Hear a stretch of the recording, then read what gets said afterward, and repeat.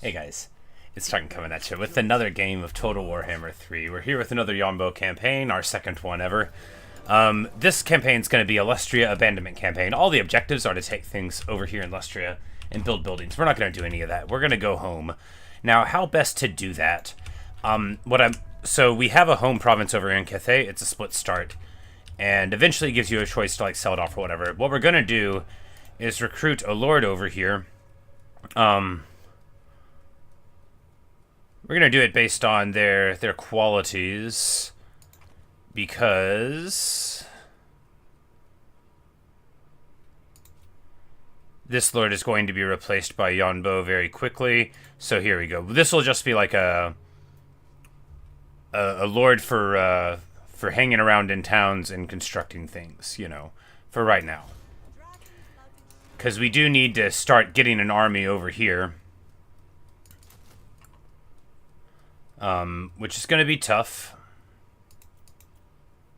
We could hire a couple ogre mercs eventually. You know, we'll want arrows, spears. Get a couple here. That'll make us like almost entirely broke. But so we're going to go and fight some with Yuan Bo, and then we're going to respec them. Hey Coolio, yes, this is the new campaign. We're playing Cathay this time, which is sort of like Warhammer China. And they're very cool. But yeah, I guess Shun Ma, we're just going to get rid of him eventually. Yeah, I mean, because the alternative, can he take a sea lane? Oh yeah, he can take it home. He'll be fine. Alright, but first we're going to fight these early battles for fun and profit.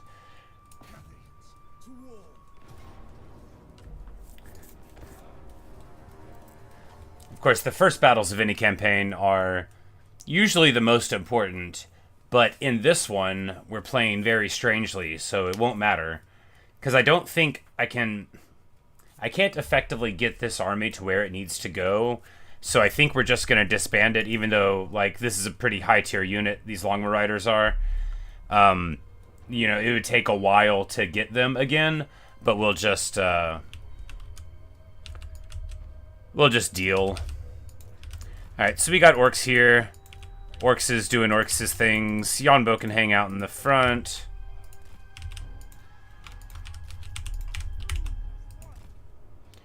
They've just got AP. Yeah, they got armor-piercing boys. So called because that is their name.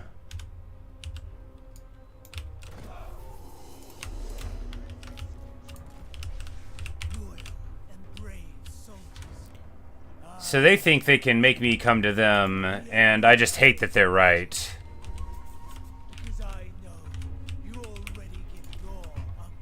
Hello, Chase. How are you?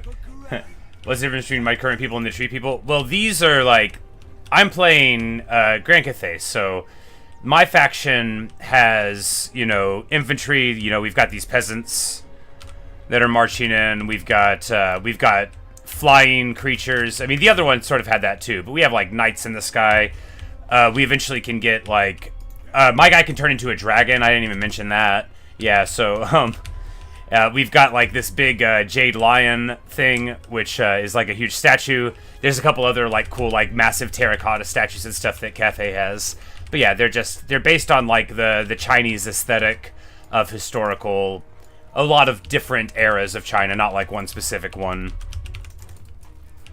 But so the wood elves are not, they're like a specific kind of elves, and elves are all, not to get all I like dwarves about it, but elves are all a little bit off, right? Elves don't behave normally. Elves are kind of messed up. But Cathay, they're like people. Sure, they happen to be run by a bunch of dragons, but they're people. They're humans, you know? Which is, I guess, like the biggest difference is that Cathay is just like a human culture run by actual literal dragons. And the wood elves were, you know, like we were just playing tree people, which are very much, you know, not people at all. So really just like the relationship to reality is different here. But my lord is like super strong. He's got 8.5k HP. For perspective, that's twice as much as a lord on foot is supposed to have. It's because he's a dragon, really. But the dragon has bad animations, so you don't use him. We're going to cast this spell and make ourselves tougher. We're going to go in right here. We need to get our flyers over the back to dive them. Man, Yuan Bo taking hits already. Punch him in the face, Yuan Bo. Spears get the flank into the cavalry on that side, and we're going to come in here for the reverse. We'll have a breath attack from... Yeah, there we go. Yuan Bo is getting beat on, but it's okay. Because he doesn't have to have a lot of HP. We're going to remove him from the theater of combat pretty soon here.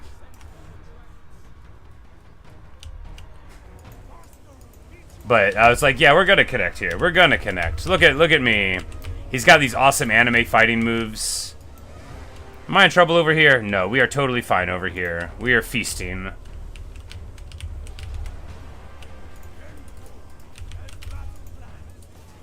Their cavalry is routing over there. They've got some cav on this side,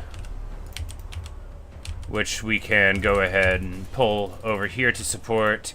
Oh yeah, my dude's also the Emperor's Executioner, so when they get low, I can do this ability, and then just drop the base right on their head, and then they fall down. Boom, baby.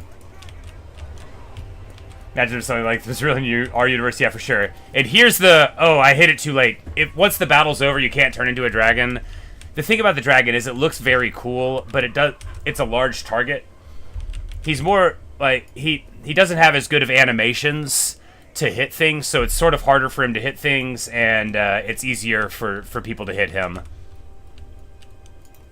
But this went a lot better than the first time I did this fight ever, because I've played this army somewhat recently. But yeah, the whole army is based around this guy. So there's 3 dragon siblings. There's like the Moon Empress, I think they call her, who's like in charge of Cathay. The whole country of Warhammer China is called Cathay. And then there's her 3 children who have like their different provinces and influence, and they're trying to, you know, work things out because their mom's not around to like tell them what to do directly all the time, right? Here we take the money. Yeah, here we take the money. And both of the siblings can also transform into dragons. But this is like, he's the toughest of all of them. He's the bestest boy. Everybody's the proudest of him. He's the smartest. He runs the fastest. He can do the little ball and spoon race really effectively. Yuan Bo's the golden child. He was a downloadable content character, so the power creep is real. So what we're doing over on this side is building this, yeah. So Cathay works on harmony, yin and yang. So if you build one sort of building and not the other sort to balance it out, you get negative penalties to a bunch of your stuff. So we're going to build this little exotic animal tamer thing here, because we're going to use like a peasant army to deal with these vampires on that side once Yuan Bo comes home.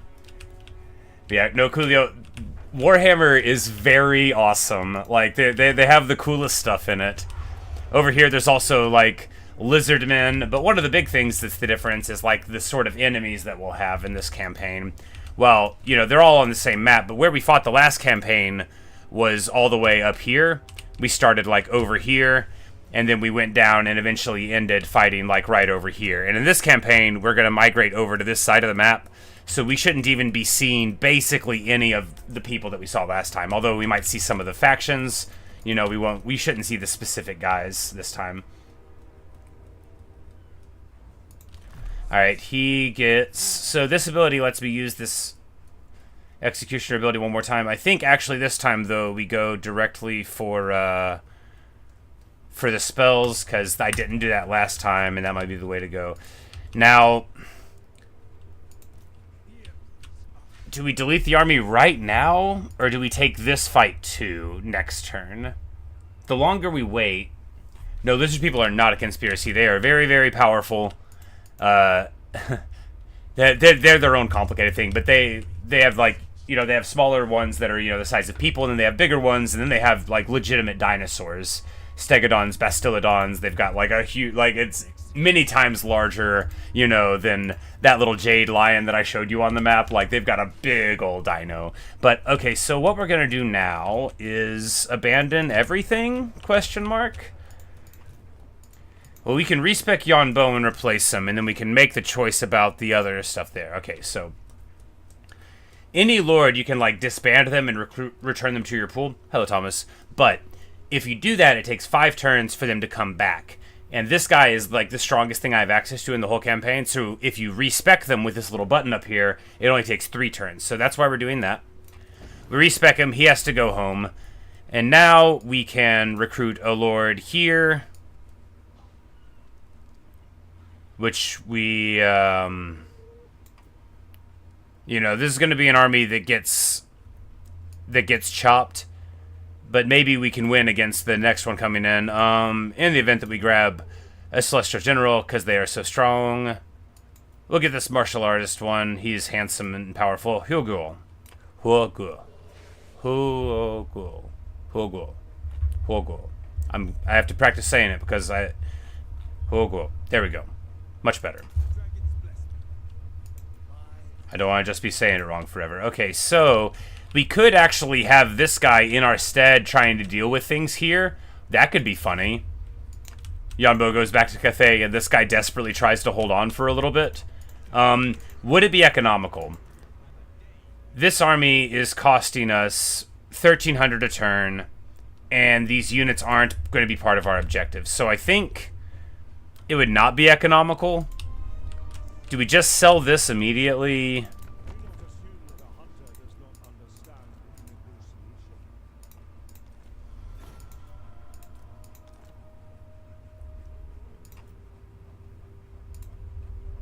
Yeah, okay, so that's what we do.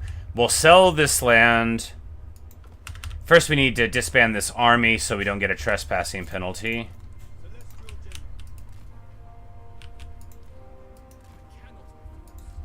Oh, we can't do it this turn. We'll have to do it next turn. 1,300 for 1 turn of that? No, we'll just take the trespassing penalty. We'll get authorization to walk on the land as part of the trade. Trade, money, barely gets anything wrong. Alright, so we do this. Now we've made... Sounds sort of like juice in Spanish. Okay.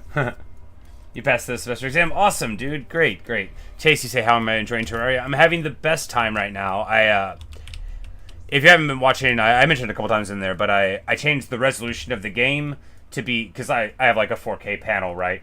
But I changed it to be in 1440p, so it'll be like more zoomed in, and that's actually helped me out a lot with just like being able to see the items and understand what's going on, and I've been having a good time. General Juice just comes running down just super fast down the road. Exactly. That's how it goes. All right, so here we disband this guy. No, we don't want to disband him. We will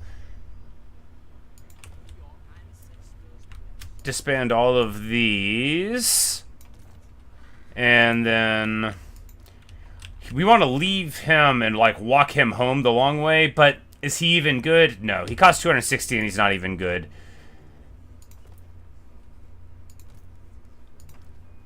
Alright. Sorry, Shunma. Alright, so this guy we just,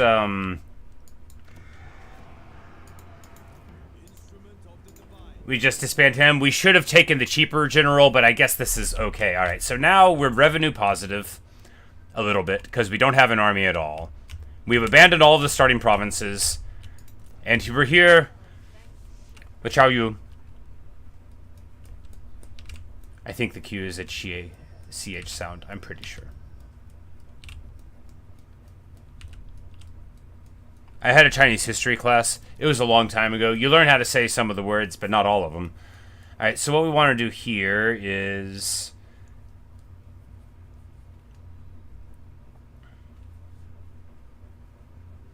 figure out what's going to make our peasants better. No, growth. Here we go. We take the thing to go to growth first, and then we'll worry about making the peasants better.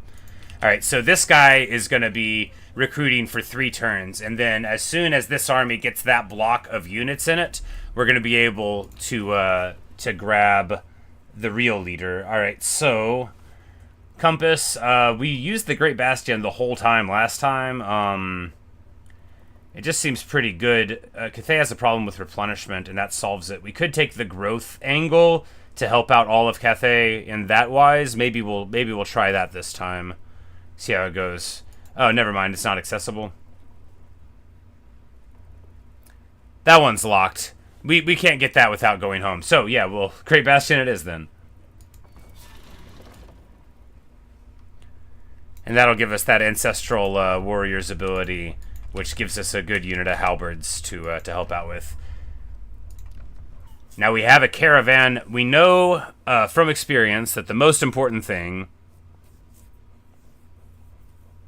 is to get a caravan to the vampires just right away, no matter what. Here, this army can defend itself pretty well, and we'll go ahead and get him. Caravans are a Cathay mechanic, so you can send them to various capitals around the map, and the first time you go to each one, you can get a epic item, and the one we get from this one is going to give us regeneration. Oh, don't apologize for not being on the stream. Oh, you know, I stream at irregular hours, and you know, I'm just glad that you like to watch it all. But yeah, maybe we'll check one of them one of these times. But yeah, so hey Luke, how's it going? But yeah, we're gonna send this caravan to Castle Drakenhof, and in 6 turns it will arrive and get me the von Karstein sword, which is going to be the rock upon which our Cathay campaign is built. Besides the abandonment of the past. All right, so unlike a normal campaign,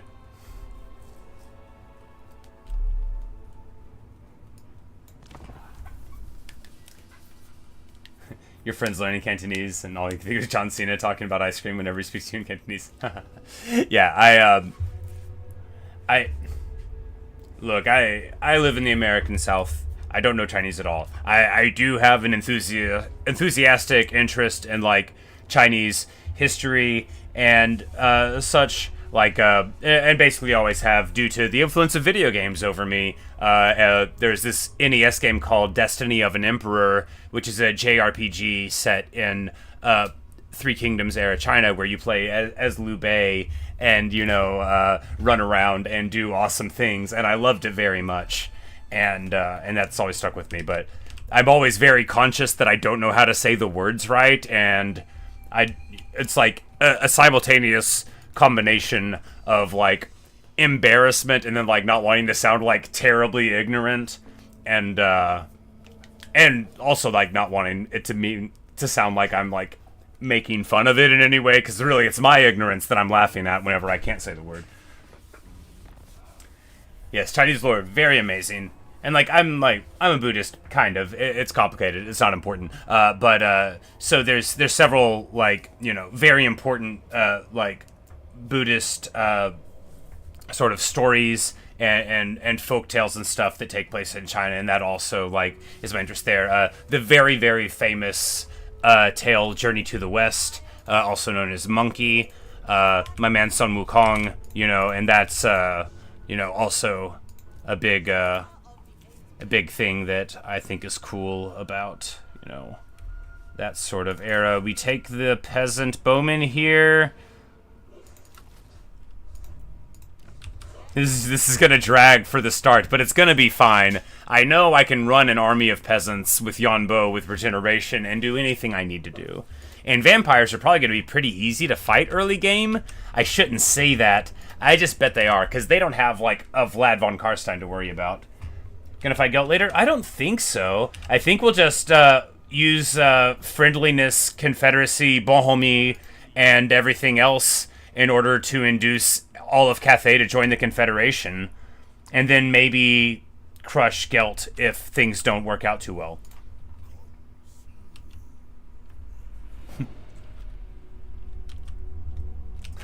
Bob Goblin, yes, indeed. Well, I am an old person. I am 39. But yeah, Destiny of an Emperor. What a fun game it was. I still remember, like, the box that our family had it in. It wasn't like the original one. It must have been, like, from like a rental store or something. But it had, you know, like, little instructions on it, and every time I see the word steed for a horse, you know, I think of Destiny for an Emperor, because in the explanation, because in the game you could give an enemy general a horse to make him join your side, but the wording on the box was always carry a steed for the enemy general. In other words, you brainwash them. And it's like, I really like the phrasing of it, like, always carry a steed. In other words, you brainwash them. Which, of course, is like just wonderful. Like, make sure you carry a nice horse around, then you can make anybody love you. You see, I look like I'm 29. Well, thank you. You know, it is good to look young. That is what people say. But yeah, no, I'm a proper old person. Still remember the Nintendo Power that featured it? Yes, that is how I became enamored with it. My uncle, is not with us anymore, but he was awesome, and he got Nintendo Power subscriptions, and then after the month was done, rather than like hold on to them, he would give them to me, and I would, you know, pore over them for hours, and that's how I learned about Destiny of an Emperor, and that's also how I found my favorite game, and the game that taught me to read at the age of 5, Final Fantasy, which I got for my 5th birthday. I had been like obsessed with it from looking at it in the magazines. You know, I couldn't read. I was 4 and a half or whatever. I could read like Dr. Seuss or whatever, but I couldn't like properly read. And but you know, like the crystal on the sword and the pictures of the magic. And he did not work at Nintendo. No. He I don't remember what he did. He passed whenever I was like pretty young. He got in a car wreck.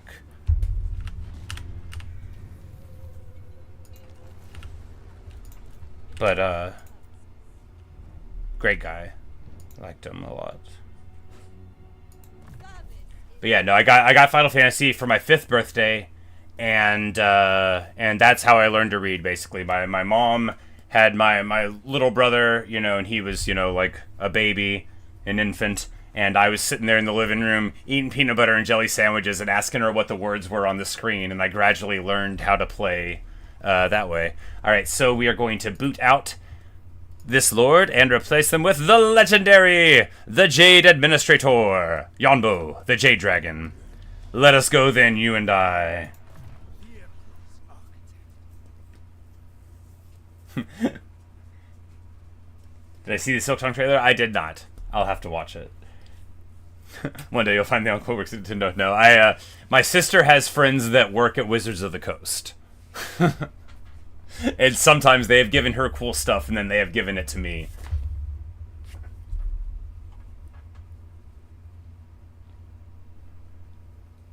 Alright, so we go for the magic. We go right for the magic. Over the campaign range? Over the unit experience? Yes, over all of that, we go for the magic. Because if we could just blob them up and then Talons of the Night or Comet their heads, that's going to be where it's at. You know, we made bad choices with the Yuan Bo play earlier in our other round. This ogre is raiding my friends, Xiaoming. I don't know if he's my friend exactly. We're getting along right now. We need freedom of movement before too long, but I think if we just beat up on these vamps, he will start to love us and see how we're smart and cool. Alright, Vampiric Corruption will hurt us as we walk over. If we leave here, we change the camera settings, because this game can never ever remember what you want. I need to get a mod for this.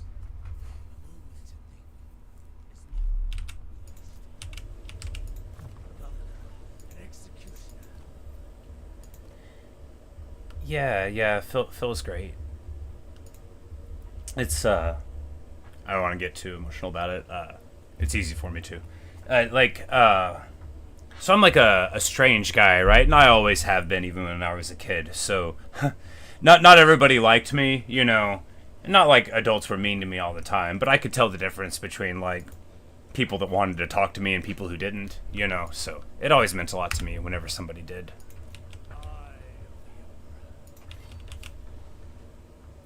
If we walk here... Yeah, we'll walk here, be immune to the attrition. Get more spears, because a wide front line against vampires is good. You can only shoot so much. Rank 4 is good. And then, yeah, and then we'll be able to move up, start declaring war, and pushing out against the vampires next turn. they're not really going to be able to walk around this way, so it's going to be a very safe war that we prosecute here, I think. Going to be good stuff. We don't have any heroes yet. You know, it's going to be slow going. It's going to be fine. This is going to be a good choice.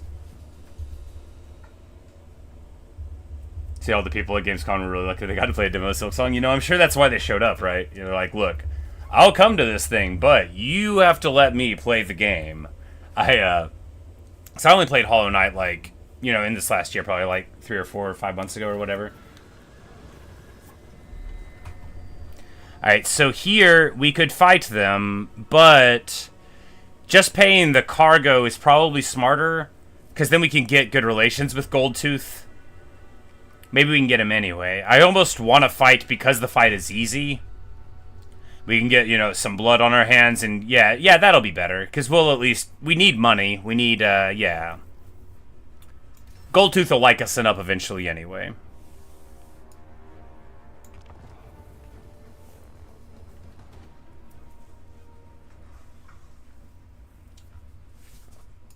Well, it's very nice of you to say that, Coolio. Thank you.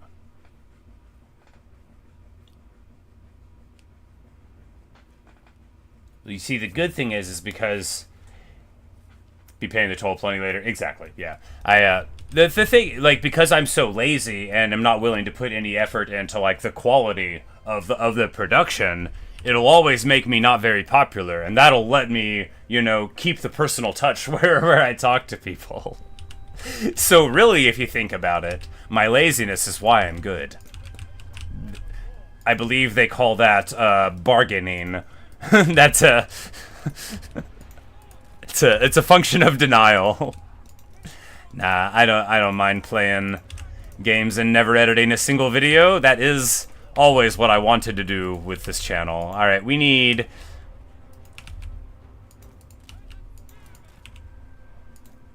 And it doesn't really matter, right? We gotta. We should have been trying to fight maybe in the trees. I guess being here in the water is bad. I know it's bad. What do I say? I guess. Well, they've only got the saber tusks and the Lord and the man-eaters, so. Yeah, right. The Lord Magistrate is like. They're the caravan masters. They're not fighters. They're not. They're okay as like on the map lords, but.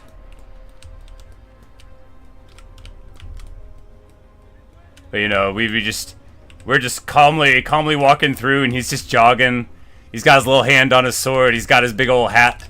He's just doing his thing.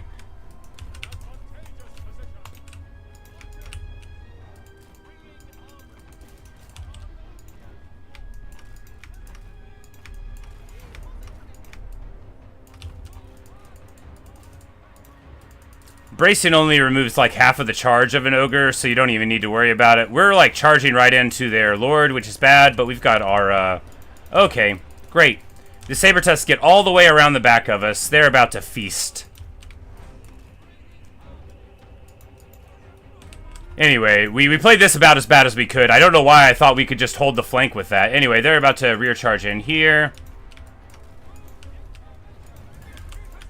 And, you know, these two units are too close together, so this... We're in the muck, too, so they're fast because they're large units and we're very slow. I might just lose this battle. Nah, the halberds will take care of their leader.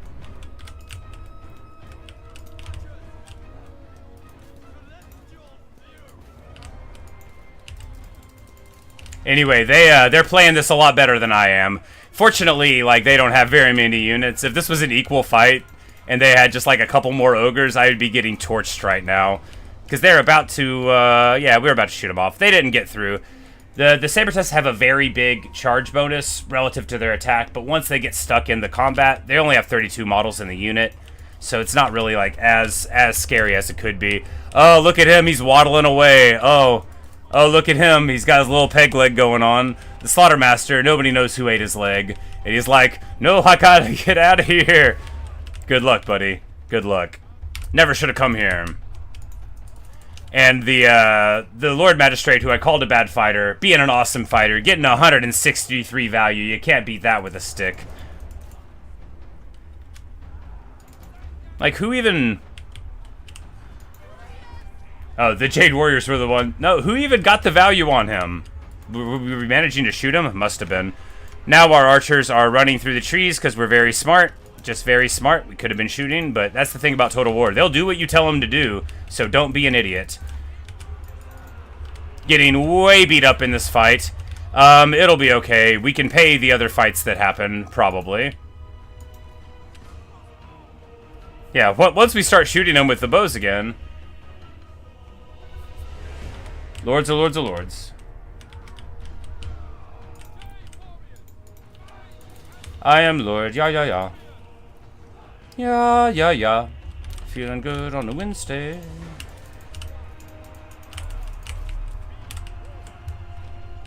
And now we win. I mean, gradually. It's worth it, you know. Look, there's plenty of caravan auto-resolves to come. And I just hate paying bribes, dude. Like, I don't really have an occasion to have to worry about doing it in my everyday life, but I bet I would get real salty about it then, too. Not least if I didn't really have a choice. Alright, well, we get way more beat up than we ought to have, but we also... That was, when you have small units and you take a fight in the middle of a swamp, you get what you pay for, you know. We chose where we deployed, we chose where we took the fight. So, if you think about it, and if you don't think about it, it's all my fault. I'm a bad leader. But we get the money for doing the fight and a little bit of treasure money. Maybe auto-resolve would have given us more money, but hey, $2,000's $2,000. And that's better than selling off your cargo. And you get more money for, you know, not getting rid of it anyway. Shangwu has, like, a bad garrison. I don't think these ogres will attack me. He might, though. He might.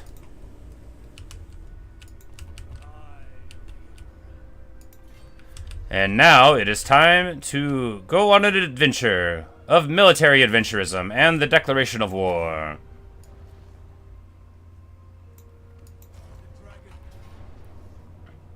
Alright, so bats, dogs, big ol' line.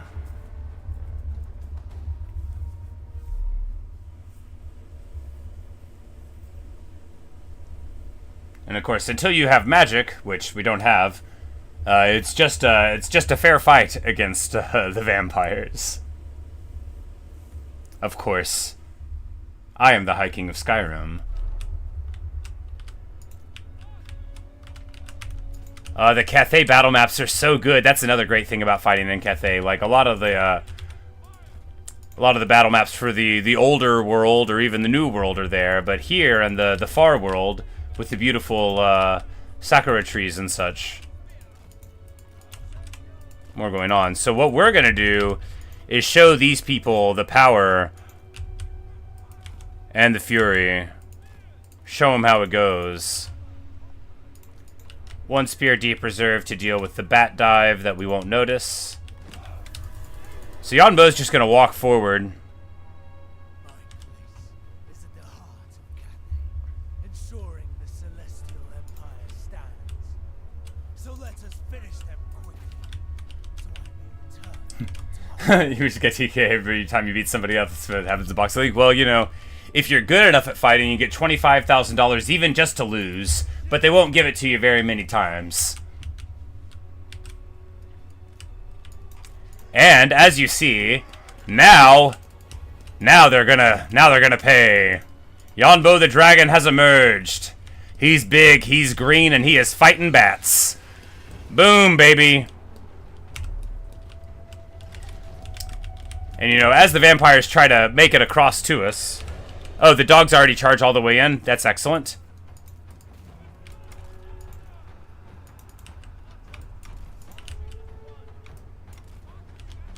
Because, you know, when you get rid of the mobility early, as we're here. So we see also that Yuan Bo is very bad at fighting in the air. The dragons have bad animations.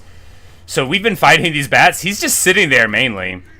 They get, like, around him and he gets distracted. Alright, there we go. Now we hit him. Okay, now he's remembering what to do.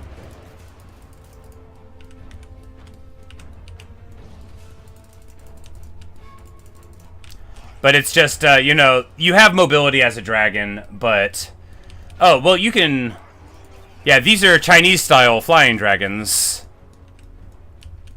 Like a celestial type of dragon.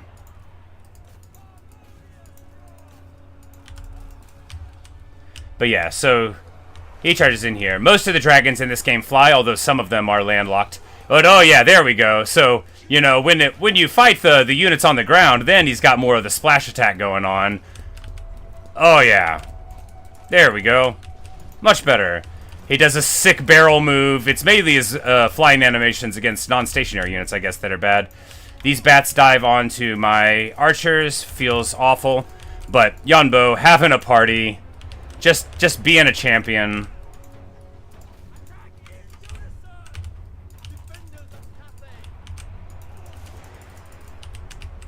The thing about the undead is they don't flee, so you've got to crack them all the way down. The other thing though is that they don't have ranged in the vampire coast, so or in the vampire counts. So if you can just get a front line that doesn't run, and you've got any amount of shooting at all, you'll be able to run on the back of that, or in this case, a massive dragon. For the battle lines are arrayed here between Grand Cathay and the ravening hordes, the peasant spears. Oh, looking so awesome. When the battles aren't high danger, you can look at them. A line of very, very heroic spears stretching into the ghastly sunset.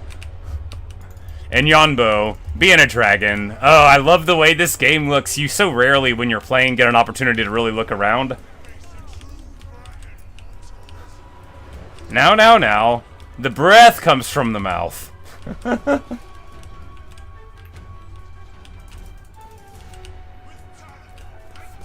But yeah, but you have... So, you know, these are like what I would think of as an Eastern-style dragon. You have what I would call a Western-style dragon. High elves ride those, you know, where, you know, they're in the air. They've got a mouth, you know, they've got like the wings up here, you know, they flap around. They've got two little legs on the ground that don't work so good. And other factions have access to other draconic things as well. Nurgle's got toad dragons that are just big ol' huge things that run around on the ground and waddle around, and they are much closer to the mouth amesis that you are thinking of.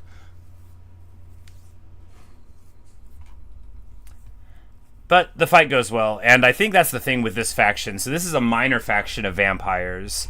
I don't even know if any of their lords started with like a great army, and I do know that any lord we face will be good because they're a vampire, but they're going to be normal because they're not a named vampire. Oh, okay. Okay, so this ability is going to hurt ourselves as if we had done a miscast, but it'll soup up your spells by 60% for a bit too.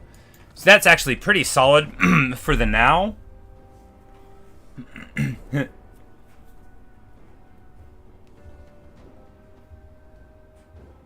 Yeah, Coolio. Everything on the battlefield has an animation going on, and it's running smoothly. Everything on the battlefield is real. Which is to say it's simulated, right? The animations, when they stab, they have to hit a unit, or they don't hit anything. When an archer shoots an arrow into a unit of 120 or 160 zombies, each of those zombies has a hit point amount assigned to them. And so, you know, if you shoot one of them and they fall over, you know, like, and the combat power of the unit, I think it's just very cool. I love it. So we've got the Maw thing now, which is good once we get some spells, which we're going to get soon. Blossom Wind, I don't think it's awesome as a way to spend our money. I would almost think that like Net and Jade Shield would be better, our money, our points. Because we need 4 points. Both of these passives I find to be underwhelming, because Power of Yin is like only 55 meters around. And again, I guess it's okay. But getting a damage spell at all, though, would be really, really good. And it's pretty. Jade Shield upgrade is good, but yeah, let's take the damage. What processor am I packing? Oh, It is a 14 series i9. And I have a 4080 Super. But I'm also like, I'm playing at 1440 and not at 4K. This game will crash the process. It won't like turn off my computer most of the time. But if you're playing an army that's got like a ton of dudes in a unit, so like even my army's here with 160 units in the peasant model, that's a lot. Most infantry models have like between 80 and 120, and only a few have as many as 160. So, do we want more archers? I think so. Because with the front line of like 5 or 10, yeah, that'll be just fine. And we need to get rid of this building right away.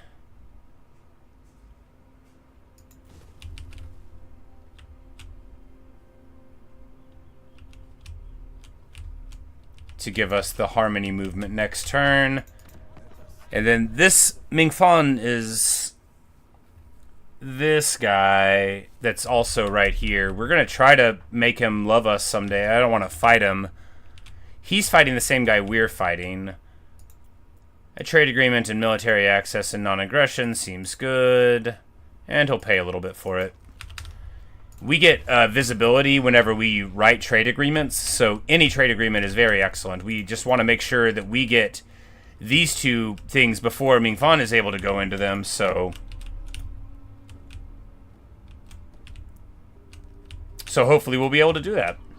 I haven't done the campaign like this before. We're much delayed in our early moves, but I think it'll be easy enough, because the map ends right here and right here. So all you have to do is isolate that part of it, and then you have what is in Warhammer one of the rarest things entirely, true safety on one side of your land. And then from there, there's like the Bastion and some mountain passes. Cathay, once you get Cathay, is easy to defend.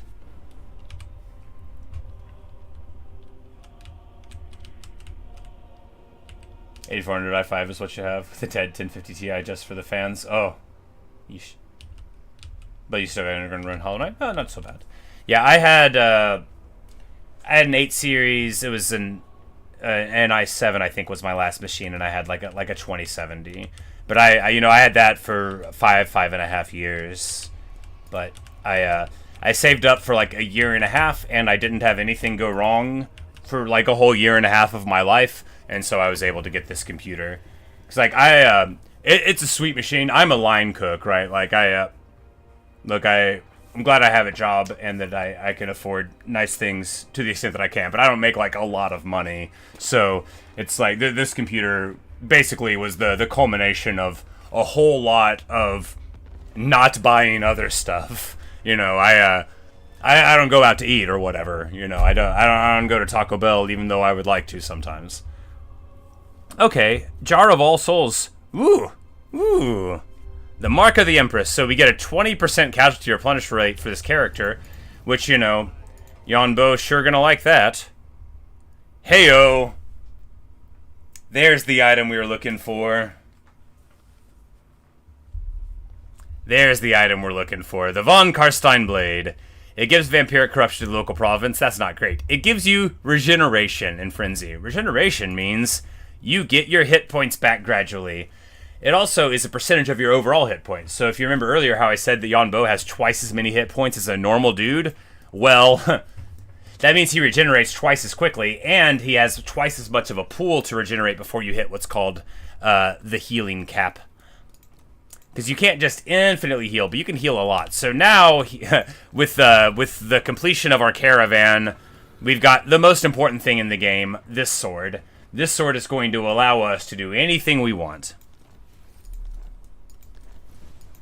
And it would have shown up, but after seeing the first item, I overrid the notification about it. I think he's about to take Bridge of Heaven. Nope. Good. Alright, so we just take a little bit of... yeah, we'll just take attrition damage here because I moved too far, and we'll be fine.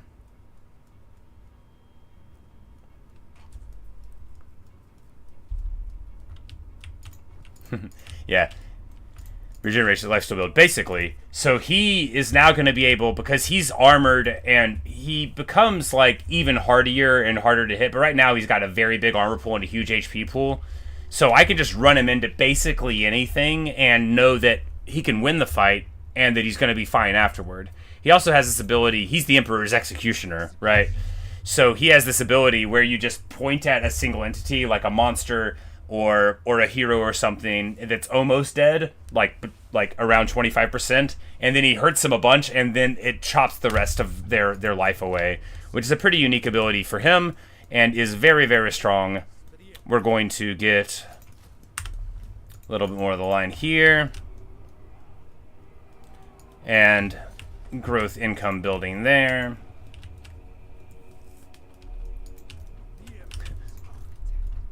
Alright, so this is the Caravan Master. We want to make sure that we don't get ambushed, and we want our guys in the thing to be stronger, maybe? I don't know. So a Caravan, you can't recruit new units into it. It can only get them through events and stuff. So, like, if you get a strong one early, they might be able to defend themselves well.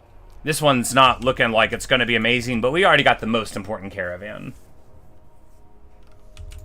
Exactly like percentile damage. So it does flat damage, and then if it's so, it does 366 to 732 damage per second for 2 seconds. So between 700 and 1500 damage, which is a big chunk when most characters will have like 5k HP if they're not like on a mount or a monster. And then if they're under 20% HP, it chops them. So the game will give you a little icon when they're within the range, and then you just you reach out and he does this little X, and then boom, they're gone. So yeah. So even if they have a huge pool, you want me to pay you for a trade agreement? No. Execute. Exactly. And then it executes him. And as you go through his tree, he gets more and more access to those skills, so he can use it more times in a battle. And Yuan Bo goes from being a great character to one of the premier duelists in the game with those abilities. And what we want to do now is fight here at the Bridge of Heaven. So we are going to be fighting against a huge enemy force, or we'll go right here. Yeah, this is what we'll do. So we'll go here. At level 5, we get these Onyx Crowmen, but we're not there yet. So we're going to go here. We're going to move to wherever he isn't, and we're just also going to take this opportunity to get our guys healed up a little bit. And then we'll, because with the attrition damage we'd already taken, we were already down like 8% or so of fighting strength, so no reason to get that. Gelt wants a non-aggression pact. I don't think I want to do that. After all, I might need to be aggressive against Balthazar.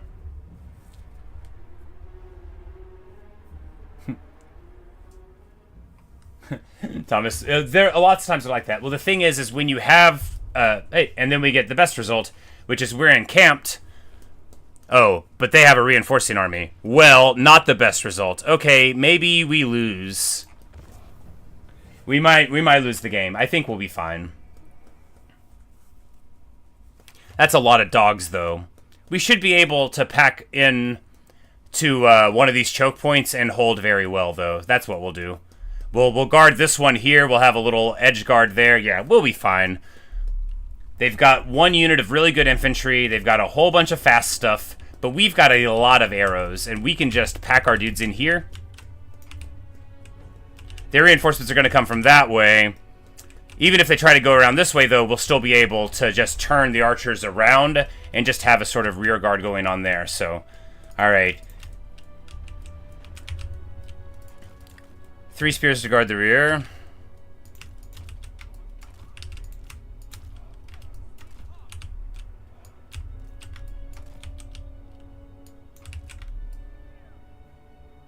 Because if we just charge Yuan Bo in, they don't have anything that's going to kill him, and we can do a bunch of work. Are there any percentage-based poison effects? Some. They're not super common, and I don't know if I have any access to them in this faction. they tend to be like special, like, you know, only a specific like unit that's you can only get one of, or like it'll come from a special item, or like a special legendary lord would have it. But there's a bunch of spells where you just reach out and like say you're gonna take some damage over time for a while. Yeah, so there's a thing called a Mortis Engine effect, which is just an AoE around a unit that hurts everything that's around him. I don't have access to any of those in this faction, I don't think. There might be one on something. Certainly we would try to get it if we could. Alright, so...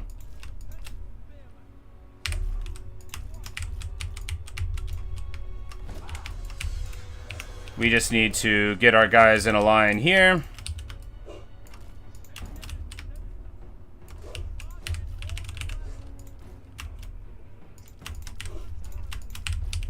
Because if they're trying to, like, get all of their guys in one group over here, that's fine, too. Because, again, they aren't going to be able to take advantage of this like I am. I hope. I hope. We don't want Yuan Bo away from our armies here.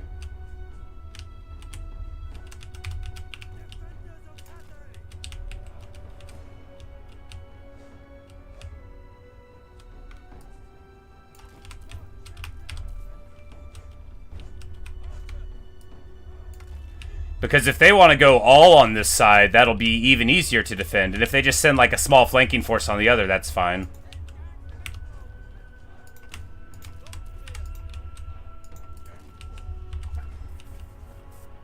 Parents said that with execution mechanic would be OP. Yeah, there definitely are ways to get it. You know, execute his ability where he points and does the damage and then they get executed. That's unique to him. But there's like a sword you can find that will give you the ability to kill people once they reach that threshold, so you can just be around them. And some factions have a lot of ways to get that AoE damage effect, and it's one of the best things in the game. By a wide margin it is. It's very, very strong, because it does it to every single unit that's around them. So if they have 1,000 zombies around them, it's going to do that to the 1,000 zombies. And I'm just pretty sure that we can force them to give battle here. And they don't have, like, any big beasties or any flying things, I don't think. Which is very good indeed. So we're just going to be able to, hopefully, melt them all down. Alright, they are reinforcing, and yeah, they've got a corpse cart. They've got some stuff. This is not a good army to fight against our army. That doesn't mean we're going to do great. It does mean that this fight, in my opinion, should go well. Now, do I know what I'm talking about in Total War? That's a good question. I'm glad you asked it. Not, like, specifically. I have played the game for more than 1,000 hours through the 3 series. I'm not good. For example, I don't know why they're not charging me right now. Should I just be going Yuan Bo and hitting them? I guess that's what we're going to do. I could have been doing that all along. You know, feels bad. I'm just going to charge and see what's going on. Yuan Bo can fly back over later. Why was I not doing this all along? Maybe they're going to try to get into a very big line on this side and then, like, move all in at one time. But anyway, we're just gonna charge out and start punching some wolves or something. We don't want to mess with their lord. It has regeneration, so we want to fight them whenever it's not just him and I. He also is like an armor-piercing, poisoning lord. Good stuff. Could be bait. Yeah, but what's it look like when they successfully get me in? It looks like my dragon charging them. We just want to make sure there aren't spears around. Nothing else is going to even, like, be tickling us that much. Because we can just punch them. I think they were just trying to get the whole army together. They don't have anything that can, like, hold us in place, really. Not really. Because if we just keep moving, you know, we'll just charge through.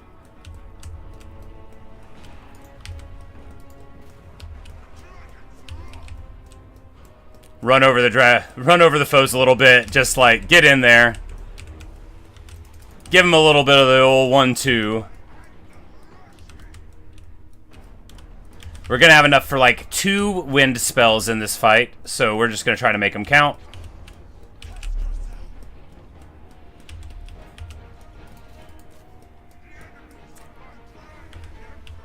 Numbers looking pretty scary. Yeah, again, this Lord has a ton of HP, and he regenerates. And that is a level of confidence that we can have. Also, these armies are going to clump up so much on each other.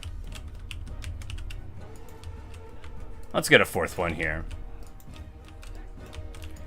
And when they do, I'm going to be able to use my my spells, my force multipliers, and hopefully be able to get some work in.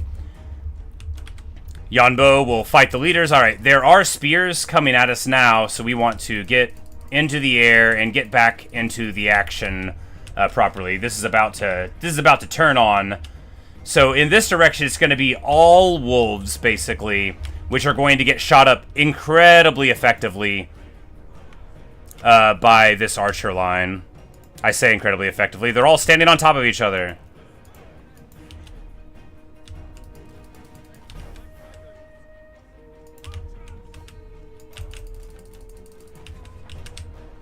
Because they can't get through these choke points. We've got our defense, right? We just have to execute it now.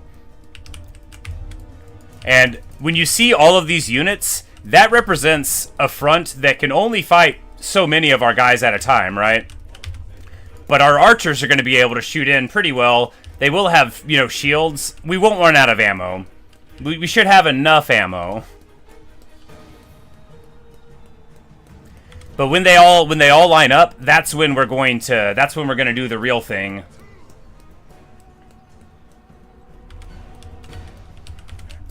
Yep. You know, we're going to do our little Thermopylae here. We're going to hold the hot gate, and we're going to see how it goes. Oh, no. I'm like, he has forgotten his order and his way. Because Yuan Bo, you know, he can distract. He can fight. He can protect all of us.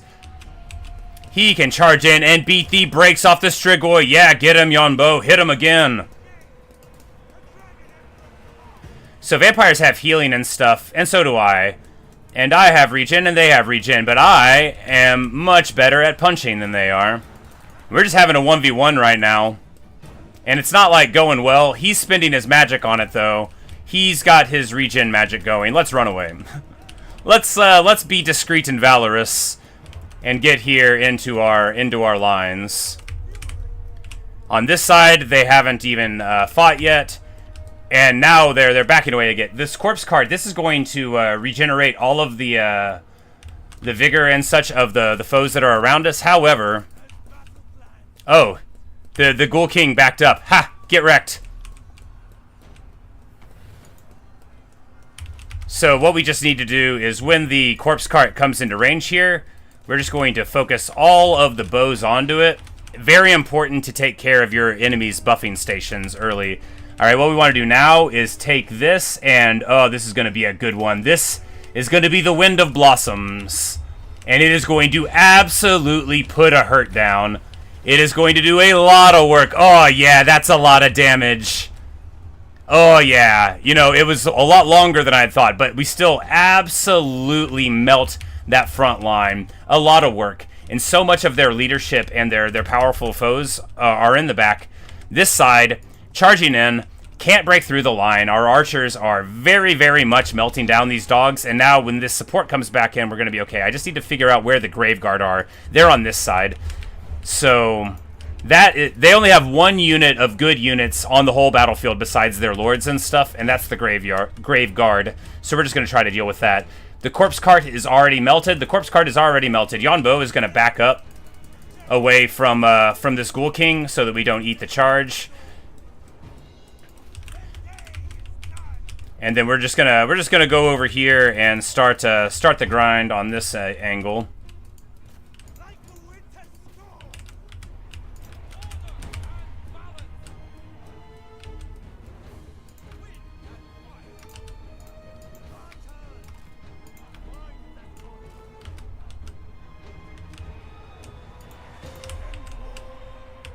Time for another wind, and this one, their line is going to be longer, so we should be able to hit more of it. And this is going to melt a lot of these guys. Maybe we should have used it on the Graveguard side, but I think being able to hit this many units. You know, it didn't hit all of them, but it's still pretty dang good. Yuan Bo already having done 31,000 damage on the fight. Feels pretty good. We should have used the spell mastery click on it. Oh, I forgot. Pincer, yes, pincer is a real word. I don't know if we're gonna win this. It's looking real bad for us. I think their front line is going to break through ours here. Or their backline dive is going to break through ours here. We need...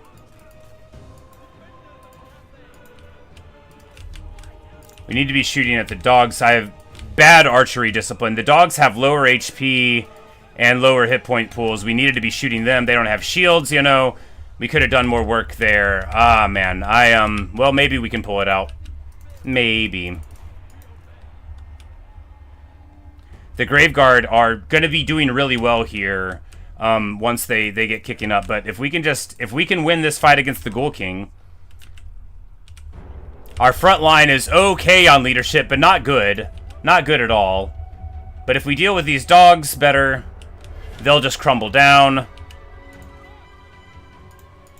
This peasant archer is out of ammo already. Jeez. Well, that's never a good sign. All right, he is crumbling now. This guy is. Do we drop it? Yeah.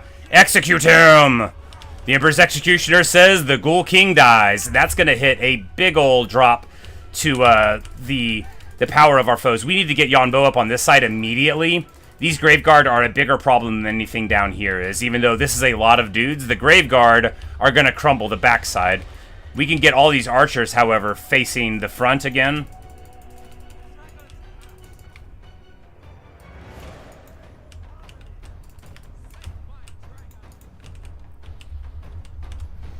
Because this front here is not going to be getting through these archers anytime soon.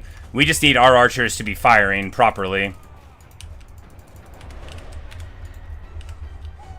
The Grave Guard are the last thing we got to really worry about. The other Lord on the battlefield is not nearly as good at fighting as the one that we've already taken care of is.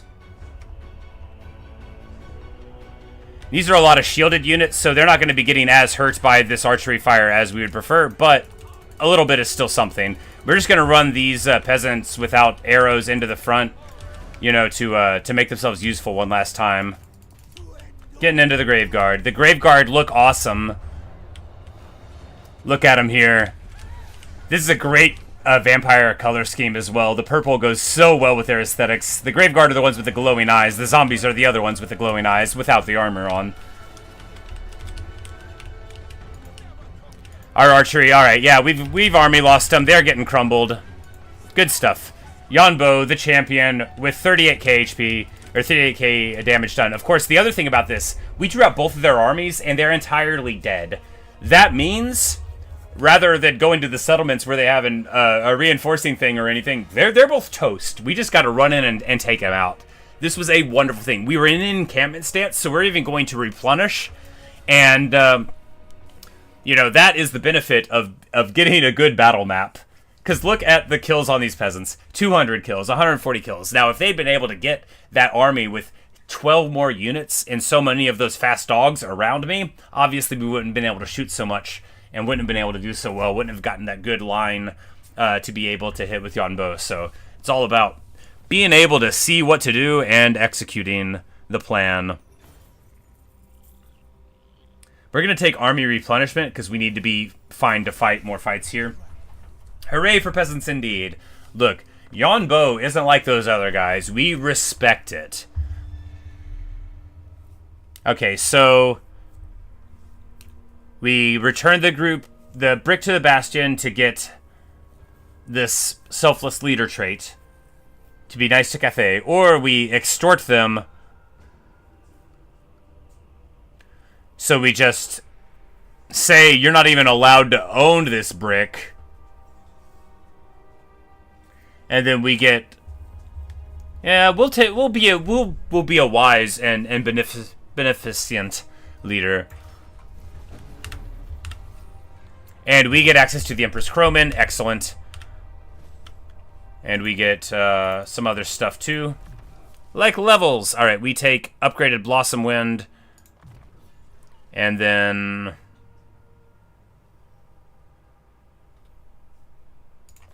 Maybe just grab net. Overcasted net is an AoE net for everybody, which once we get like crane gunners and stuff online, gonna be real good for us. Zacharias von Karlsbruck.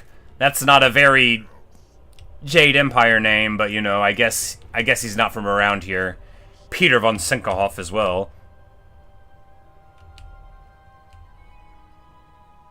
So he's like boating around. Oh, that army did get away. Oh, because of the vampire corruption, they would have been able to raise some of the dead. Here we go to this guy first, because he's got the Grave Guard. And 1 unit of Grave Guard is more important than 10 units of zombies, basically, for my battle calculations. And then we'll come here and take Shillong. We'll need to do it manually, probably. Maybe not. Is it a settlement battle? No. What's the worst that'll happen on an auto? I mean, they'll just absolutely truck me. But we save the battle time, so you know. Sorry, leadership? Yeah. The leadership is just for me. It's not a leadership buff or an aura for the army. It was just -3 leadership flat, so that would have went to Yuan Bo, which would be meaningless. If it was like for the army, then I would have cared.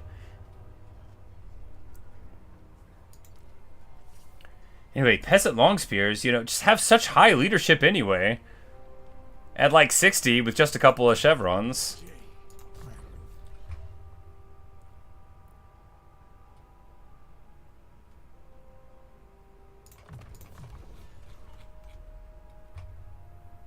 And then next level, we'll be able to start getting our really, really good spells. Alright, so here we just get another archer. Upgrade Shangwu. But yes, woohoo, I won indeed. I'm bad at the game. This is a very weak vampire faction. If this was like one of the real ones, I don't know how things would be going. All right, so we need to get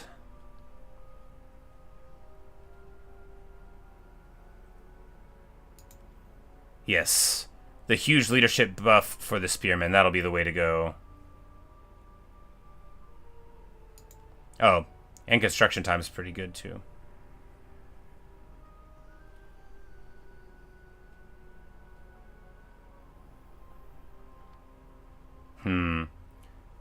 Peasants or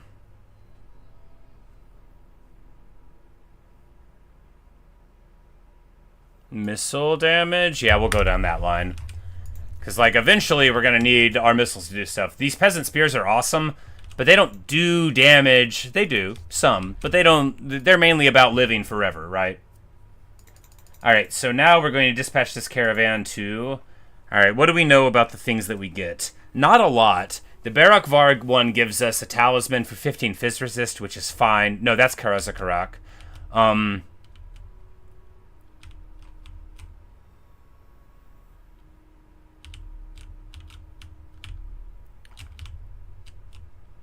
The roads that are most likely to become dangerous are these roads, right? So we can just go up to, like... It's like I don't remember any of the other items. They didn't make that much of a difference to me. There's the Luminarch lens thing for the fire resist whatever. We can just take the one for money. We'll just take the furthest one away for money. Nuln.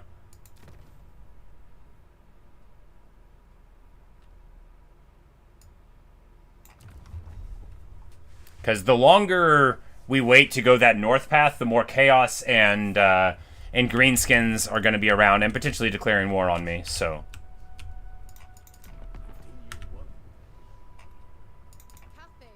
Heyo!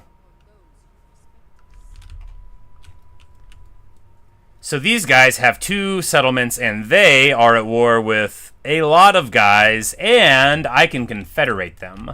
Do I do it? I can also confederate the Jade Custodians, however, and they are right next to me and have lands that abut my own. That is the way to do it. But not this turn, because that guy... No, he's on the water. He won't be able to get here immediately. So if we confederate these fellows, we're going to have another full army. We're going to have another full thing here that will have a war with Snitch, though. I mean, we're going to have that war eventually. Would he declare on us immediately? He's only at war with us and some beastmen, so he would likely declare war on us immediately. Confed the Imperial Wardens and sell it to all the Mao Ying, yeah. Which could be good on its own, you know.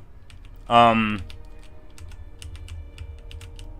I think, yeah, we could just let them fight Snitch for a little bit and then confederate them. Because I don't... Look, if I can't defend it, there's no point in taking it, right?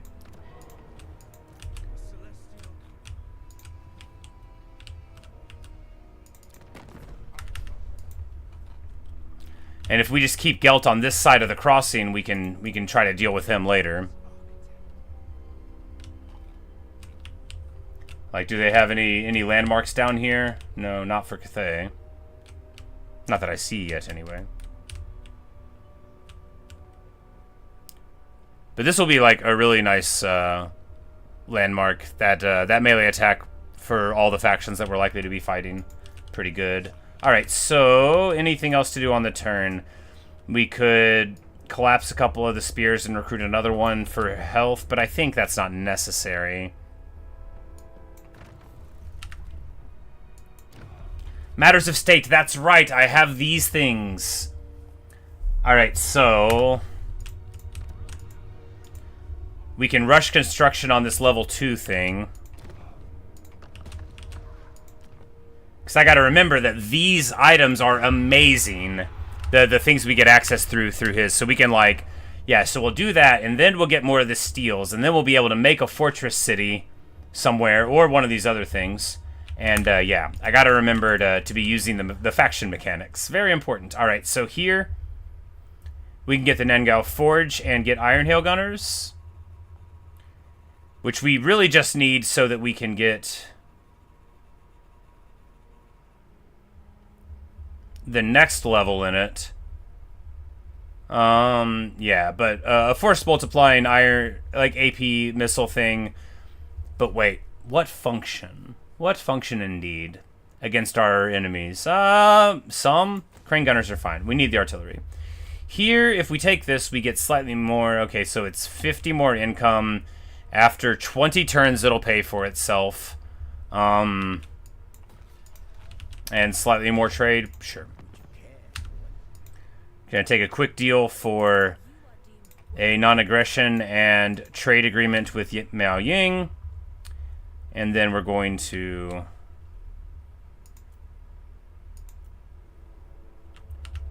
not worry about those other ones. Alright, so Miao Ying is doing very well for herself.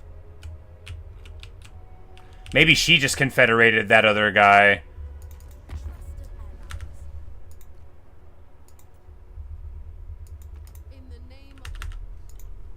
Oh, because the Wardens, those are the ones who have the Bastion. That's right. We don't want the Bastion. The Bastion's a lot of responsibility. Seems like I'm progressing pretty fast. Are you? So, in a manner of speaking, no, not at all. So this campaign, we actually... so this is turn 9, and we're, like, barely doing anything. This campaign actually starts all the way over here. But we just abandoned all of this and sold it off. All of my big campaign objectives are to take stuff over here and build buildings. But Cathay is over here, so we just went home. The last campaign, we did that other thing, and this campaign, we're just doing this. So, things are going well. Technically, we're making no progress at all towards the real campaign objectives, but that's not what we're doing with this campaign. We're just having a party, you know. We're rolling down to Cathay to have ourselves a time, and it's going wonderfully.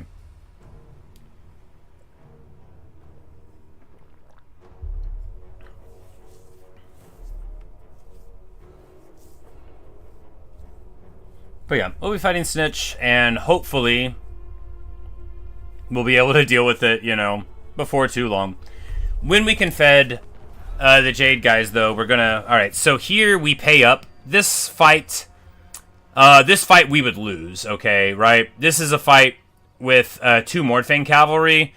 They're very strong. They're very strong. And then, like, a couple Ogre Bulls and a Slaughtermaster. Like, this army would beat us, but we'll just pay them. And then Goldtooth will like us better. We've got enough cargo to pay the bribes, right?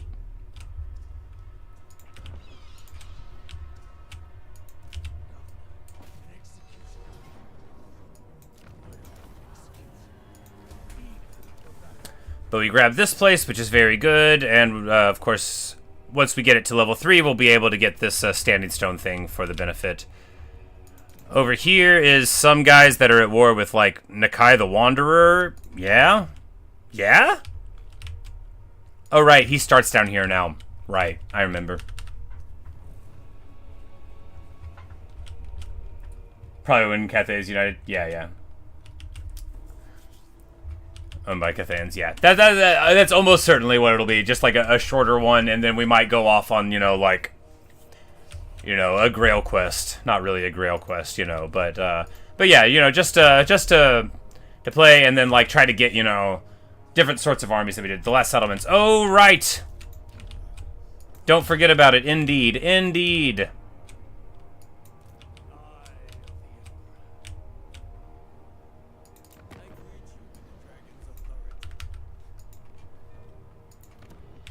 Alright, so here, if we don't confed them right now, they're just going to lose these. If we do confed them right now, we can stick a Celestial General in there and maybe get some work done on the defense, so...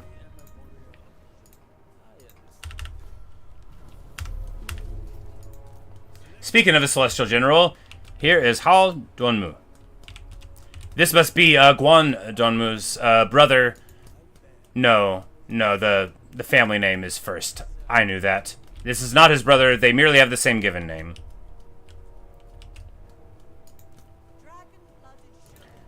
Alright, so this lord will just chop, because we don't need her or the supply line. Celestial General. I must keep our forces in balance. I will not tire our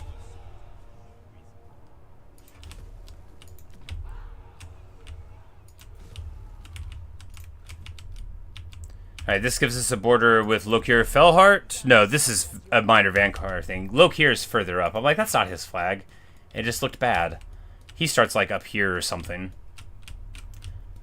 But, if we're going to have to fight Snitch, and we might as well take this land. Because if we can just get an army here, just a good Celestial General army to try to sit at the gates and somehow win, and we get a couple of crowmen in it eventually to dive artillery, we might be able to do that. And then, of course, once we deal with this, we can just charge up and try to get him with Yuan Bo somehow.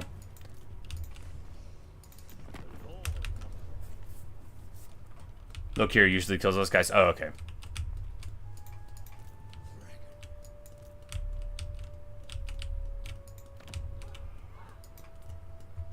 Alright, so we got a commandment. We're going to take research rate, because we always take research rate. Yes.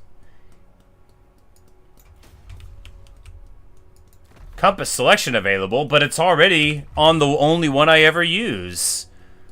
Let's go ahead and turn that notification off. Certainly not a useful one for me.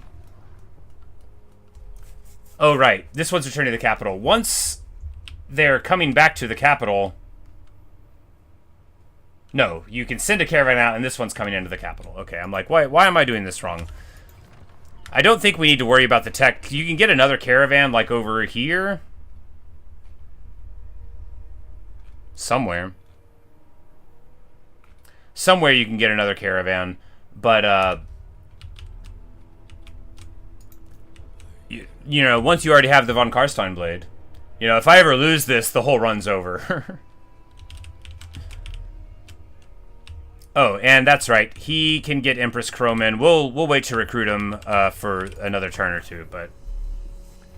Pirates vs. Pirates, yeah. You know, Zatan the Black declares war on me, probably. He demands a gift. No one's gonna like me paying them off, but there's no point in having a free war, That's just going to make the balance of power against us better when Snitch wants to declare war. And while some of our friends will have a lower opinion because we paid a bribe, it was 700 gold. Are they really going to split hairs over this? After all, I didn't extort that person for the Bastion brick. Not to brag. Not to brag. And now it wants us to be at war with Clan Eshin. Good. Good. That's what I want to.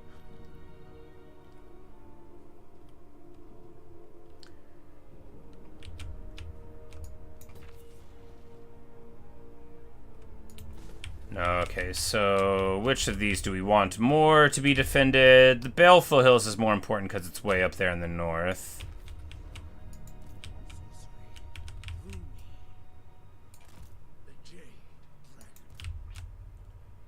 Oh boy!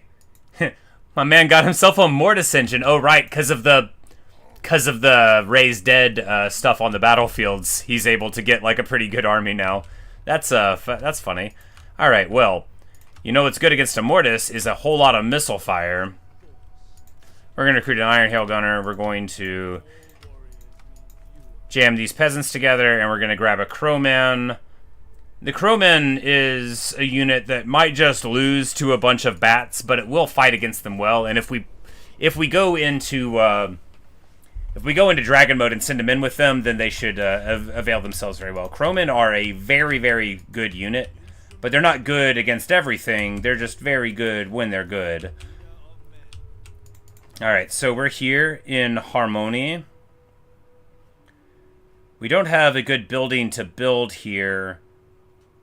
Because all of these are going to mess with the Harmony. We could take this to get Crowman access. Maybe just losing the Harmony would be good, though. I mean, I can't believe I'm saying that. It's not true. We should have confetted him when we still had that one.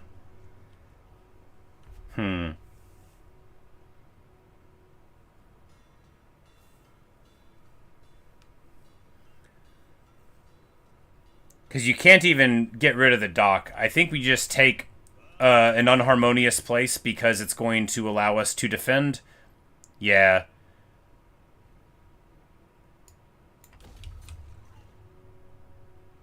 Yeah, you know, we'll just screw up the Harmony. We need to be able to hold here. Stitch probably won't underway over down here. Probably.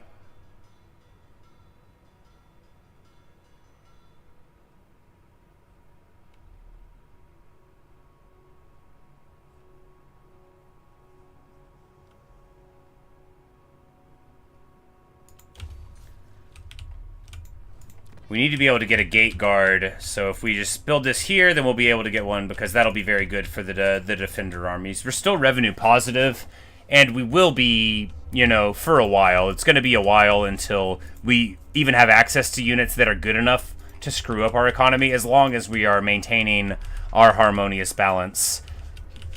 Hopefully Zacharias will come out and fight us, but if not, we will have to fight him inside this building, and, well... So far, this campaign's looking extremely different than the People campaign. Oh, yeah. Oh, yeah.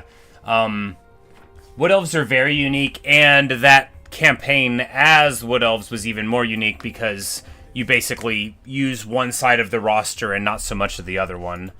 But, one of the amazing things about this game, what keeps me coming back, and what keeps, I think, most people coming back, is that I think there's 24 factions, and they all play pretty differently or incredibly differently from each other. But, yeah. Ooh. Tea and Sympathy. Okay, so our Astromancers are hurting. So trepanation is when you drill a tiny hole into a person's skull to relieve pressure. That's a word you may not know, but that's what it means. Trepanning. So that's the solution to this. Now, there are medical purposes to it. I do not know if surgery in Cathay is advanced enough to where they can identify that drilling a tiny hole into their head is going to work out. We're going to take the Tea and Sympathy solution. What to say, the Sister Twilight focus on the other half? Yeah, for sure. You know, where it's, what if we don't have anything on the ground? You know, what if we just are pure skirmish, pure ranged, and then, you know, you have sort of the more balanced thing with Orion. Not that balanced, but all right. Lobotomy. No, okay. So a lobotomy is the severing of the prefrontal lobe, which is done through mechanical means typically, and it's a monstrous thing. Terrible. But anyway, yeah. So that would be done by like literally like chipping in. And trepanation doesn't go into the brain. Lobotomy is the severing of the lobe. Trepanation is going into the skull, but not into the brain.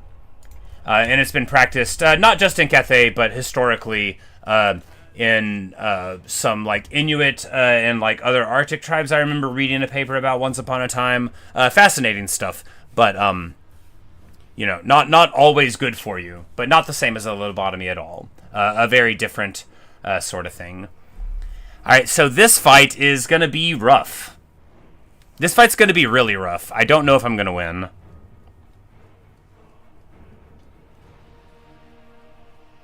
Well,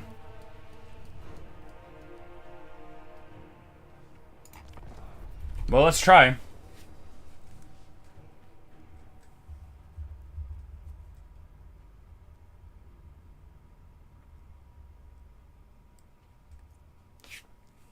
Yeah, for medical purposes, it's only ever used for, like, if you have, like, edema, like a swelling of the brain, it can sometimes be used, and that's when it's medically indicated for, if I'm not mistaken. I, of course, am not a doctor. I only play one on TV.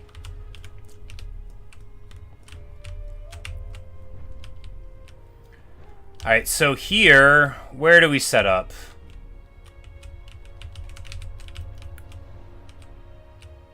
This is so sketchy. Oh, this is rough. We are in for a bad time. But if we dive on the Mortis and kill it with Yuan Bo before it can get new work done, there's a lot of ifs going on here. Alright, so here's the battlefield overhead. We can try to set up over here and have the downhill.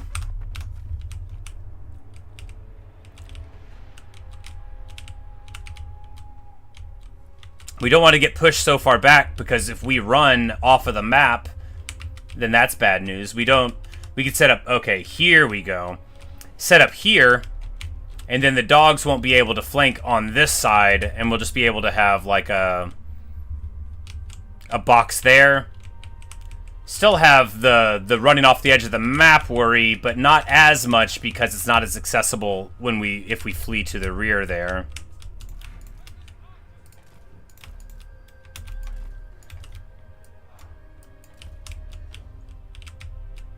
And we'll just back them up right there, and they'll be able to shoot everyone.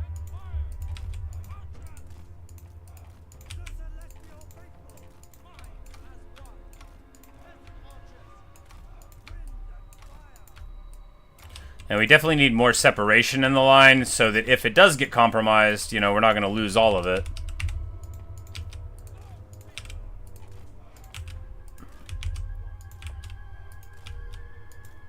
But really, this is going to be sketchy. It's going to rely on, you know, the peasant box holding for long enough. We won't even be able to fully saturate this side for safety. Do we just box up the back half of it and hope that we can collapse a flank? Probably. Probably. Might have too many archers here.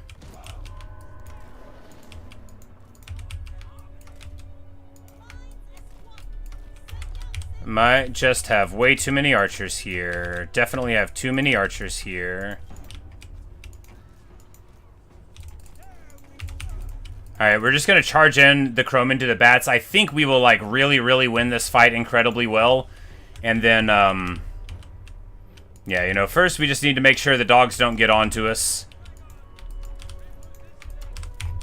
The more of the units that we deal with far away, the better off we'll be.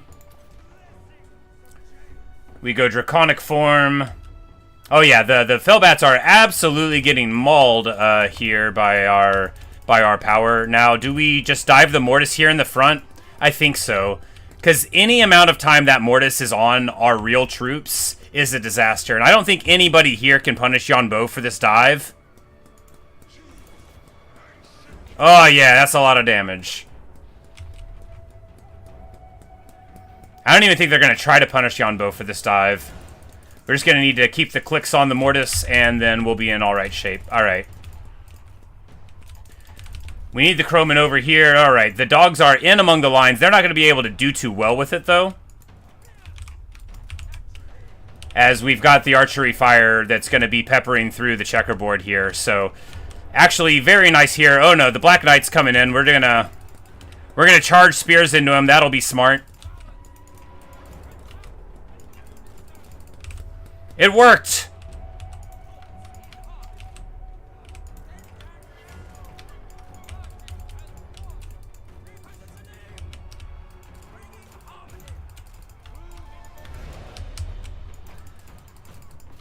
Anyway, this is a disaster. We are losing real bad right now. Maybe not. Maybe the lines will get fine once we deal with this mobility. Crowman going in. Hey, we've got a little bit of a problem on the Black Knights, though. Alright, so spears in the back. We need these spears to plug the gap here.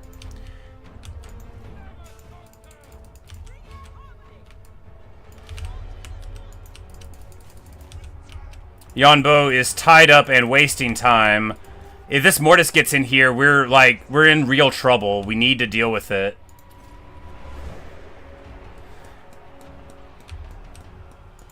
The good news is the Crypt Horrors are gone and the Black Knights are gone. And that's actually better than good news. That is extraordinarily good news. We are now doing okay. We need to plug this gap.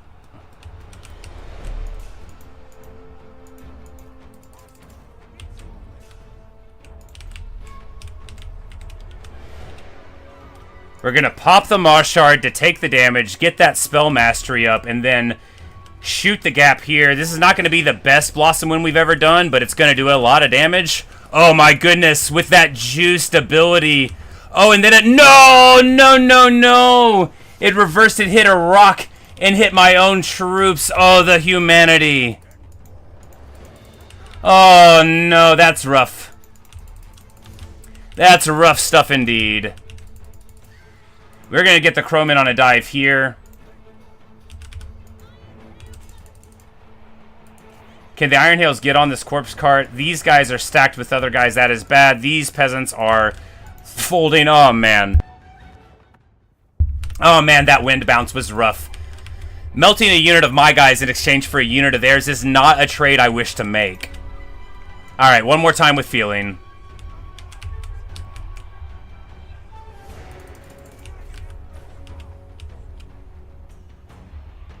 That Blossom Wind does well. It hits the rock and bounces to hit their own troops. Hey, there's a good bounce. Balance of power is favoring us. Our lines are shattering, though. I mean, they are really, really getting worked. And everyone that we have that's still fighting is a peasant. Corpse cart getting worked on. Iron Hail Gunners finally taking a fight somewhere. If we execute it, no, it's not a valid target. Oh, it's only a lord or a hero for right now, I guess. Alright, so the Mortis Engine, losing decisively, getting worked on. Do we have another Blossom Wind? We do. And it's going to go right here.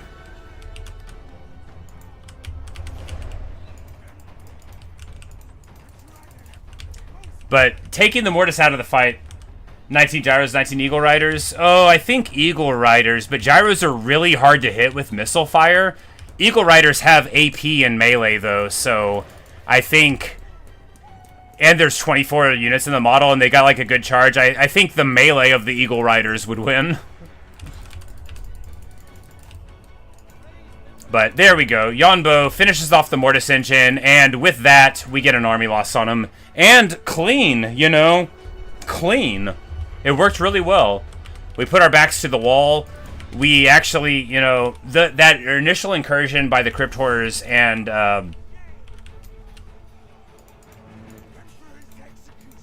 we throw the execute.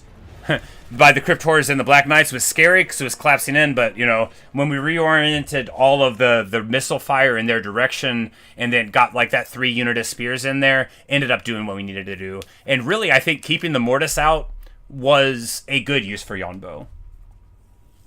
yeah, 19 does.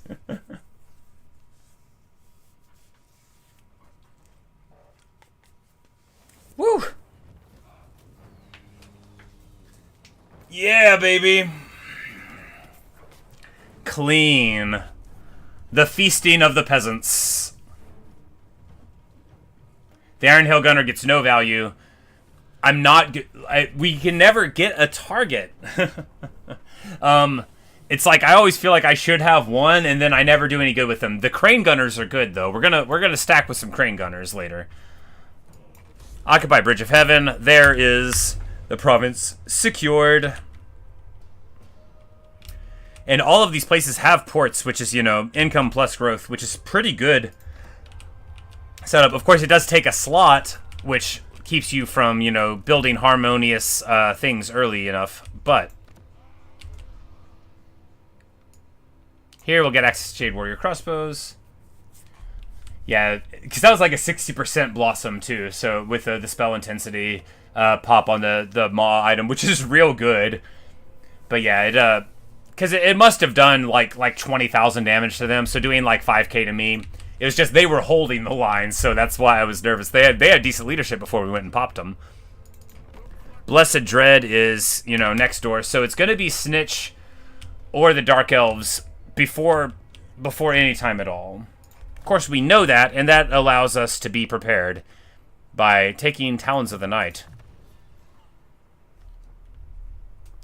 which is going to be a huge vortex hit along wherever we're blobbing, and is definitely going to allow us to do some multiplying of the forces.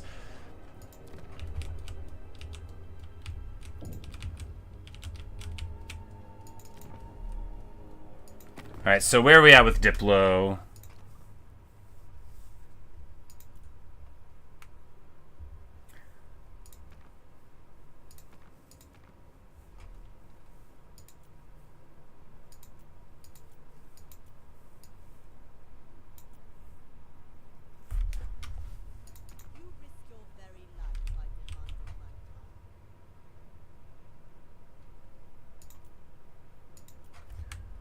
Like, she is rude, but not going for the Comet. Is the Comet the better one?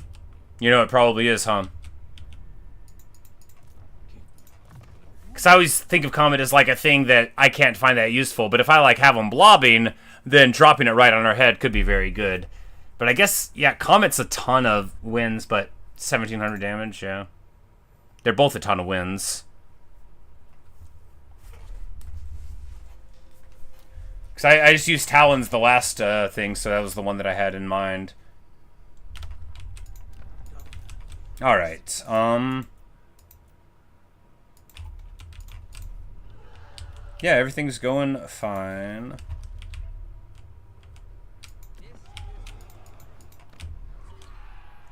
We've got our steel and stone combos rolling around.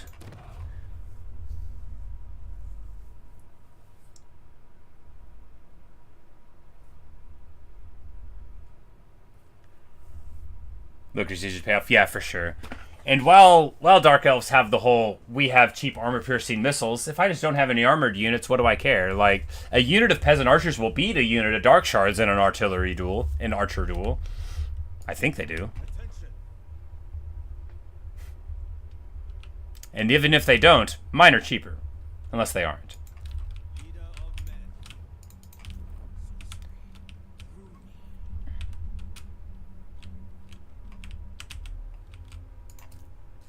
Like, how do we get there? That way is the only way, because here we could...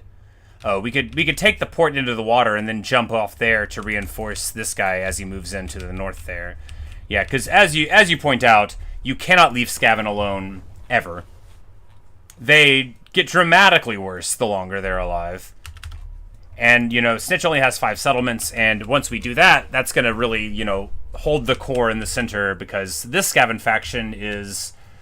You know, they've got a lot of dudes, but it looks like they're mainly mostly beat up, so...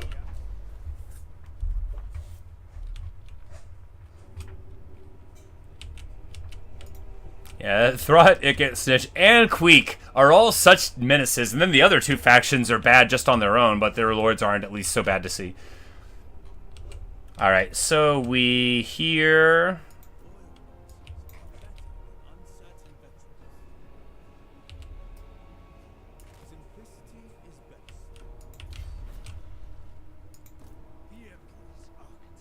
Imminent rebellion?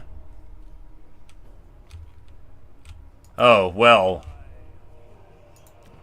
That's not good. If we do control, will it take effect before the rebellion happens? We'll see. Oh, the Confederation penalty. I'm like, how is it that low? Yep, we do get rebellion of ogres. Terrible. We're gonna have to deal with it. Man, that's gonna slow us up bad. Man, that's gonna slow us up bad. Taxing, you're smarter than I am. I didn't do that.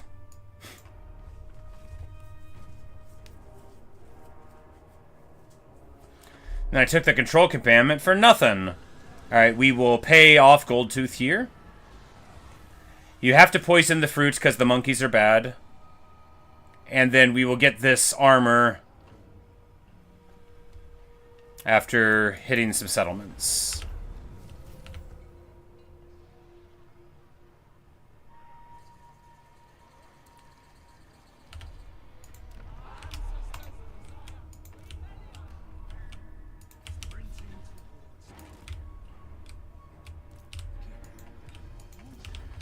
Alright, so do we take the Celestial Monastery? Yes.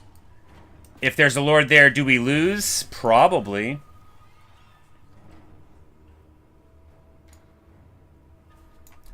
Okay, so there's a lord there and a lord there.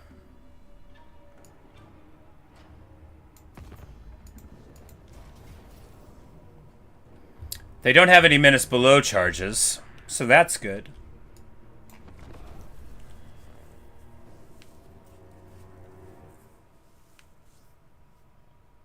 You know, the Panic Lord recruit would have been better than wasting Yuan Bo's initiative, wouldn't it? It would have been a lot better. Because we could have just put a lord there with a couple of spears, and we would have been able to defend it against an ogre army. Probably, maybe. We got the defensive strategies, you know, like, I don't know. If only I was a better player.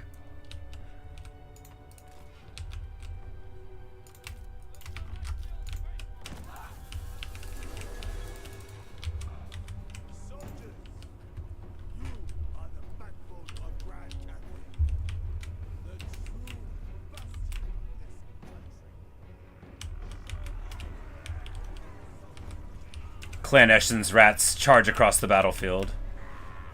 Bravely. Or, in their case, cowardly.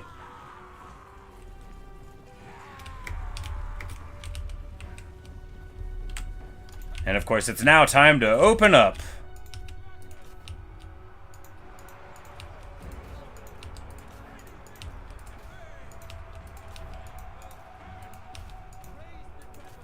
And this is like the most gimme fight ever, but I figured... Oh, right, let's just charge the peasant spears into... The horses into spears. Why I said it's the most gimme fight ever whenever I left my cavalry to die is because I'm bad.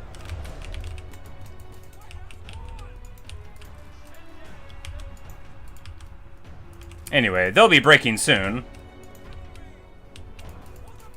And it'll be a chain route all the way down this side of the line.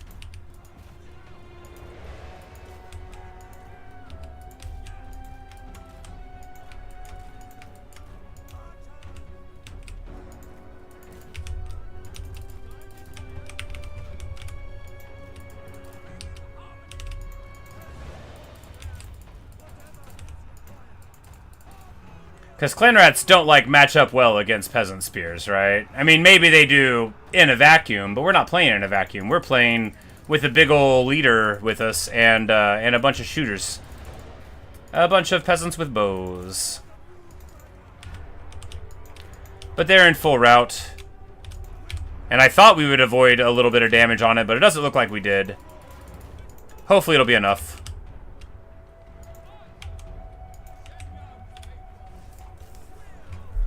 Because this guy is going to be a good duelist, you know, and if we get a place with defenses to hold behind, then we'll be able to do something there. Oh yeah, and this just doesn't get Doom Rockets, and he's not going to be able to juice any of his weapons teams to the ridiculous Icket lengths. Of course, it takes a lot of killing to get an army losses on a Scaven army that's all trash, because they run, and they don't lose hardly any value.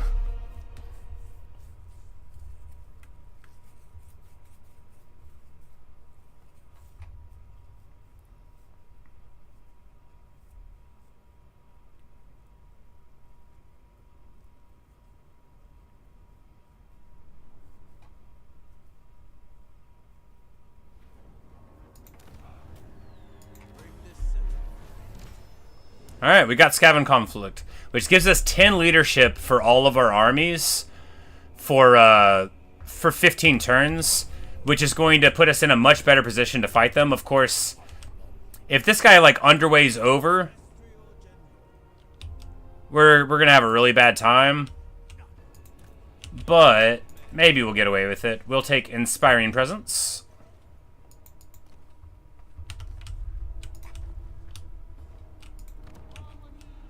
Lokier is probably going to attack us. Yeah, well, if we're here, we can just move up in this direction, and then we won't lose too much momentum, right? Just several days of it. Well, we can go up and take Jingpo, assuming that that holds. But we would still have to beat this army, and they get bigger the more you leave them. Well, we don't have to pay to recruit this general, because we already have him. So we'll just get him here.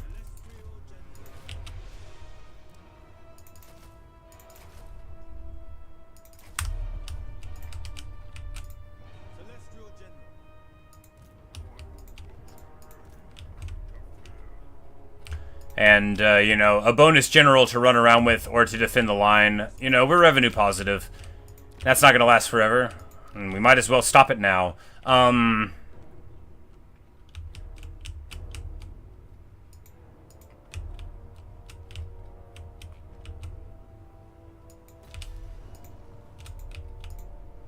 just hope we can, like, have these rebels not want to fight me, but maybe Gelt will just pop them and we won't have to worry about it.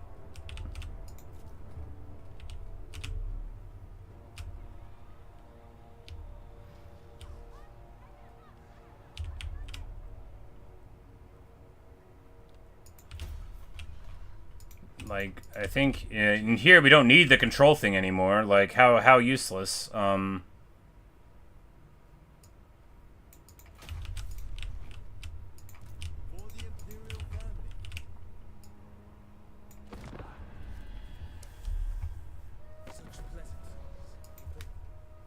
Goldtooth now wants to pay me for it, so.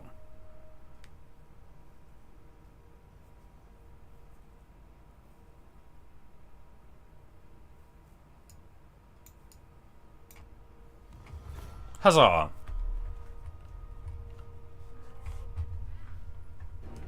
Alright, so we do get an interception on these ground units. Excellent indeed. This is we have our halberd summon. It's going to be in the underway, so we're going to be able to line up and shoot them down real good.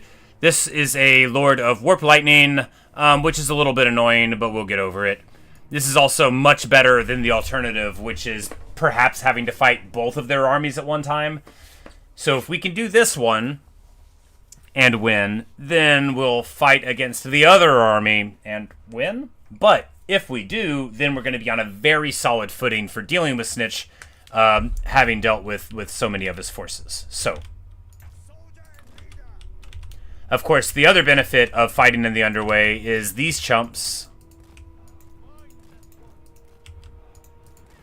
are just a bunch of rats. They're going to flee, and when they flee off the sides of the map, they won't have anywhere to go.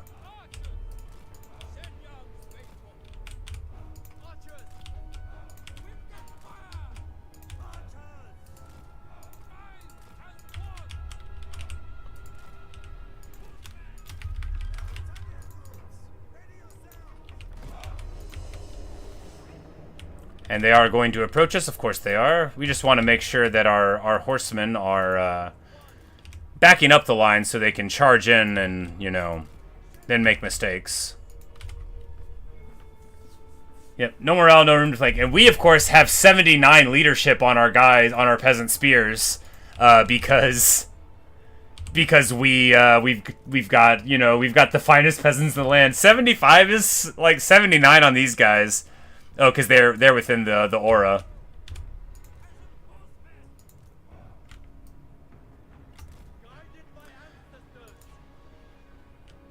Like, and actually, I'm like, we need to get our guys a little better off for the harmony boosts, right?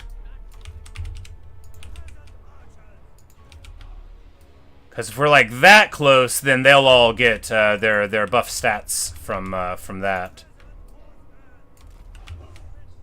All right, good. We've got our, this buff is so good. 40 defense and 20 resist for all the allies in range is just huge. You just pick like whatever the blob is where they're fighting the best and deal. And of course, the rise of the rats. The rats, they come to us. But as soon as they get a little bit closer, we're going to drop this Ancestral Warrior summon on them. Because we don't want their whole army to turn around and deal with them, but we want to drop it like on the leader. No, we want to drop it like on the Night Runners. Right here. They're about to get into range. They might as well have Dwarf Morale. No, for real. Like, they're so good. They're so good. This one's got 85 because he's in the aura. Like, you can't beat it.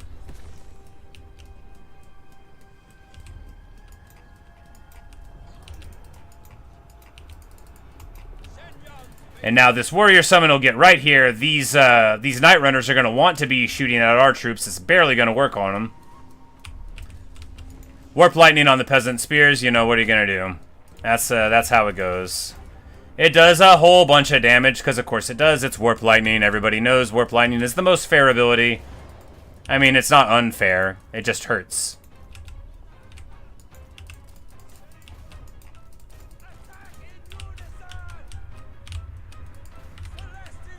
And of course, these Skaven are already breaking. It's going to be another Warp Lightning. It's such a good ability. It's got the shortest cooldown. You can cast it 1,000,000 times in a row. No one can stop you. We're going to drop our Fizz Resist buff here. And of course, it's already about to be run o'clock for the Skaven here. And we're just going to get our... get another Warp Lightning on our face, because that is what's hot on the streets. Just getting Warp Lightning. All the people in the world love to get Warp Lightning cast on them. Skirmishers in the front, that's pretty cute. We're going to attack them.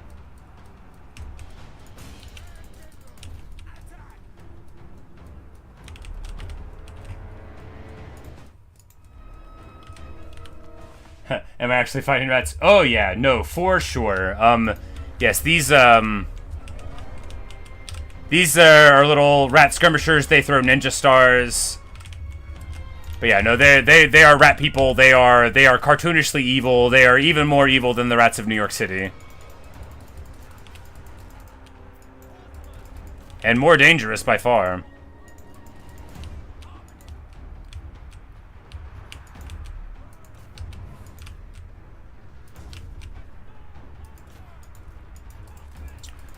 But we're about to be popping them here.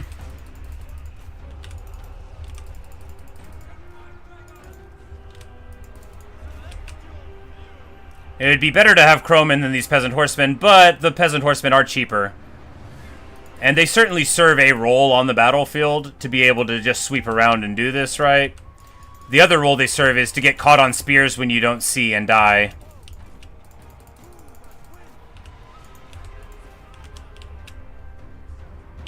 But we are swiggity coming for that Grace here.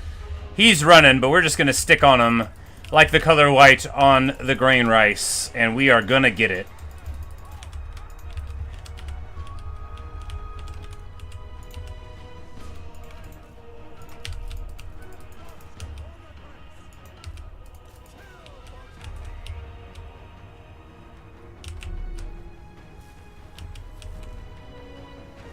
Boom! Hit him! Hit him again! These guys with their huge hammers. Oh, I love it.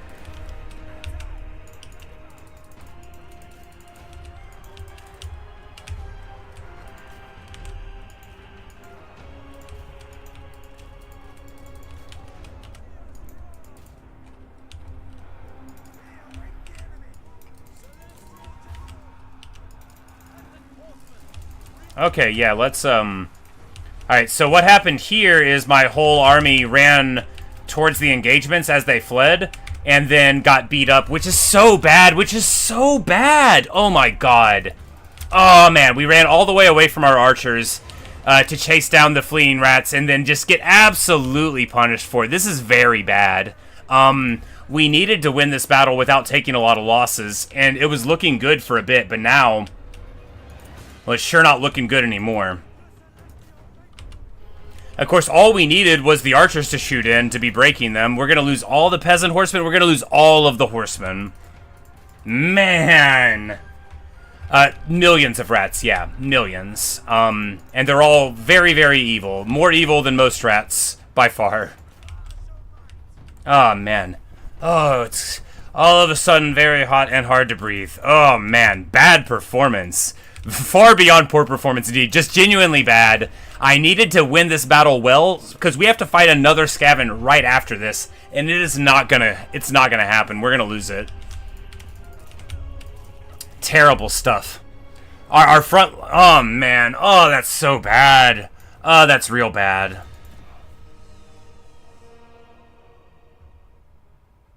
Yeah, possibly billions.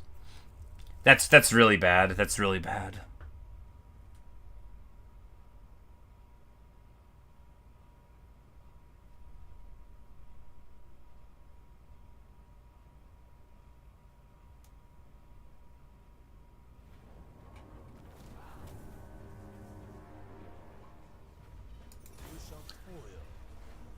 Oh, well, they didn't crack us back with the next run, so that's okay then. It's fine. I thought we were going to fight another Scaven immediately, and that's why I was all bent out of shape about it.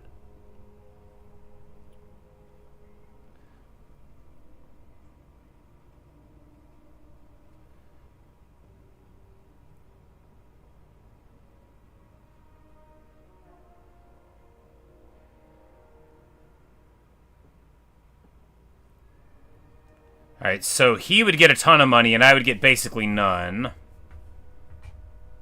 And then we'd have an agreement with him, but we might have to fight him in the future. So, you know, Gelt's not a member of Cathay. 290 kills on the Grey Seer. Yeah, you know, he just reaches out and does 3k damage to an infantry unit. Every, what, 20 seconds?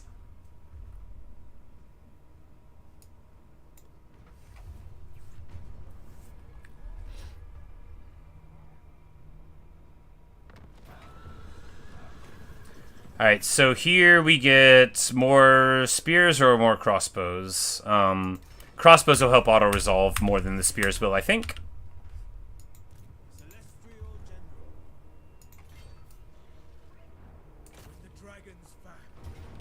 Alright.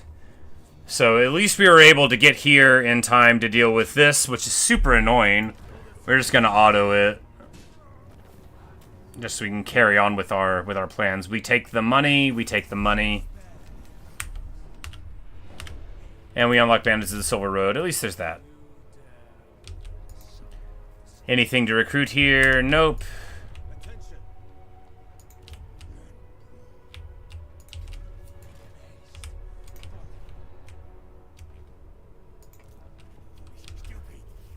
So this guy's got warp fire throwers, and that means I won't notice them and I'll die. Maybe.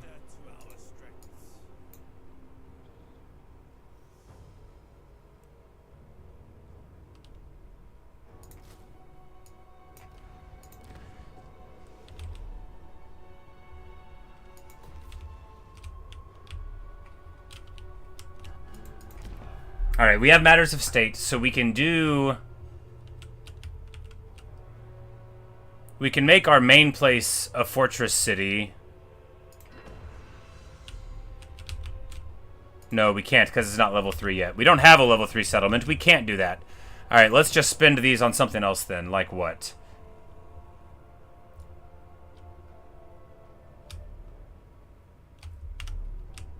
I don't know. Like what?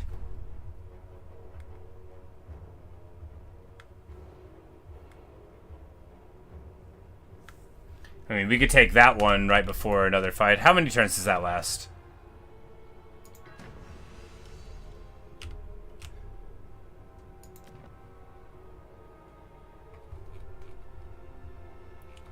I don't know if it says how many turns it goes. Maybe it's just one?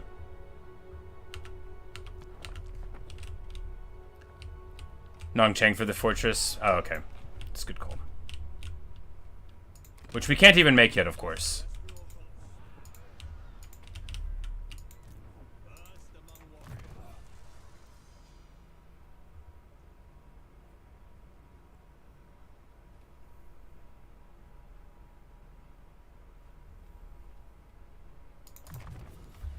You would turn down such weaponry.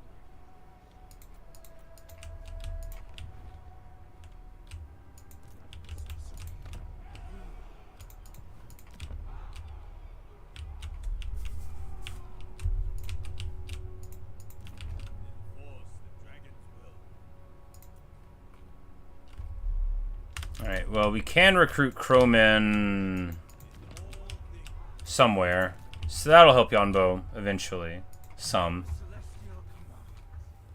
3 turns, yeah. We'll just hold on to it, yeah. Alright, so here we take...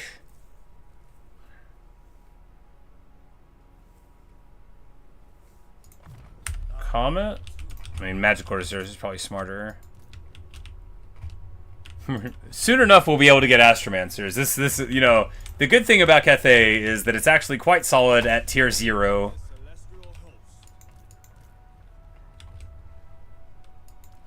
It is a Master Assassin Lord. Okay, so that is the ranged Lord, so that'll be less bad than it could be, because they'll just sit back and shoot us for a super long time. That's not great, but they won't, like, be in making a mess. And their front line will be all trash, no even clan rats. So we should be able to hopefully see the warp fire throwers and focus on them. Hopefully.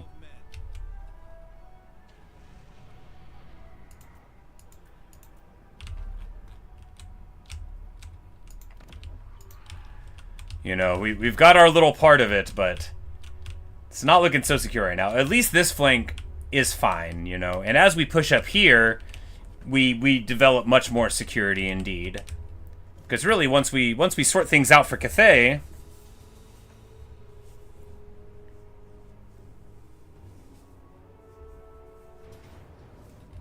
You say this game looks awesome, you've never heard of it? Yeah, Total War is a series that used to be all historical games and stuff, but then it branched out into, you know, fantasy with this. So there's like a Total War Rome way back in the day, that was the one. Oh no, okay, this is real bad. This is a double Skaven army against us. Well. Well. Well, we're gonna lose this fight.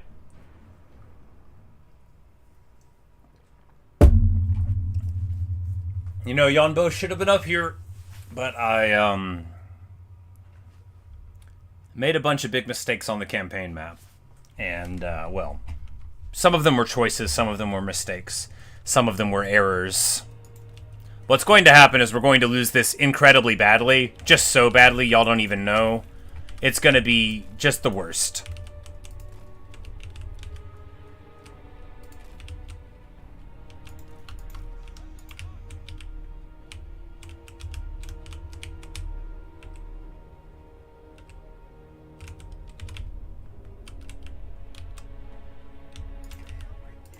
Just really rough stuff. There's no way I can win this battle or do anything good in it, but I'm still gonna try.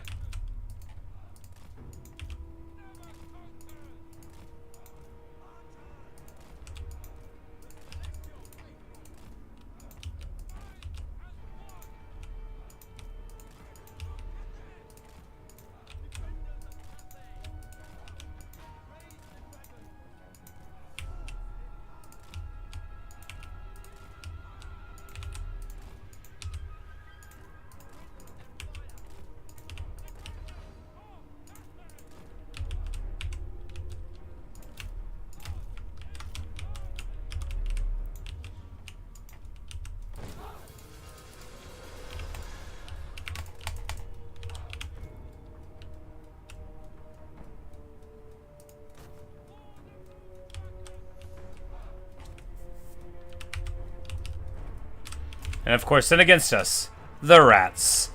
These are rats with flamethrowers, so one rat in the back carries the juice, and the other one in the front shoots it out of the tube.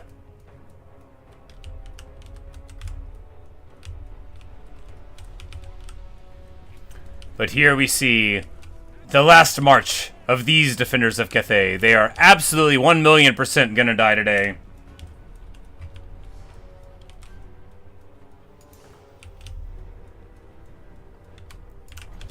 Drop a halberd onto these warp fire throwers as we approach. These are very, very strong units, these warp fire throwers. They can really melt infantry, so anything we can do to interrupt them as we attack is going to be good.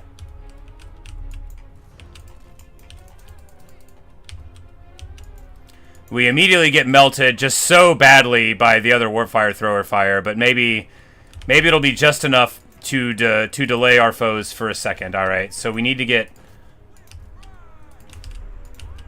every archer onto the warp fire throwers, or we die. Where's the third one?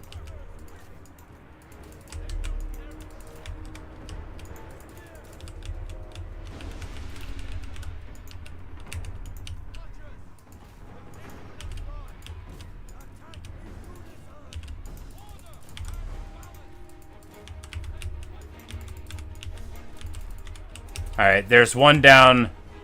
Second one is shattered. Third one is online.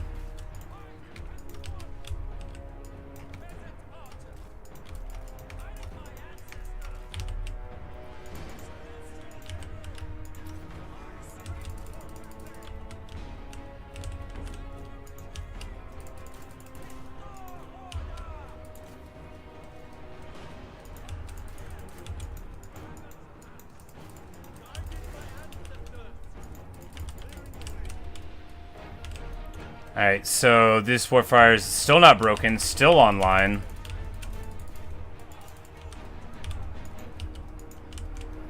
But it's not firing at anybody, so only sort of online. Our whole flank shattering here, breaking, not shattering, that is a technical term, a term of art.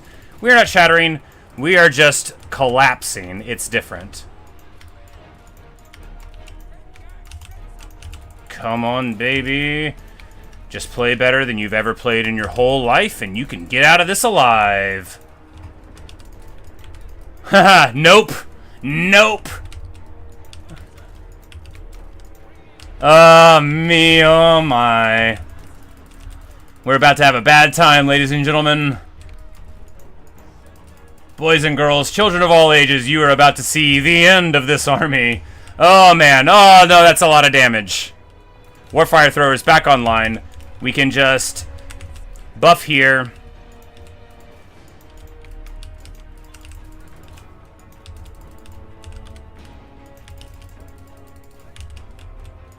This one unit of warp fire throwers that we weren't able to eliminate earlier is going to probably kill everything we have.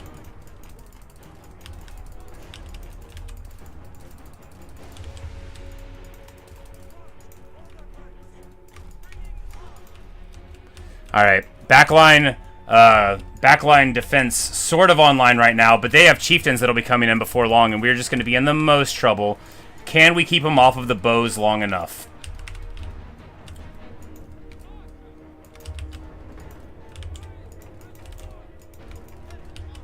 I don't think so. I think our yeah, I think this is torn.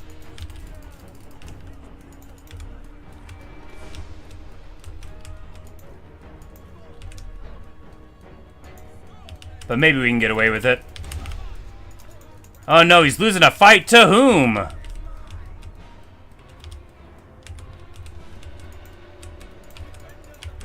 Oh, and then the rats from that side coming back onto the battlefield. You know, it's when they rally that I get killed the worst.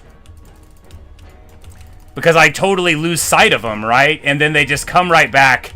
Just normal scabbing things is literally how their faction is supposed to function, and I get surprised by it every time.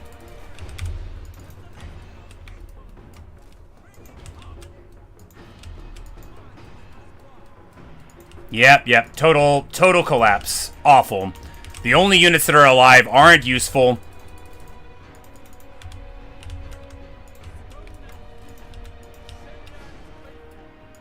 Like, just fight him. Just turn around and punch him. Can we beat him in a fight?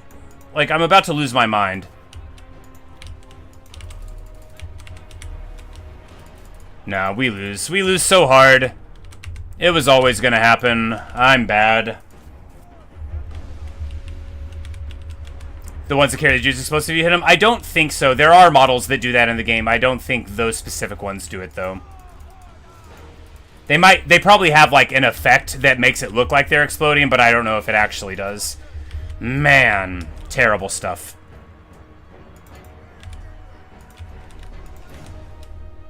It's just too many.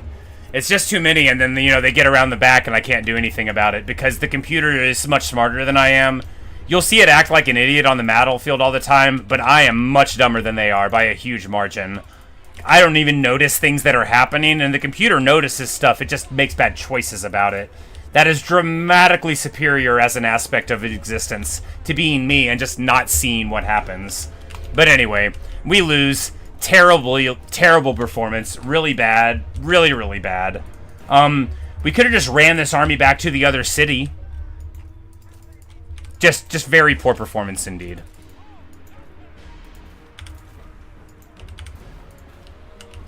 Awful stuff. Terrible. Terrible. But the thing is, I couldn't even beat this with Yuan Bo's army. I can't beat this army with any army. I have to have two armies. Because their units are bad, but mine are bad too. And I'm stupid. And that makes their armies much better than mine. Because every unit I have that runs away is a unit I'm probably never going to use again in the battle. Whereas when they run away and come back, they immediately use them again because they know they exist. And I don't. Look at all of these things. All of these guys are half-strength archers. I don't even know how long they've been gone. I don't even know how long they've been gone. It doesn't matter. We lose.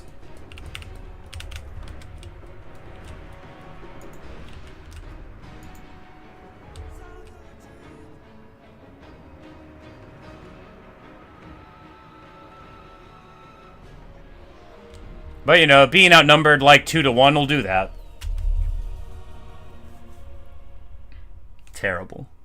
Terrible. We probably didn't even eliminate the warp fire throwers, so we're going to have to fight them again later. Awful. Awful performance. Sorry, Hal Junmu. You were a good general.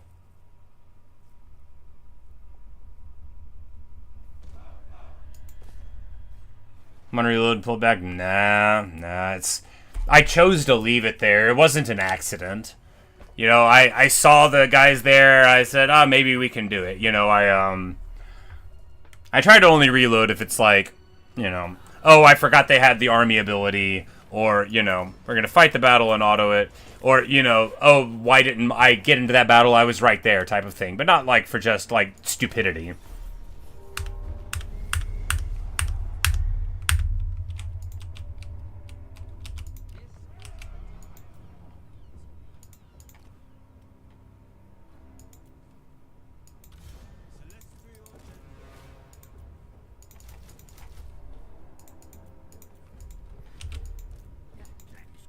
Because here, at least, we'll have, like, defenses. You know, we'll have walls, we'll have that, and then...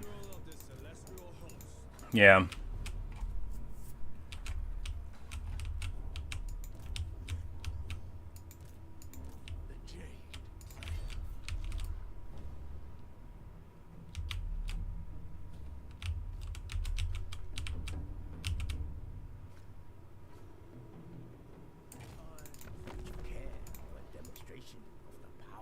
$6,000 for military access? Get absolutely all the way out of here. I hate you so much. What a jerk.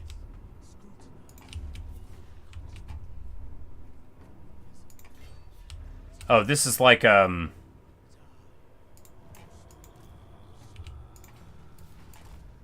Yeah, we'll go on to the lake, and then we can roll up there to the monastery. Or over here to Zhangxi. I don't know. Maybe that was dumb, too.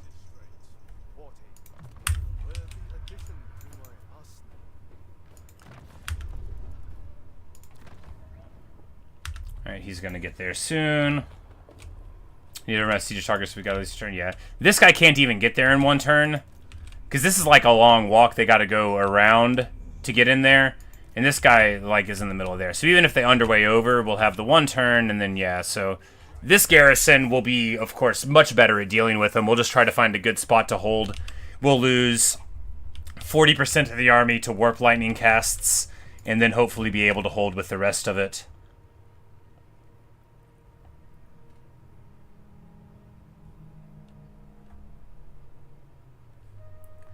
We're just going to wait here with this growth to spend it on Shangwu.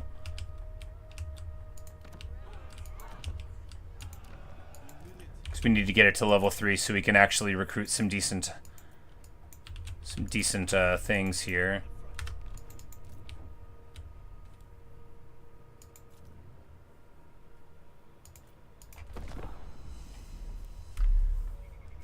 Oh, well.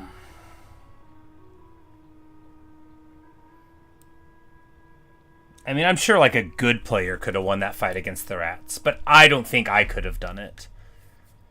Maybe if we tried to corner camp or something, but I hate doing that. Like, if the battle map makes it logical, only way to realistic counter is to boost miscast chance, or, you know, stacking of spell resist buffs. I mean, Yuan Bo gives spell mastery to his whole army, if memory serves, once you get it. It's like 20%, yeah, 30%, you know. So that in itself is, you know, in a very real way, a 30% mitigation. And then one of these probably gives spell resist to, yeah. And then there you get another 10 for your elite unit. So that takes you to 40%, just, you know, if you get to your gold chevrons.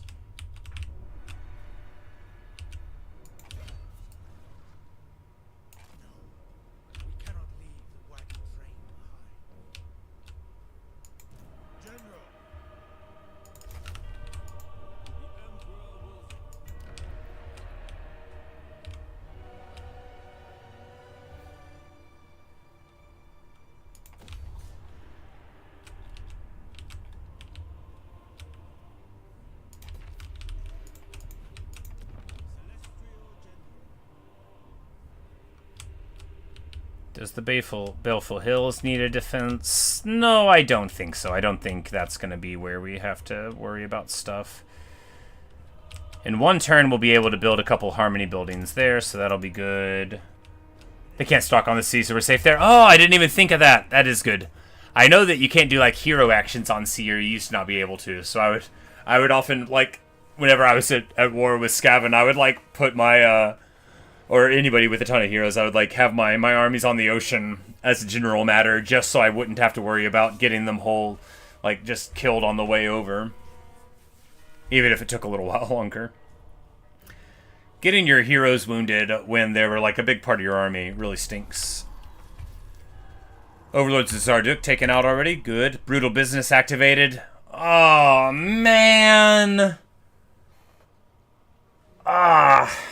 That's the worst. That's going to double the power of my peasants, but also double the power of the Skaven, which is just what I don't want. Oh, man, what a disaster. What an absolute disaster.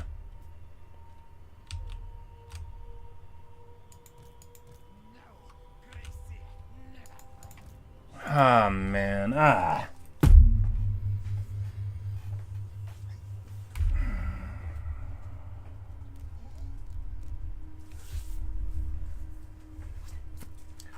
Yeah, I just don't know what to do now.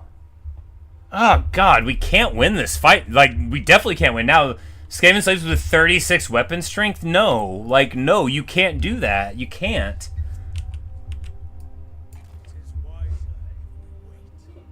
We still get a penalty for... We still get a trespassing penalty for going on the river?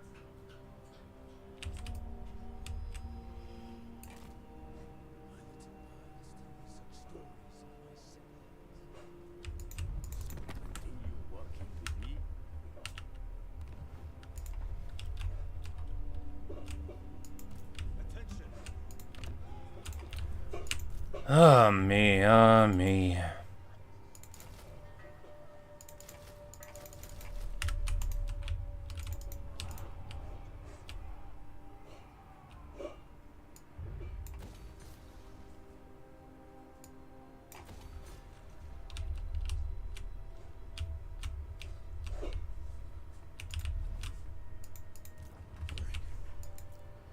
I mean, it's not like the end of the world. It just feels like it.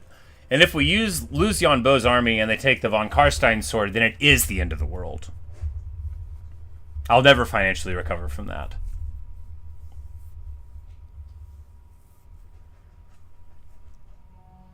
I have made time.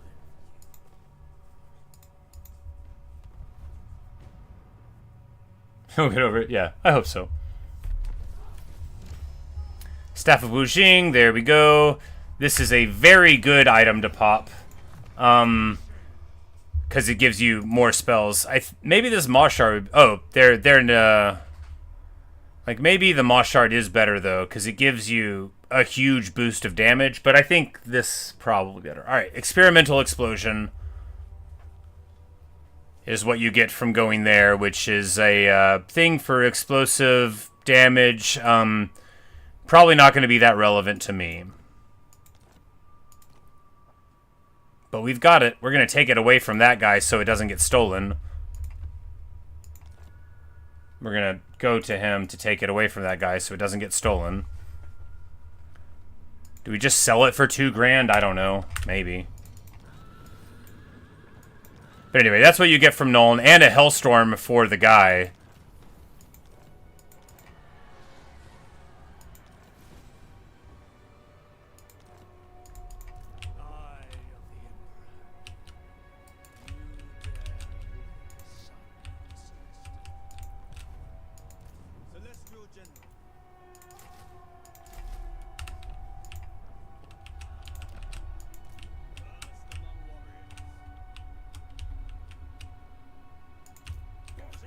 Like, these ogres just stay here and raid Xiaoming and he just, like, lets them forever? Couldn't be me. I would lose my whole campaign about it.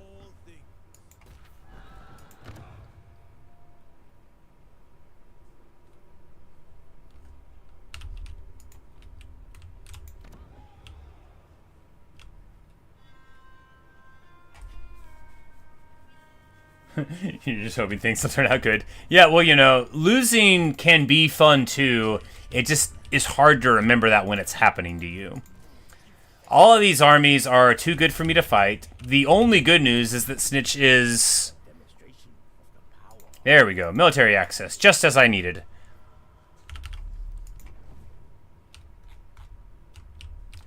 Is that Snitch is at war with some people besides me.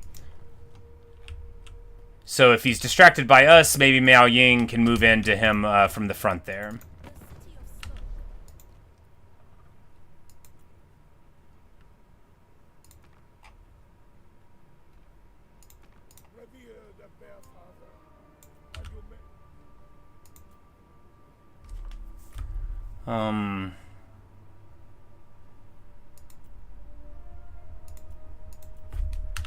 Yeah. That diplo matters. We have so much money, but no way to use it for anything productive. Just get another army that can't win a fight. Seems bad. Building upgrade available is not very useful. Of a notification.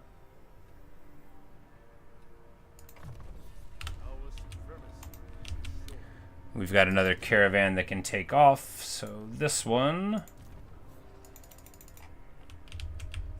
Alright, so the next furthest away is, or for the most money, is Barakvar. No, Gizero is slightly more. We'll do that.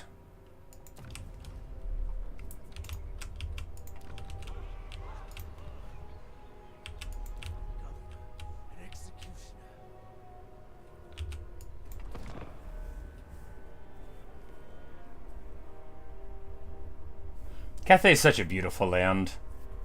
It's, without a question, my favorite part of the campaign map to just look at. But I don't spend a lot of time over here, typically, because I don't plague any of the factions that live over here, typically. I like to play evil guys, because they're easier. You don't have to defend your land. Not like we're defending our land here, we're losing repeatedly. Alright, we destroy the peasant archers and feed them to Goldtooth. Feels bad, but it's better than, you know, working hard.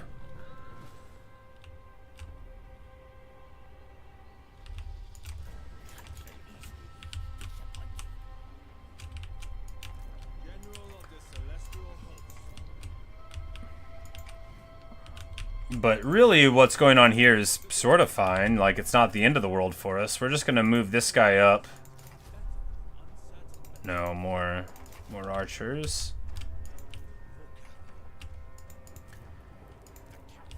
Because the thing is about in a siege... Oh, are you joking? I can't even get off of the river here? No, because it's up in the mountains. Aw, man. Well, we'll go this way.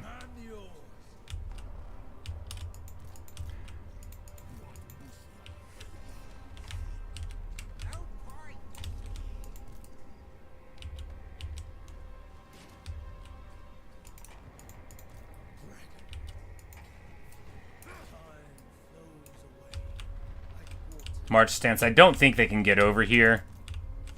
I don't think they can. Not with enough movement to prosecute the fight.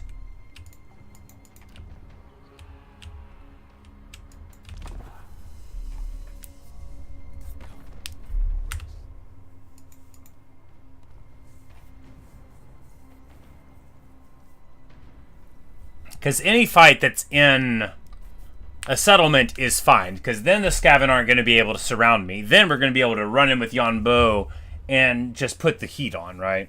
And take like a ton of damage from the cannon towers. But fundamentally, in easy time, we will avoid the danger by paying them off. Yes.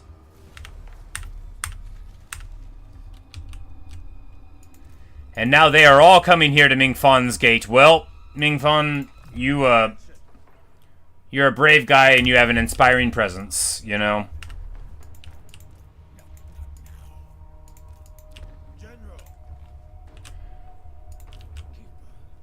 But this is going to allow us to knock on Snitch's door here, so at least there's that.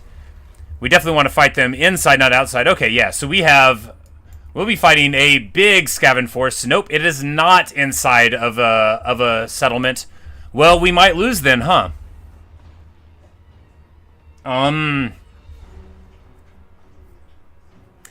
6 menaces below, 3 Eshin clan stones, and a massive, massive, massive army to fight.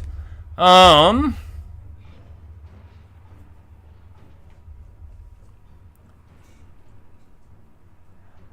they do have a warp lightning caster, so we'll probably lose.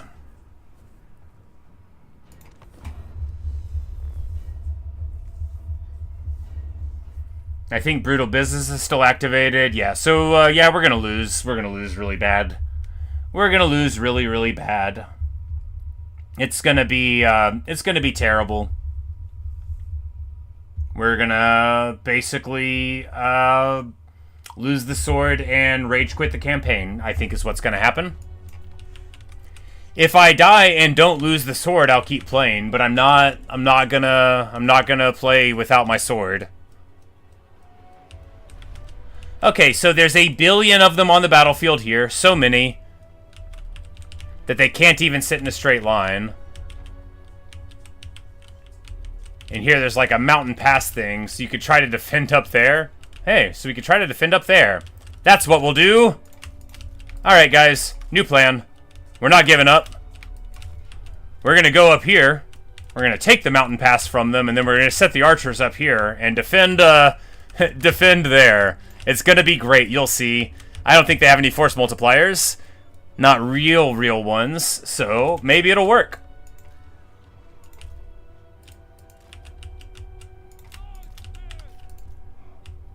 Of course, Brutal Business is activated, which is really bad for us, but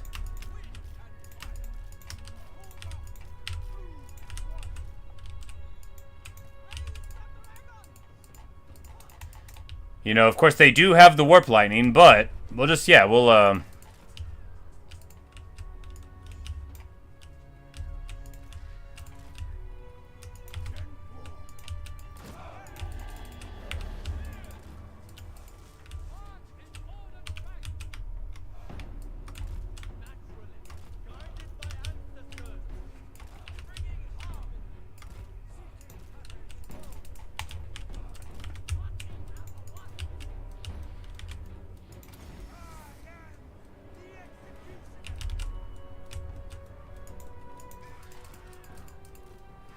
We might be able to get him to, like, Howling Warp Gale us out there and waste some winds on it.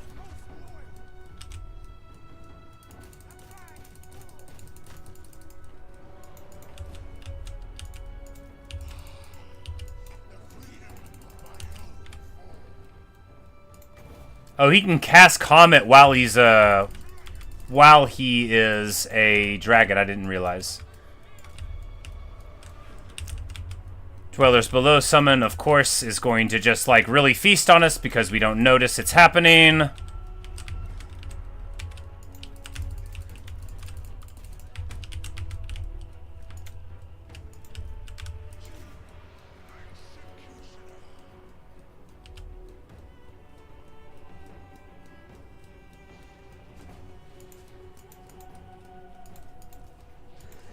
No, let me click the button!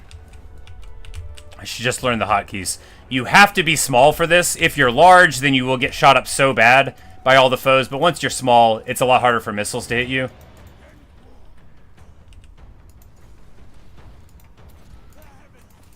We're just going to drop the ward save on us. Man, you know, taking double damage from their peasants is really, really rough.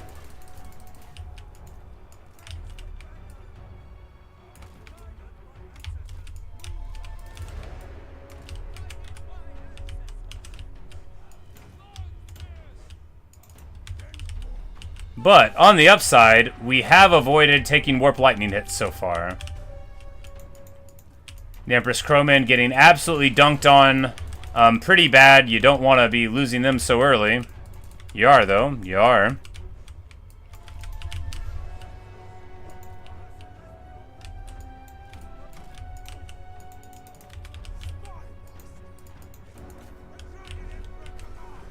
There we go. Getting the work done on the Warlock Master. Putting the hurt on. And of course their new army is coming over there. And now they will try to... Oh no, they will summon right in the middle of us.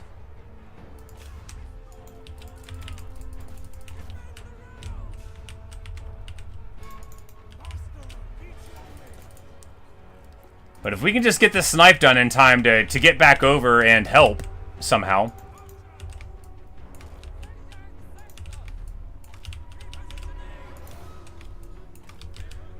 Because the other thing is they're about to be, like, in trees on this side, which is going to be good for them and not at all good for us.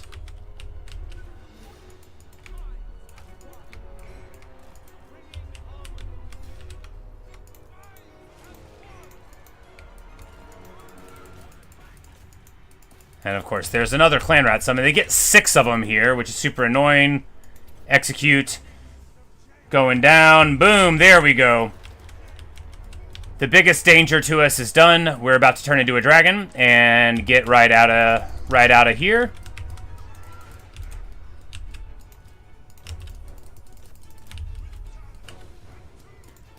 They crack us with the Eshin Clanstone there. That's not as bad as that cast could be for us, so...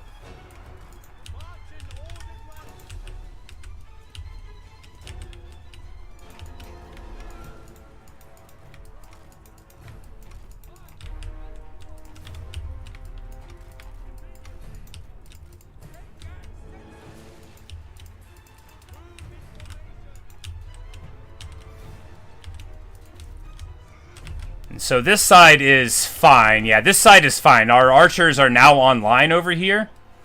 Unless they're getting obstructed. So they should be okay. Another clan rat summon. I mean, my stars. It's got to be almost done with them right now. Isn't it almost done? It's got to be. It is a minute before we can get this summon, the transportation back. I guess maybe the more you do it, the longer it takes. 120 seconds? I thought it was like a shorter. But anyway... We just need to get to the front.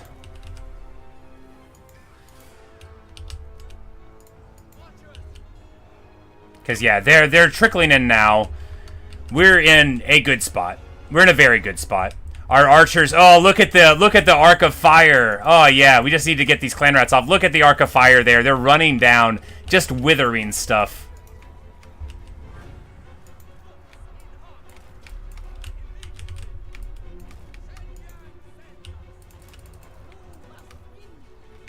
Of course, the Iron Hero Gunners are totally useless, just entirely useless here.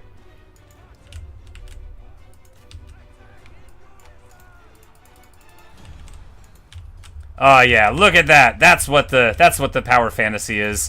Firing down from your vantage point here. All right, now it's time to go back into a human. Because if they're shooting at us in the forest, they can shoot their entire thing of ammo, and they'll just run out of it, you know. Oh yeah, that's the good stuff. Oh yeah. Oh man, and now they're turning away again. They can't figure out what to do. Ha ha ha. This is so much better than corner camping. This is mountain pass camping. And, you know, if we hadn't done it... if we hadn't done it, we might be in for some trouble. But as it is, it's like we don't even have... Yeah. I'm like, we don't even have a good place to cast our magic at. I guess we just chill. Keep on shooting. We've got plenty of ammo to fire. Not here. Oh, those archers run off the battlefield with full ammo. That feels bad.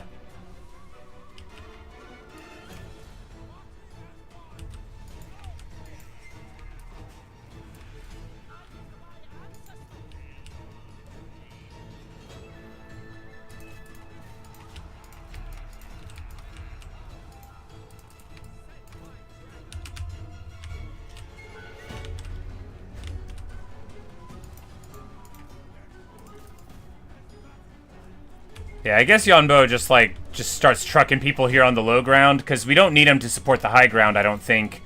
Like, just getting shot up by these Night Runners feels bad, but if we move forward, then we'll get even more shot up. Oh, man. A really good Plague cast there.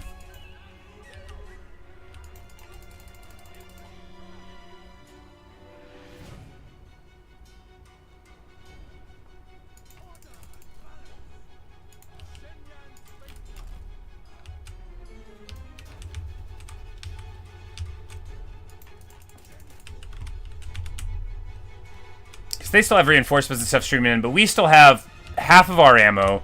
Their army is in absolute disarray. They cannot figure out what to do, and I'm not upset about that. I am okay about it. The Night Runners, those big arcs coming in very nicely. All right, these fellows need to shoot at a proper enemy.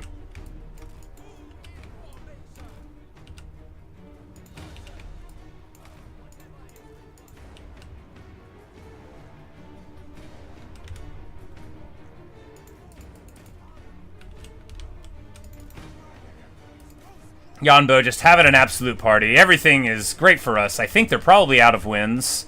Or nearly out of winds.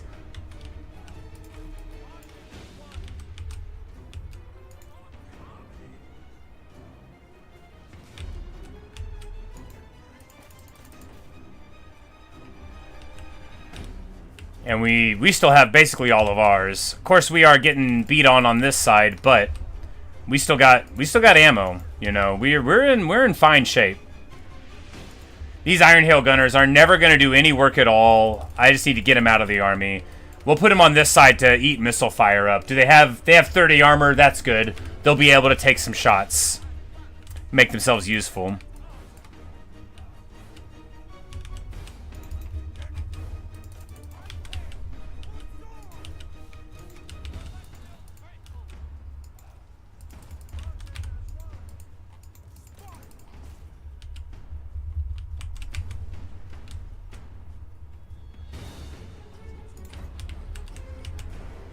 Do we Talons like right here and just really... Yeah, this is going to be good. I'm like, this is going to hit like 5 units. This is going to melt them. Oh, yeah, that's a lot of damage. You can't tell what it is, but it's like the very ground is reaching up and saying to all of these Skaven, you wanted to fight Yuan Bo? The Yuan Bo? The Jade Dragon? The green one?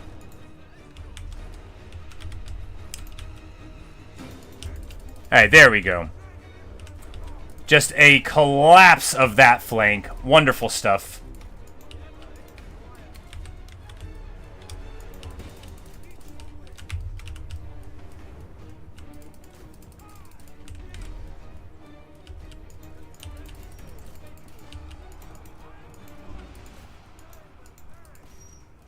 We're just going to charge it on the Clannadites. It's probably going to break them pretty good. Do we drop like a comet on them over here? No, it's too far.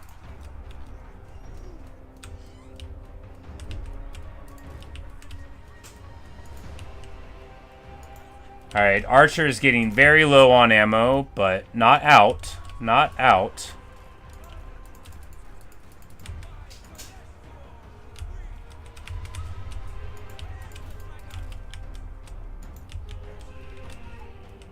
All of those ones are trying to come back around from this side, but Yuan Bo, once he's on this one, will be able to get around to him. And we need, if we can pop their leader, you know, then we're really going to be able to mess with their morale. Of course, also, once our long spears start punching them, you know, they do twice as good as they are supposed to, but so do we. And that's something.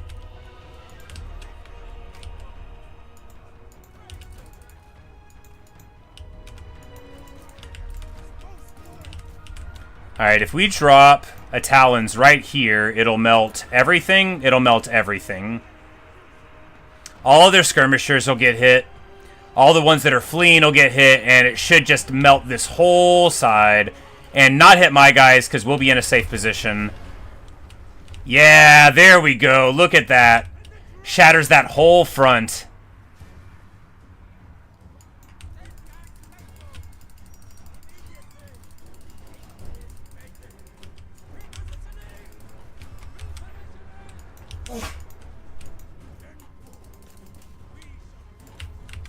Alright, they are making headway on the other side, however.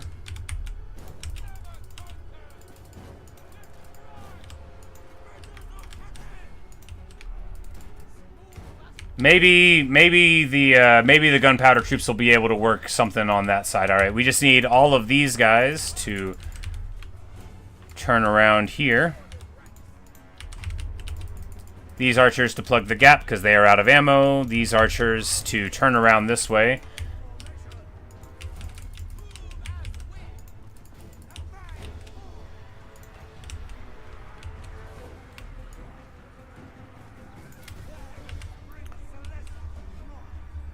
This is the last cast. It may not have been smart here, but I figured, what if we could just roll down the line?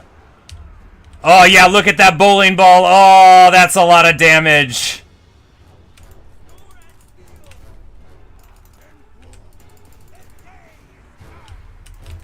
Unfortunately, their leader is here, and we need to get on him. I'm like, oh yeah, Yuan Bo doesn't cause terror. We should have given him that item. That would have really helped.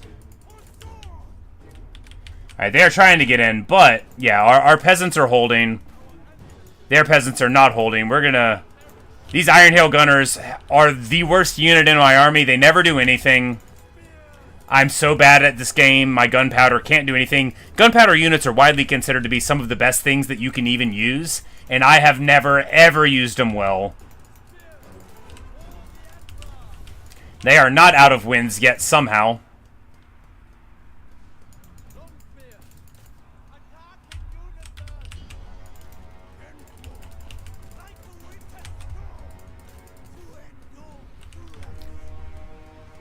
I mean, I guess we could have went to Dragon form for terror, but I feel like he's just a lot better at fighting this way. We have 700 kills on Yuan Bo, and it may not be enough.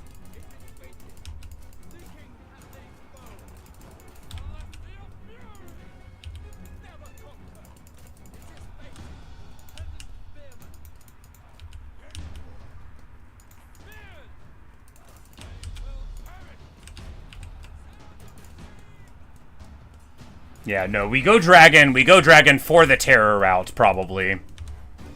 Even though, you know, because, like, the vulnerability isn't the problem. The problem is that I don't think he's very good at hitting things while he's a Dragon. But if we just charge in and terror out, plus we need to be able to fly to get over here, because this flank might be in some trouble. We're about to be running out of all of our ammo. Of course, the archers do have double melee weapon strength of 44, but, you know...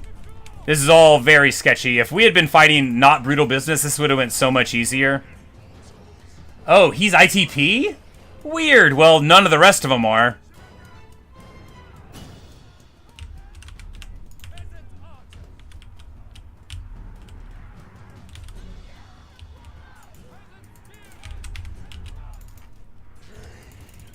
Oh, yeah, gets chunked. Oh, my goodness. Hit him again. Put some stank on it.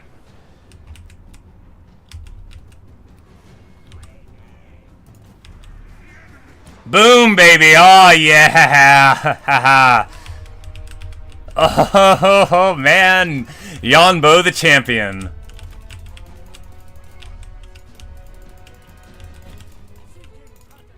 Because he's going to run off the battlefield. He's shattered. And when that happens, there's going to be a chain route on the rest of their army, I think.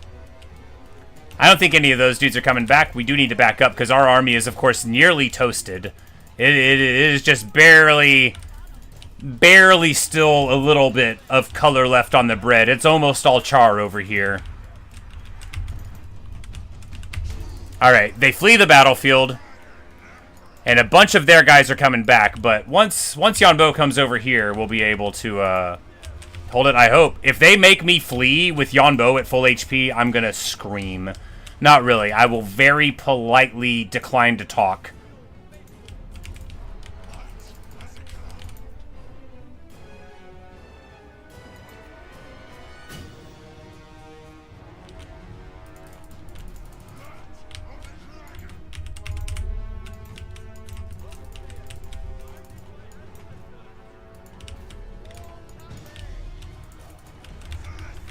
Yeah, as soon as we get here, the terror route should chain to army loss, I think. Because this should be an absolutely massive terror route that chains to every single thing on this front line.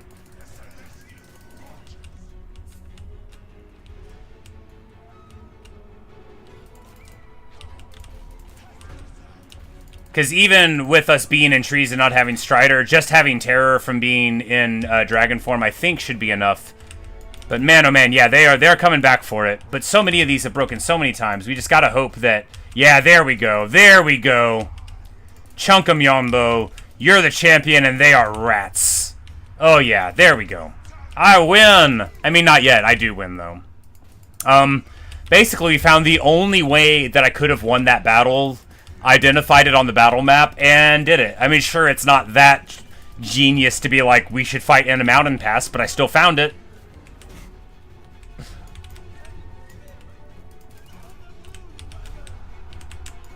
And we win. Against a brutal business Scaven triple stack. No, it was just a double stack plus a garrison, but still, for an early game whittle, dude, like, what an awesome fight. We got the snipe on the Gracier, and then, you know, like, we dealt with the other magic, but that was a lot less effective at dealing with us. And, of course, they're all gone now, right? Yeah, they're nearly all gone.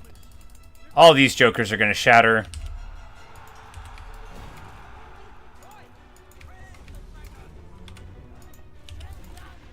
Are we going to shoot? The Iron Hail Gunners! Pull out the guns! Nope, they're going to run into melee again. They're like, look, we got 53 kills in this battle, and every single one of them came from stabbing a dude.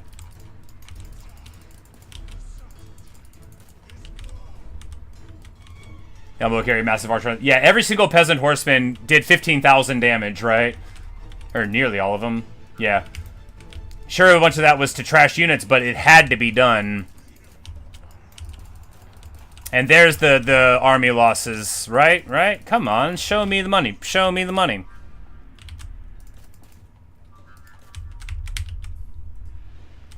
There we go.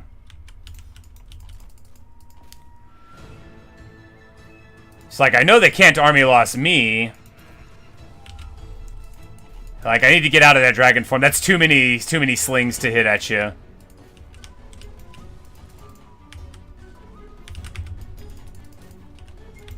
Alright, maybe I don't need to be fast forwarding. I thought we were wrapping this up, but this is so many units of slingers.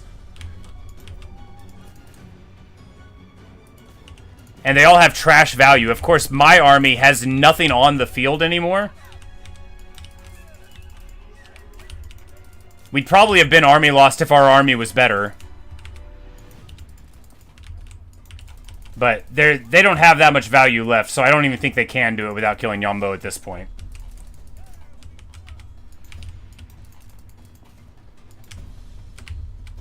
Yeah, I barely understand how this fight is even still going on. I'm like, that one got shattered. Don't you army lost me with a Yuan Bo with 6k HP. I'll cry.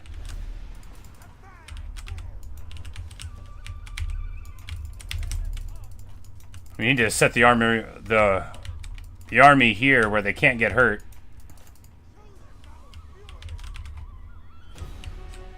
Like, cause look at this ridiculousness.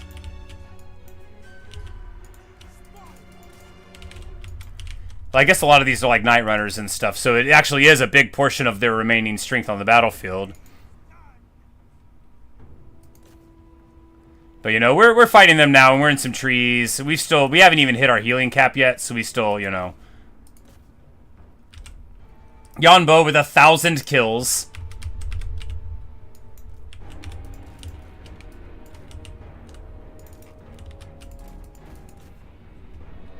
He can't keep getting away with it.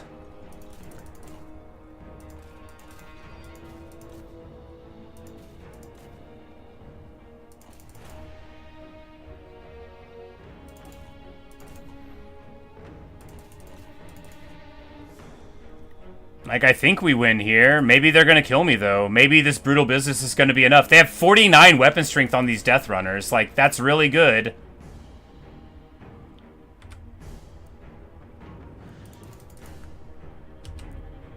Or the Night Runners, not Death Runners. Death Runners are the melee ones. If they had Death Runners here, we probably would have lost.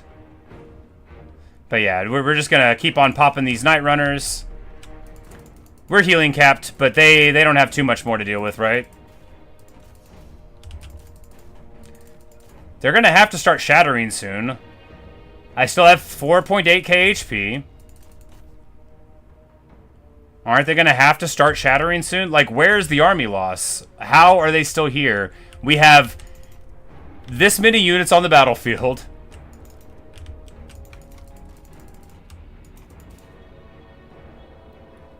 Oh god, am I going to lose this? If I go into dragon form, they're going to truck my HP because every single one of those slingers is going to hit me. We're on the Night Runner slings. That's got to be the last, like, real thing in the army that's holding them up. This brutal business is so bad. Oh my god. No, no, no. Don't let me die. I want to win. Didn't I earn it?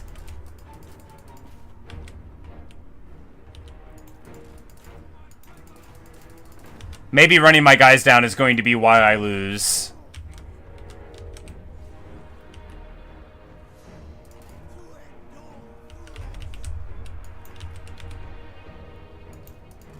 Yeah, because now I'm thinking about it, I'm like, you know, they're gonna kill my army. I'm gonna charge in and they're gonna kill me. Because they've got brutal business as well, so it doesn't even matter that they're slingers, but hey, you know, it worked. Peasant charge.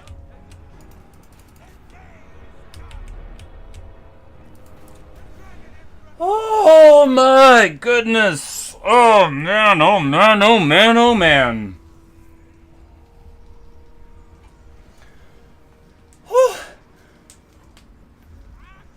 That might be the single greatest battle I've ever fought in Warhammer. It might just be. I can't believe it. 92,000 damage dealt by Yuan Bo. 4.3k bold. 1,300 kills. A Pyrrhic victory for sure. Oh, man.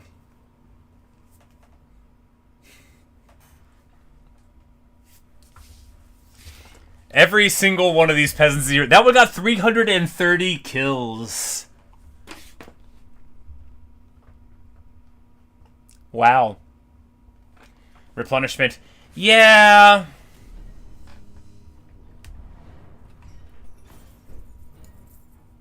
We lose the Empress Crowman. You know, they'll be back.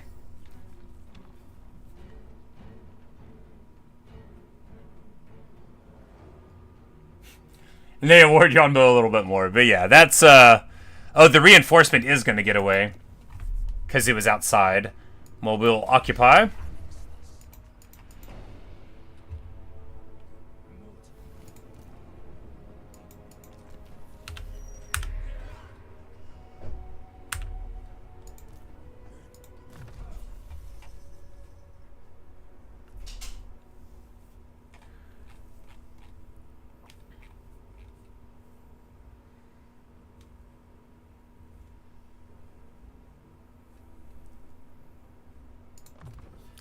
Alright, so Celestial Administrator, and then we get Heart of Order, I think? No, we get... Yeah, we get Heart of Order for the range, for the upkeep, for the replenishment. The replenishment will matter some, probably. We will take 2 spears here. We will... No, because that doesn't fully replenish. It just gives you the foreign leadership one. Snitch is all the way over here. Bilefitch cannot beat this fight. I don't think. Baleful Hills, I was like, we won't need walls there. Sure would be handy here. But this army can probably beat a 20 Skaven stack. Yeah, because we'll have 7 there. Yeah, this will be fine. We'll be fine.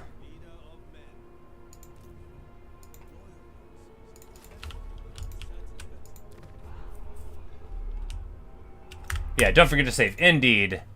That was... Yeah, very, very, very Thermopylae. That was... I kind of, like, am a little giddy about it. Oh, man, that was good stuff. Well, I don't... This guy is the only Skaven that can get up there in 1 turn. This dude could, and he's got the Chieftains, so that's a worry. These are both Plague Casters, so at least there's that.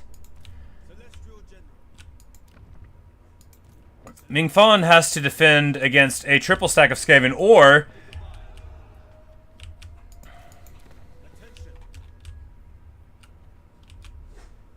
Yeah, there's no...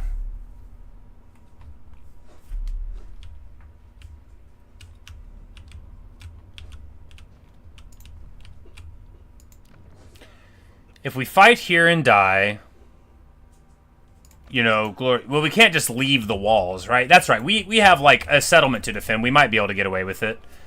And I don't think it's, like, high Skaven corruption, so they shouldn't have Menace below or whatever. We need to recruit an army here and start getting them, because, of course, that is going to be the next place we have to fight.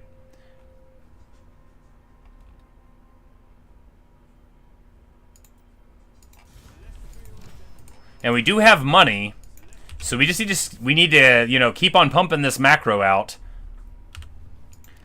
Nongchan will have walls. We need ranged units in the army to defend. Yeah, exactly. So we'll fight here, maybe do something about it. We'll have the walls here. This will be like a proper settlement, so we should be able to stick way far back and hopefully identify a couple of places to defend well. You know, most towns have 1 or 2. Some are real rough, but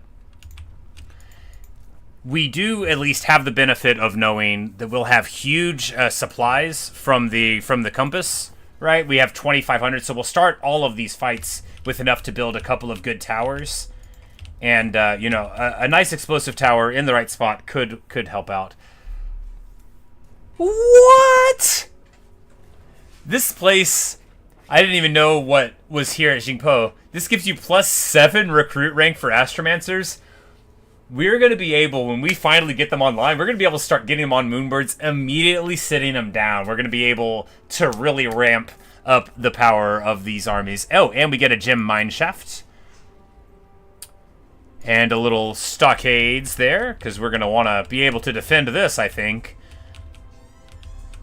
Because this hero will be moving up here to try to hold the line, assuming we can hold on this side. Yuan Bo will persist for 2 turns, and then jump back to it. Either that or not. We'll see. Being besieged rather than fought. I see. Yeah, I don't think they will. Because they won't do it if they don't think they can win a fight, maybe? I don't know.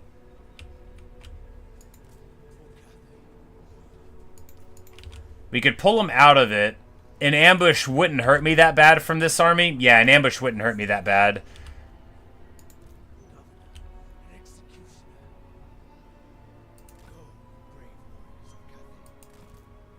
I don't know.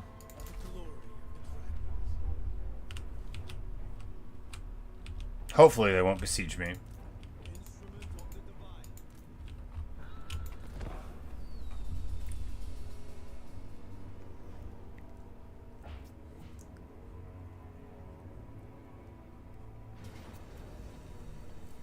All right.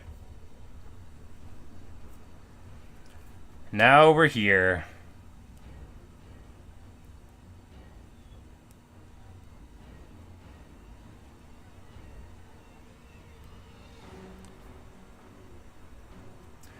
And you know, since he's got his Cloak of Shadows, he's got his Weeping Blades, he's got his 3-sword style. Alright, we've got 1 unit of Plague Monks, a couple of Warpfire Throwers across the various armies, and then Snitchem Stealth. And only 2 Menaces below. Okay. Well, let's figure out how this battle's gonna go.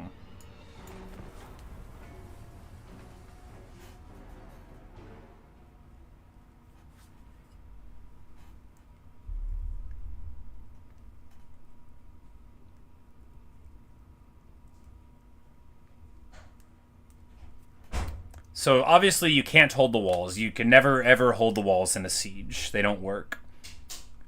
The towers that they have on them shoot if you're on them, but they don't work. They don't work well enough. They never do. They never will.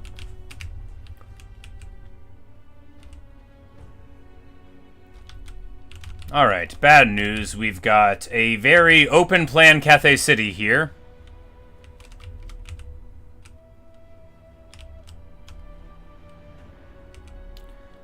Good news is that this point controls like a tower here. So this point, yeah, we can't hold that, right? So we have to back up here and then just try to make it work. 1 tower in the back. Because if we try this, we just get enveloped. Yeah, no bridges, exactly.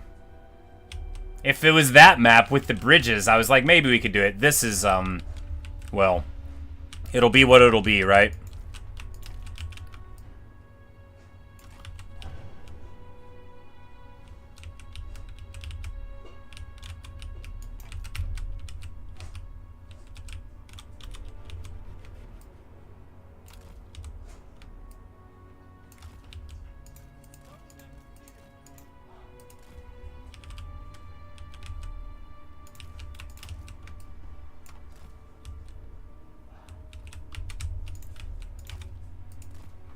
It'll be all on Ming Fan's back here. Upon his capable shoulders. Hopefully capable shoulders.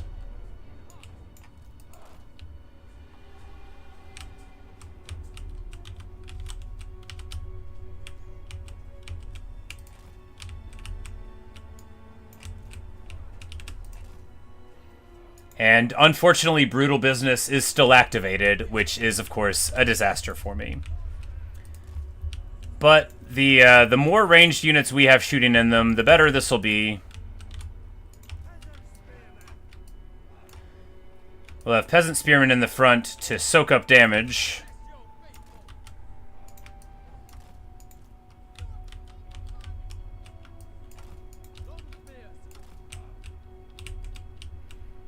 Want to make sure we've got our harmony everywhere. Gotta get harmonious.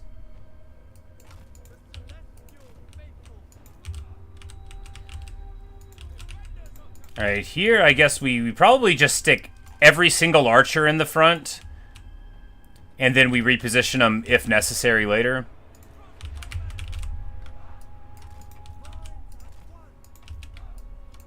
Because if we can shoot every single archer at them as they charge in, if they'll let us, then we could do well. And if not, we can reposition them. They could probably shoot over the buildings a little bit, you know. This tower will do something, maybe. I don't know.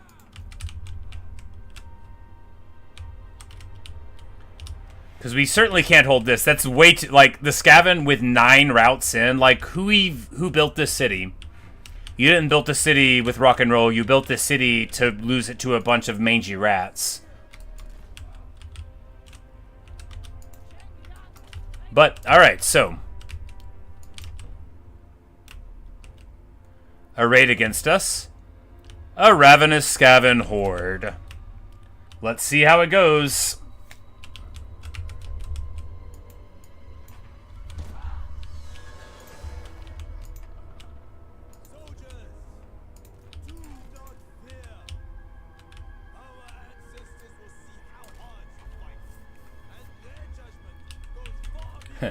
Remember, yeah, we normally, you know, most of the battles in the game take place out, you know, in the field, snow and ice. But yeah, they do have these called settlement battles, which are sieges, which you don't often defend them. The way the game mechanics work, just like in war, it's a war game. Aggression is favored, right? So when you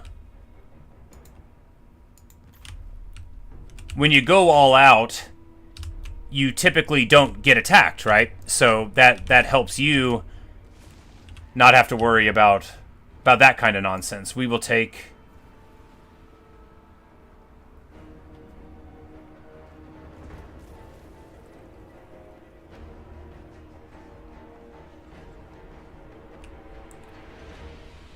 this barricade blocker. So it'll take a little while before they get here.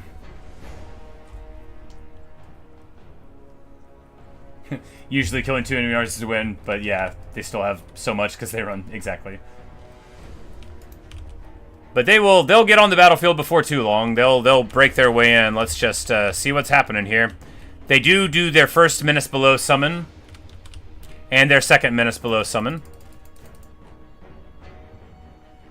And my computer might crash, guys. My computer might crash. If the stream ends, it's because my baby just overheated under the weight of all of the models on the map.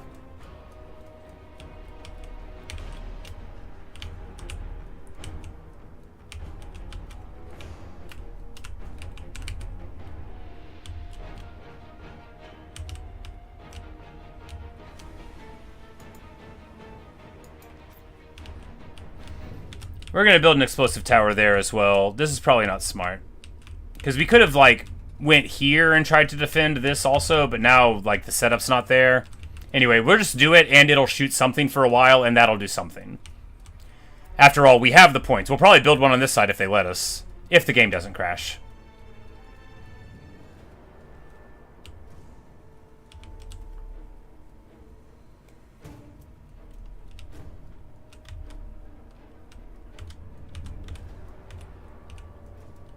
Yeah, I didn't play Helldivers 2, but like, you know, it was the hotness. A lot of people I know were playing it. My brother was playing and stuff, so I watched a bunch of it, and I was like, hey, this is pretty cool. I don't remember what I was doing instead. Playing Minecraft, probably. Alright, so they are now taking these with stock units, but soon enough, the battle will begin in earnest.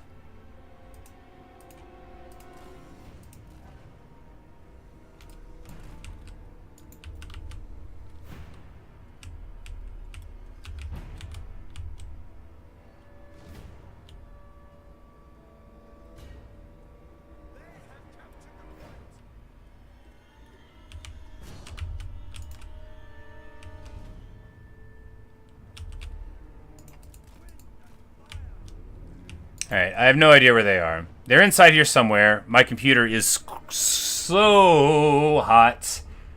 So hot.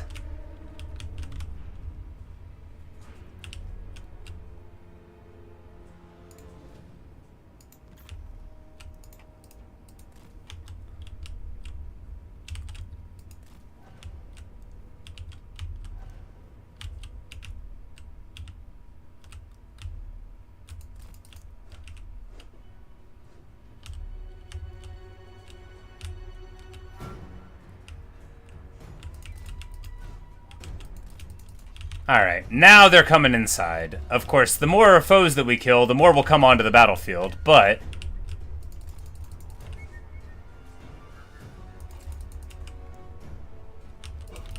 finally, we can start seeing some of our enemies.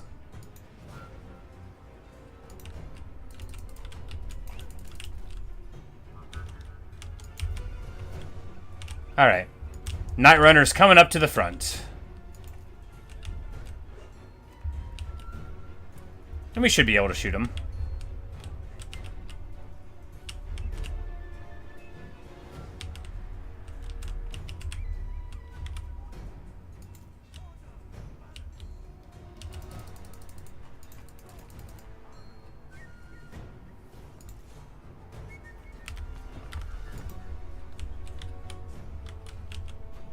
Very lore accurate. More, yeah, for sure. Alright, so we charge into these spears. This is, like, not smart. I just didn't want to lose the tower for free. Maybe that was a bad call. I think it was definitely a bad call. Look at their leadership! Oh my god! Yeah, you know, maybe we shouldn't have taken this. This is, we needed... yeah, we need a force multiplying army. We don't need to be losing single units trying to protect a tower. It won't work.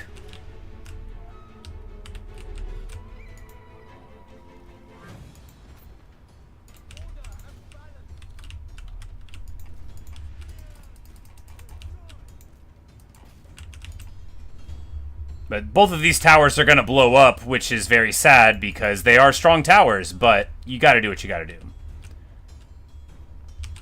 Maybe they won't take this immediately and we'll be able to get some fire out of it. Night Runner shooting in.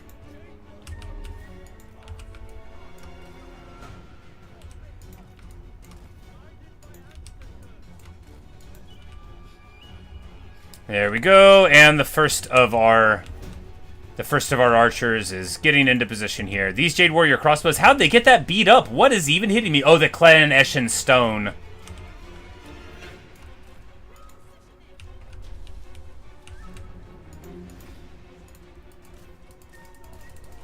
But the good news is they haven't taken this point yet, which is actually letting a lot of our towers do some work. And hey, the Night Runners are losing their little fight now. Of course, Snitch is here. We need to throw the summon on him to delay him.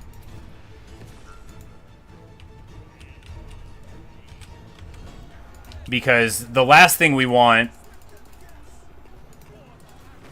is to run in with our leader and get him melted because I'm an idiot. Alright, this physical resist is on. Let's just try to fight him. Let's just try to duel the Deathmaster. What's the worst that could happen? Look, he's alone. He's in the middle of an infantry unit. And we have our Lord here. This is the best opportunity we have to deal with him.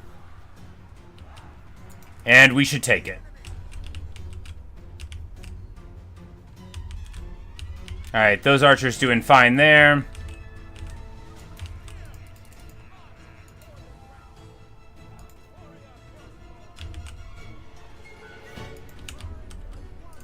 All the archers doing work. That explosive tower doing really good. Okay. This guy getting absolutely tuned up by Snitch, though, of course. But look, he's a better fighter than I am. Oh, no, no, no, no, what? Oh, God. What did that much damage to me? Oh, we lose. Snitch is too good. I don't have anything that can fight him.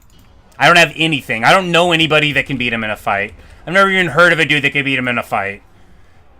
Oh my god. Oh my god. Look. Oh, gee. And then he hits him with the Eshin Clan Stone. We're so screwed.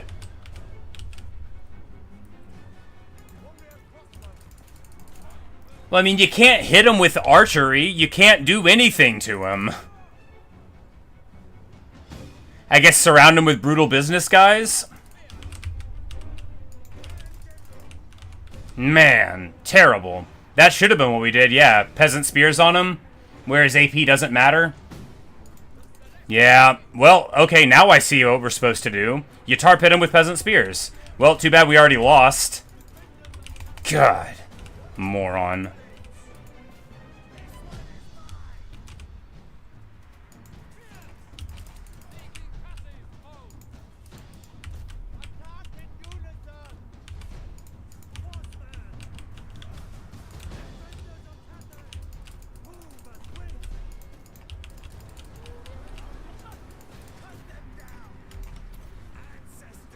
Well, you know, Snitch has 300 HP, but...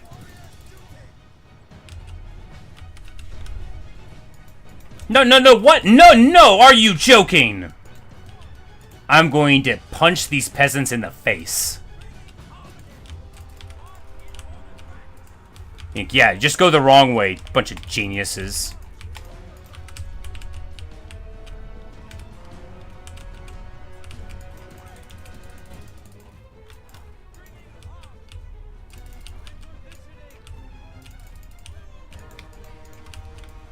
Fresh troops to the front.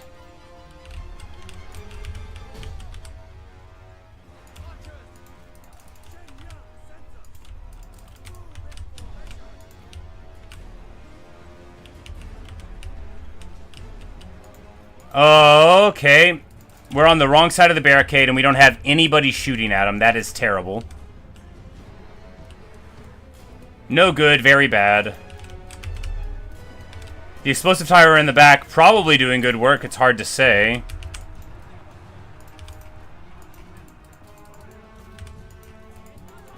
Alright, so just coming back in, and we're going to charge him with our guys.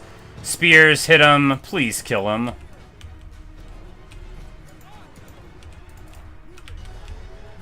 This tree is right in front of where the tower shoots, so it often just runs into the tower. That's what you call great tower construction. If I knew how to mod the game, I would just move that tower a little bit to the left. The good news is we're not actually dead. And our archery's online, and Snitch is gone. The bad news is I took about 4,000 hit points damage onto Ming Fan to get that done, which was either not necessary or very necessary, and I'm smart. I'm not sure which. This peasant long spear just runs out and is going to get caught out for free.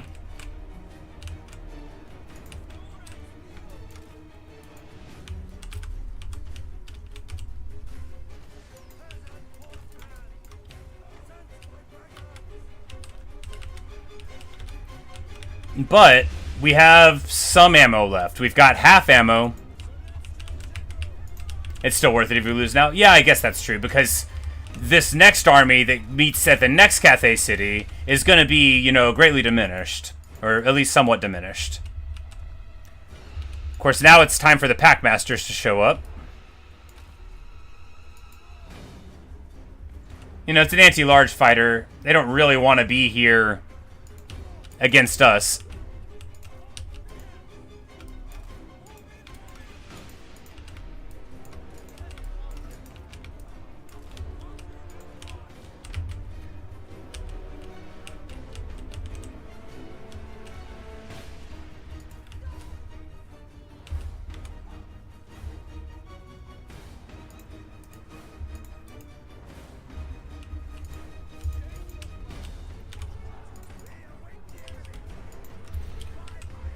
Oh, that's... Those are warp fire throwers. Well, I saw them in enough time. I think we'll be able to just shoot them up. Yeah, they're trying to run in front of the building. They probably won't be able to get in line for another salvo. We just need to deal with them like right now.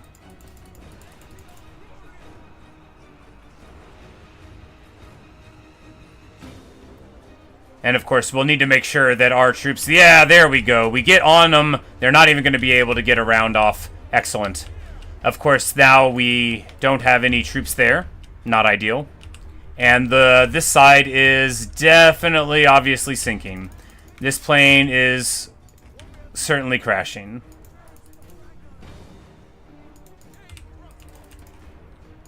We need more archers on this side.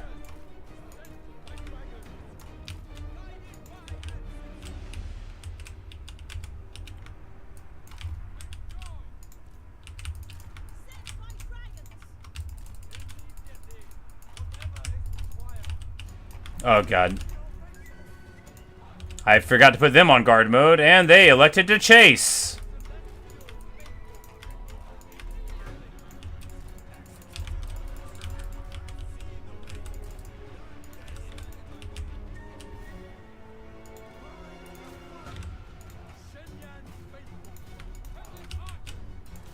And then another warp fire thrower comes in, so we need to do this again.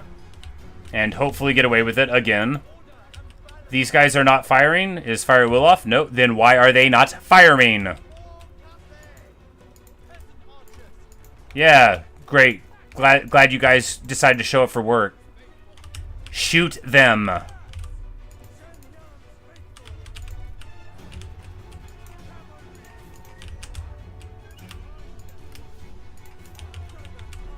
Oh, God.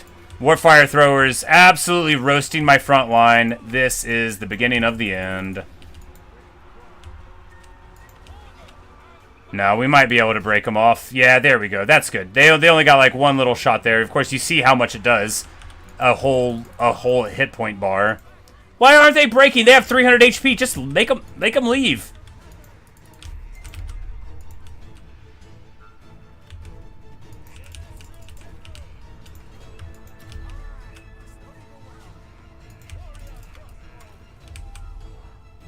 Alright, none of these archers are shooting.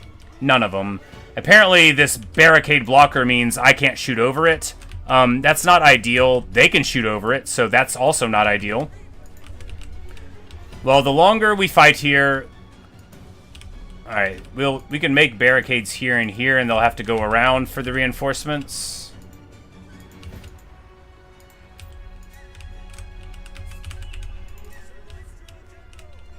Yeah, so they'll keep on coming in. I'm going to run out of ammo on the archers, and that's going to be, that's going to be it.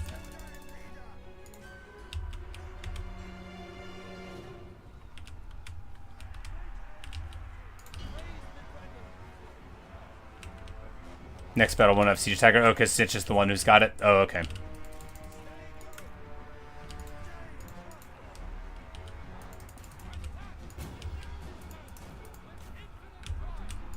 Oh, my archers are shooting at their leader. That is a terrible choice. We don't want that.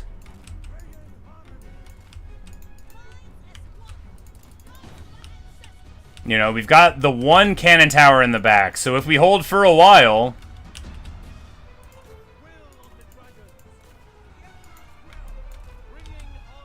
Alright, yeah, my guys literally can't shoot there.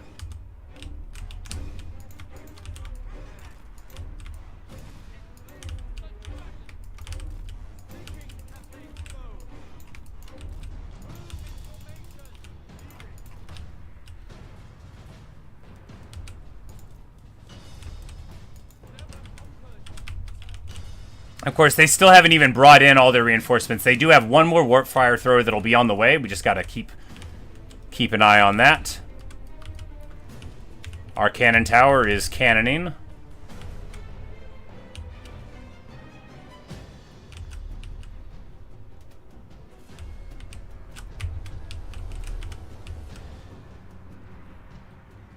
Alright, they're running away in that direction, trying to regroup or something, I imagine.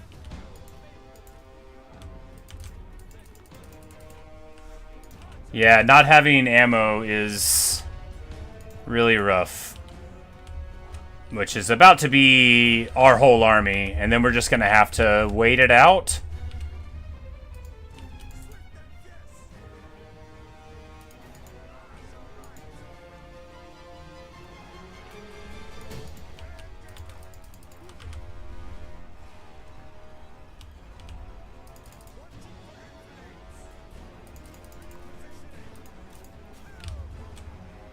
Alright, so right flank fine, left flank fine.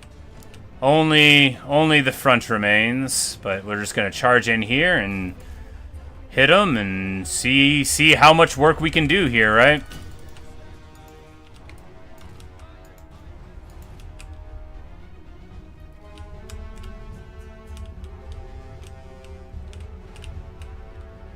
Oh, they went to deal with all of those buildings because they distracted them.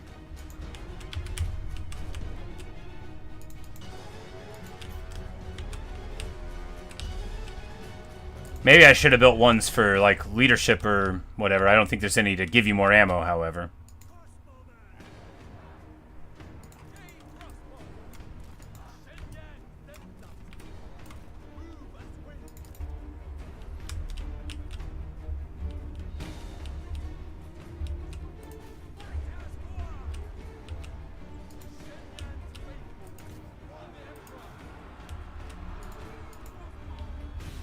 The Night Runners with slings are too dangerous to be left alive. That doesn't mean I'm going to be able to do anything about it, but we're going to try to shoot him.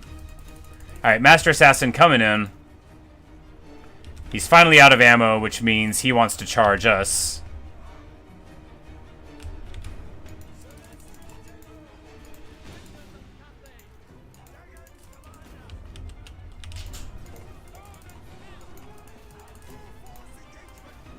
And so, of course, I'm going to do the ability and hopefully charge my guy in and nothing bad will happen to me when I do it.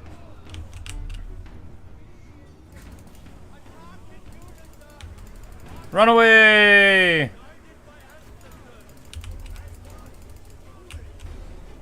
Because I was just like, why am I doing this? If I get hit by him, then we'll just totally crumple.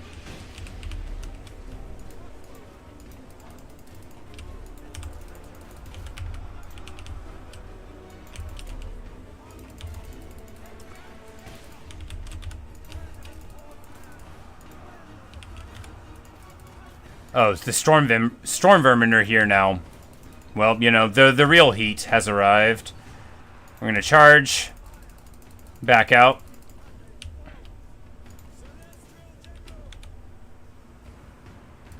No, no, no, don't get in there. Just hit them.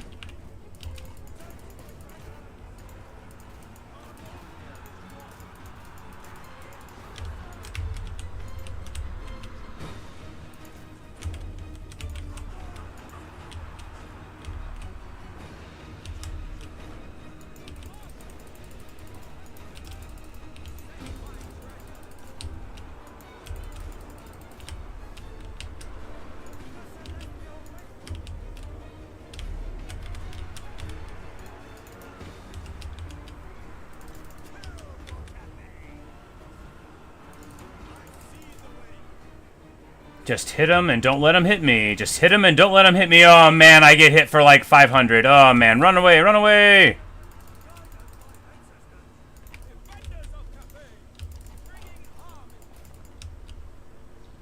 You know, the explosive tower's doing good work. Not good enough, but good.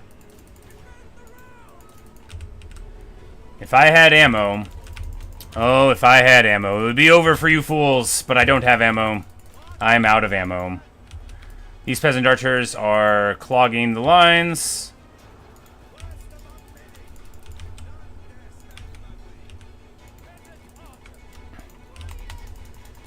Need to get these Jade Warriors back to the front. They're the only fresh unit.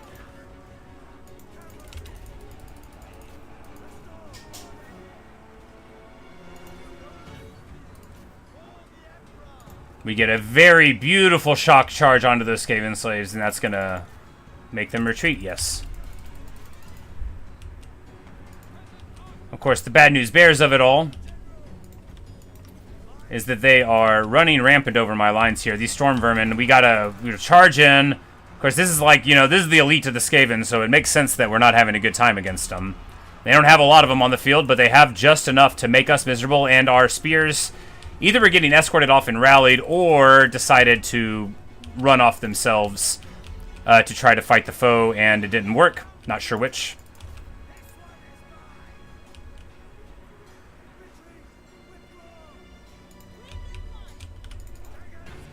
But the peasant horsemen flee. They weren't Jade Lancers, they were peasant horsemen. That explains why they didn't do very good at their jobs. And we get army lost.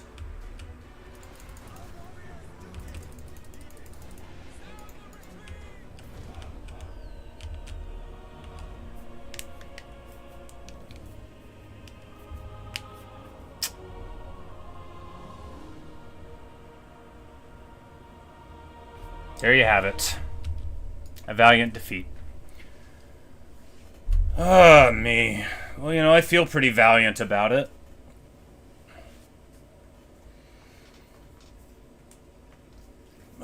You know, maybe if we didn't blunder Ming Fan at the beginning. If we didn't blunder him, then we would have had more balance. But no, because, I mean, we were out of ammo. Because we were out of ammo. And everybody was so beat up. Yeah, but, yeah. Each of the Jade crossbows with hundreds of kills.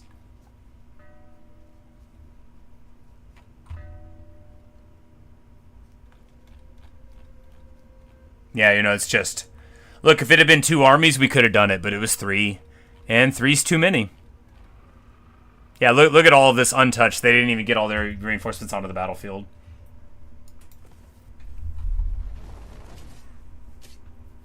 Ming Fan, killed in battle. We shall never see his like again.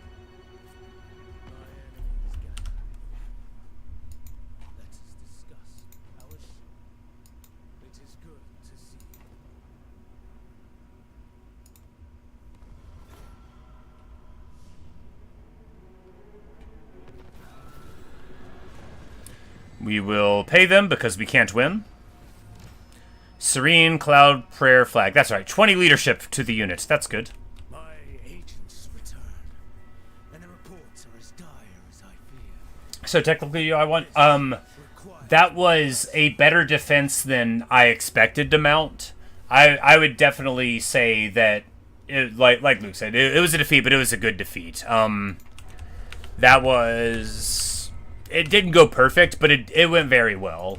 It could have went worse. We got some good damage done. We dealt with their legendary lord at the top, and you know, it'll take them a couple of turns to get Humpty Dumpty put back together again,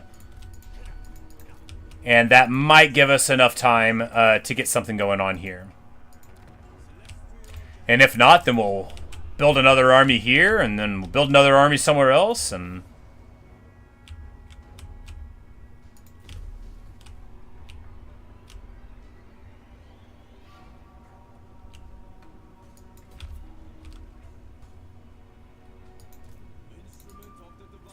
I guess we can actually recruit Jade Warriors. Even though, like, they just live a lot longer than the peasants. They're not actually better at shooting. Because they have higher missile strength, which is true. But they have 90 models rather than 120. So it ends up where I think peasants do better. But... who's on the wall here? Yeah, we just need more shooters. Yuan Bo front, is that Scaven went away? Question mark. Ah, he's right there.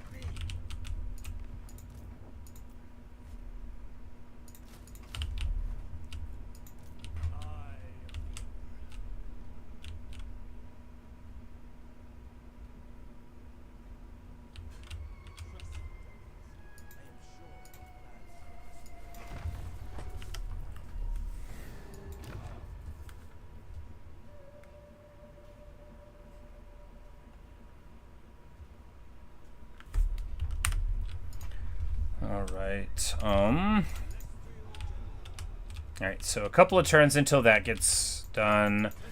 You know, things are real tense here. Well, we'll start recruiting a peasant army here at Shillong so it can move up to defend in detail what's further up ahead for us. We'll take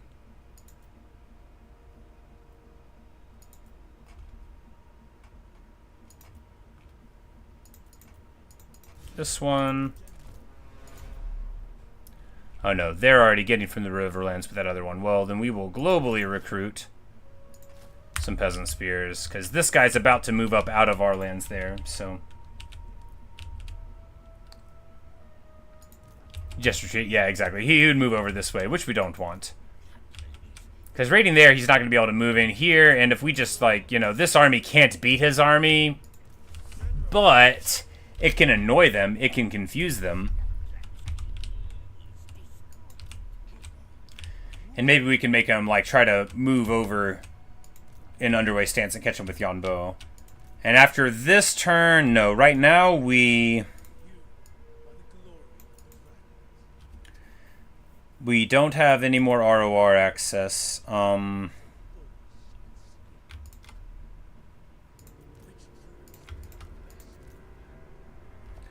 we just need to do that because we need to get out of here next turn and we need to be ready to roll. Oh, I should have gotten rid of the Iron Hail Gunners. I hate them. I'll get rid of them soon. They're a good unit. I believe they are. I'm just too bad to use them properly.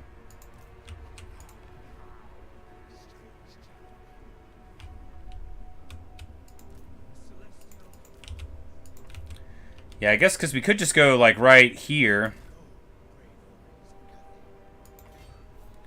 Still have the movement for encamp, recruit, and then we can go down and... Because this movement is tricky, right? They can't, like, get around there too easy. Encampment to defend ourselves, and then we'll move in and...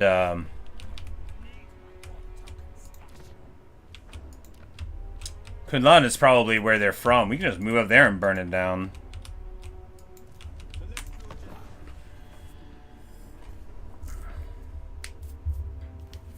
Yeah, because we can just... With Yuan Bo's army... Hey, there we go. They moved up. Good, good.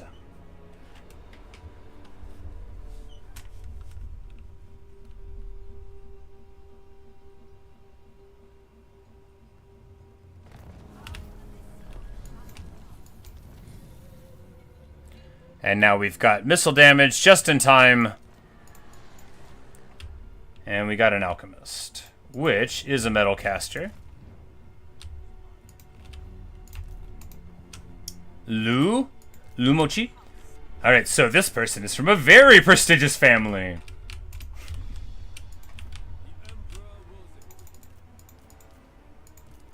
Alright, so... No, we'll just... They'll wait like one turn before sieging it. I think we can win this. The Master Assassin will sit and shoot for a while. We'll be able to... Oh, no, we don't have walls here? We don't have walls here because it's... Because that didn't finish, so we don't have walls here. Well, we'll just cancel it and lose. And lose. Smart. Should have built walls.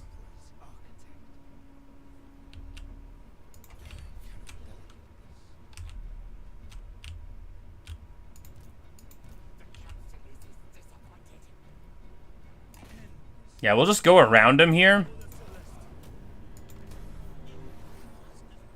Helm of Dreska.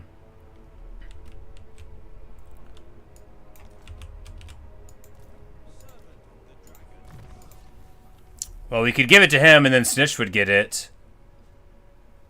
But it would give him Unbreakable.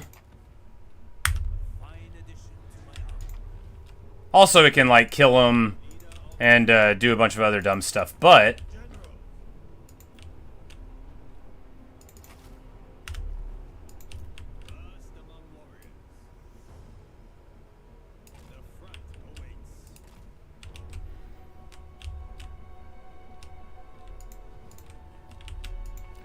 Alright, well, we got the Yin Hex thing. Do we want... Oh, yeah, there it is. There's the armor for the peasants.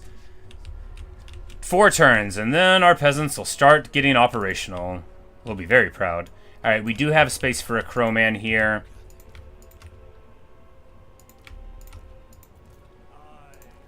Get rid of the Iron Hail Gunners. They literally never do anything. Maybe they work in auto-resolve.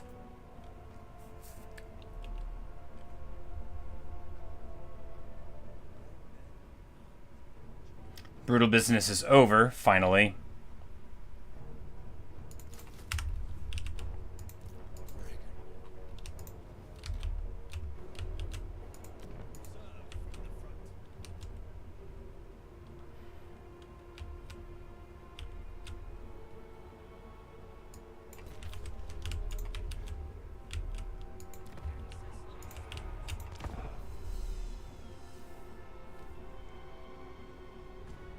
When they attack all those... Oh, because it's a major settlement. Right, right. I'm like, I thought I would have had it, but the sallying is what makes the problem. But of course, I was also not thinking. I'm like, this is fine. Because Miao Ying... Can we get anything out of this army? Probably. We can probably crack something. Because Miao Ying is at war with him in the north. And we can infer from the amount of armies down here that he could only have 1 or 2 up there, right? Like, there's 5 down here. They can't have that many more. They could. They could. But they shouldn't. And, so if we keep them tied up down here, especially with this sort of delay that we got going on. And of course, you know where we're at. You know it. You love it. The Hot Cliffs. The Gates of Thermopylae. The only map you want to fight in. If only I had a dragon here. Still, we'll be able to get something out of this. Unless they meet us below us and we don't notice in time. Haha! Alright, so the peasant archers... Oh, and Clanesh and Clanstone. Never mind, we're not going to be able to get anything out of this. I forget the Clanstone. It's so strong. You know, it's just like a universal do a bunch of damage to your foes button. And, you know, it works pretty well. When you consider that we only have 2 units they would want to cast it on here. So we'll break the Clan Rats gradually. And then they will, you know, maybe we won't get anything out of this auto-resolve.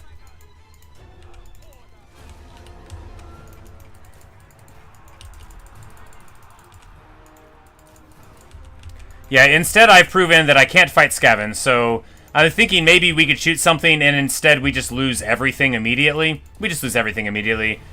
Oh, the Clanesh and Cledstone hits everything around. Well, that's why. Whatever.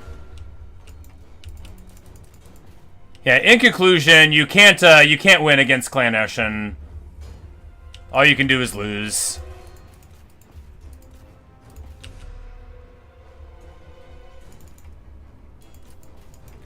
And then all these clan rat summons. Like, it's not even a point. Like, why did I even do this? Maybe the computer could have gotten something done, but I can't. Because it's like they just clan rat summon, and then by the time you deal with it, they do another one, and then another one, and another one, and then you don't even hurt their army. It's fine. It's cool.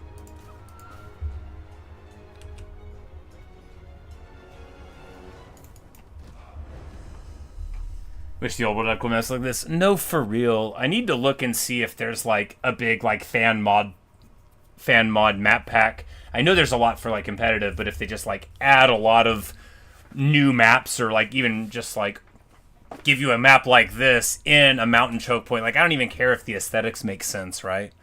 I just want good map design. And not the statue of Sigmar in the middle. No, I mean, you don't have to live that way too much anymore, but once upon a time. That stupid statue of Sigmar map, I think we all know that one. Alright, terrible stuff. We pay off Drunkbat.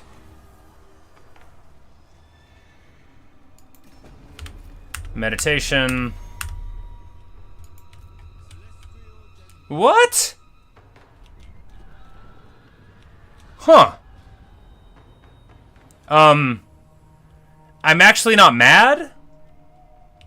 That could really help me. Chaos Spawn are unbreakable. If you give me 3 unbreakable Chaos Spawn in this battle, I very well may be able to turn this all the way around. I actually, yeah, if they fight, like, the map after this, that Chaos Spawn, yeah, thanks, Village, for real. That's, yeah. That's amazing.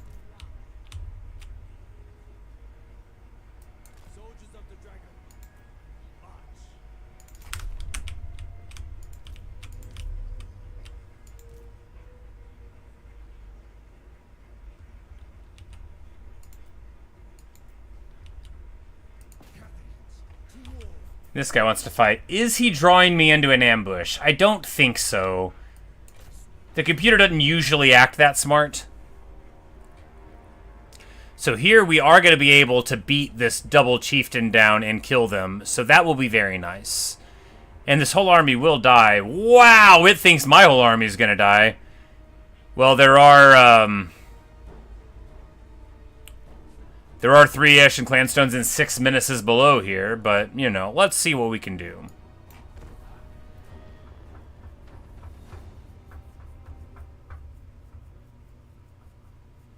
Oh. Well, this should be alright. We have an amazing choke point battle here, where almost the entire map is not even a place you can walk. We are here in the shadow of the mountains. You can look over here, but you can fly over it. Oh man, you know, this would, if you were the Sisters of Twilight, this would be your map. You just sit up here and you're like...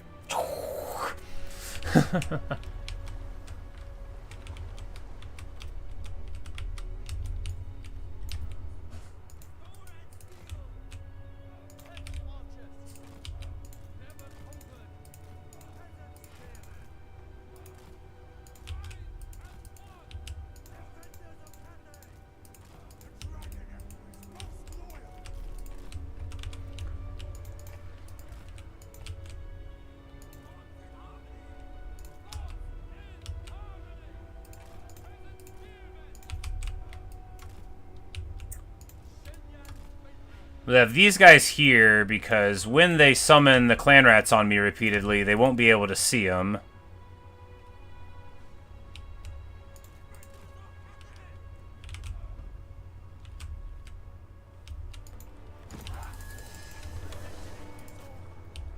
So I just run him up, and if we can clog all their army up right here, we are going to get the most magic value you've seen in your whole life. And it looks like I'm going to get away with it. This is about to be a clinic, ladies and gentlemen. This is about to be everything Yuan Bo ever wanted. And you know what happened to the boy who got everything he ever wanted. He lived happily ever after.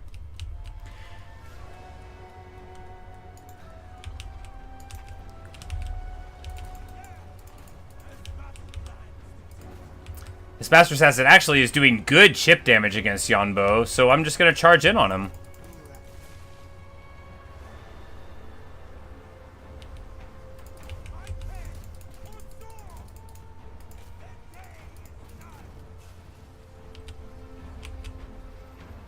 Oh, right. He runs. He won't stand up and fight. He's a Master Assassin of running.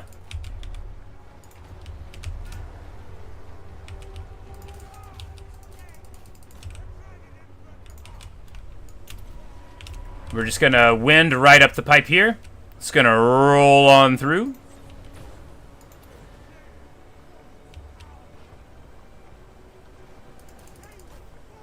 And then we're gonna throw the town. Oh my goodness! Oh, that's a lot of damage. Ha ha ha! Yeah, baby. There we go. Probably should have saved the wins for another one of those in a second, but boom. That's the hurtin' put on. They would have Clan Ocean Clestone those birds. That's why they're so beat up.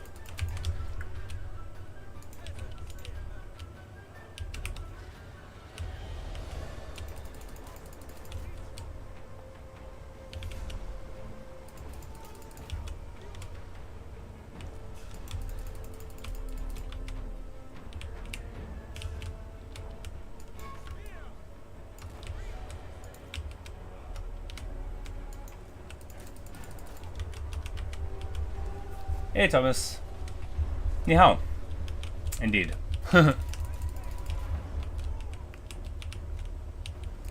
He is very good at baiting a response from your opponents. Skirmish lords can be very weak, but they can be very good.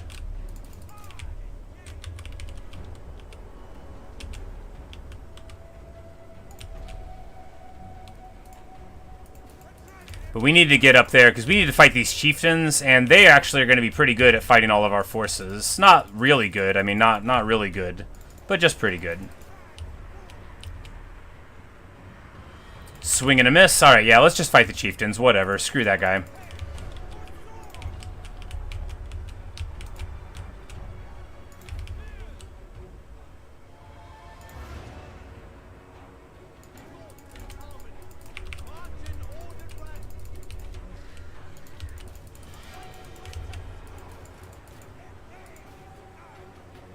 Yeah, it's these two chieftains I gotta worry about. Alright, one more wins and we can use the Talons, but is there a place to use it? I don't think so, not right now. I think we just need to get in with these clan rats, or the chieftains, so they stop beating up on us. And they're about to be in basically full route on the front line here, so... Alright, just get on this summon here. Alright, now Yuan Bo is here, fighting the chieftains, and we will tune them up pretty good. Alright, where do we want to drop another Talon? Here? Yep. Right there, right in the middle of all this nonsense. The Talon of the Night crawls up from the ground, and oh yeah! I bet they're sorry now.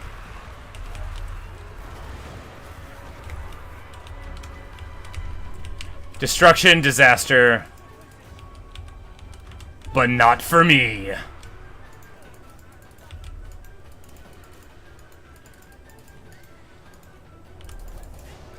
These clan rats somehow winning against my crowmen. I mean, I guess that's a decent matchup for them, model count-wise.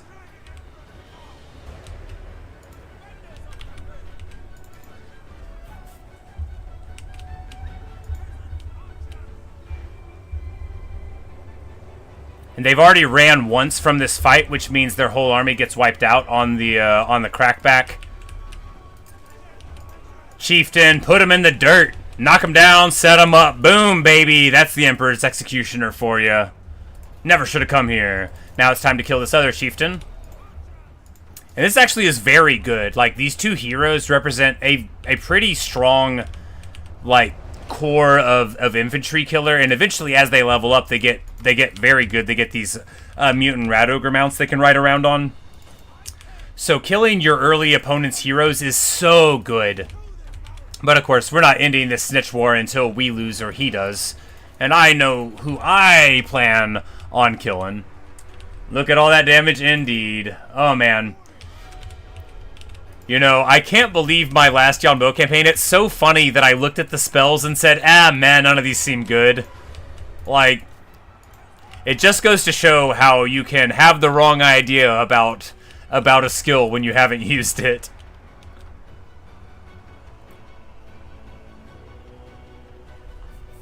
Oh, yeah, the level 14 Lord. Yeah, yeah. Not bad at all. Snitches down. Maybe we'll get the Helmadraska trait like next turn on the defender of Nongchan. That would be nice.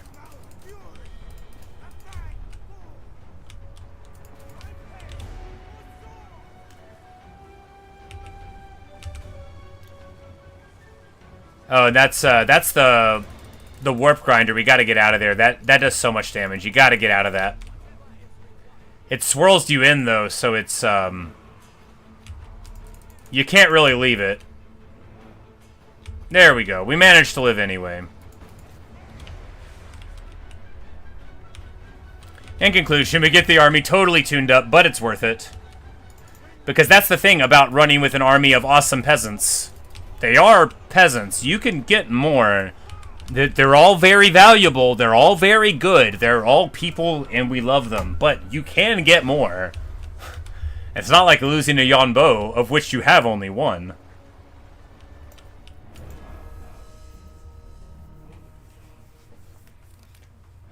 Oh, that damage, yes. Alright! 189 kills on that archer. I love a faction that can get its work done with a tier 0 army. Especially when it's like your faction leaders. So many factions, you know, they give you like a couple good units with your start, and you basically are supposed to like ride with them the whole time. And this one, I just got rid of all of them and was like, you know what? Why don't I just get this one specific sword?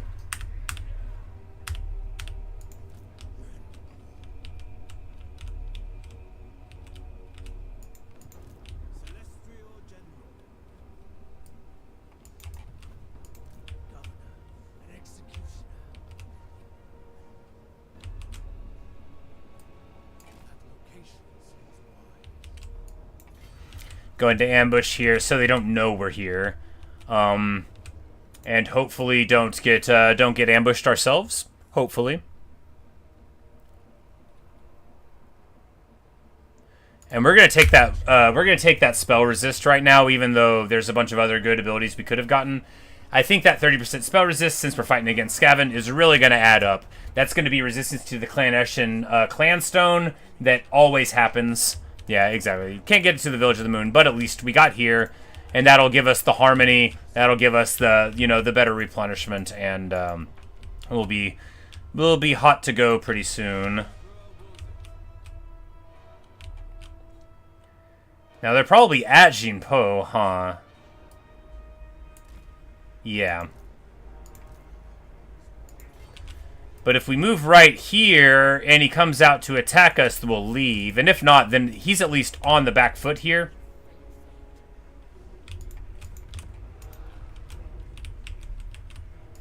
All we need is Chujiang to be able to win this fight, and then we'll be okay. And those Sincha summons, they really might do what we need.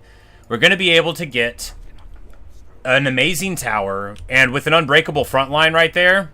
Plus, he's unbreakable because we gave him the Helmadraska. So, and then yeah, Yulei's going to be able to run in here and relieve the siege, and yeah, should be able to get something going on. Gelt has dealt with the foes to the beneath us, but should we start making friends with him? I don't think he's gonna just attack me. And we've got a thing with Yuan Bo for relationships with humans, this Mask of Jade, so we'll probably be taking that pretty soon, and that'll make it okay.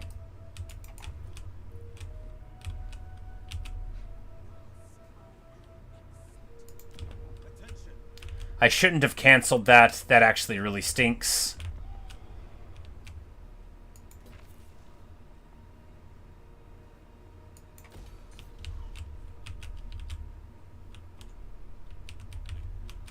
Where are you expand from here, if not south? I mean, east. We got, Nikai, we got Lokir, we got all of that to deal with.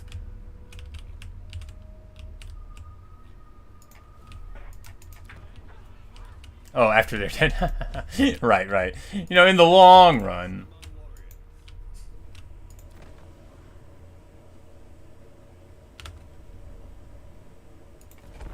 Caravan is on its way. Our money's in such a good spot, but of course, eventually we're gonna get a way to start spending it.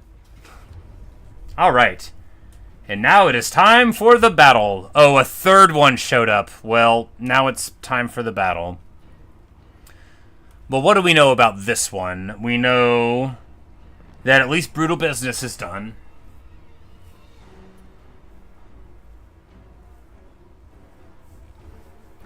And this unbreakable front line of fear-causing Zeech monsters should be okay.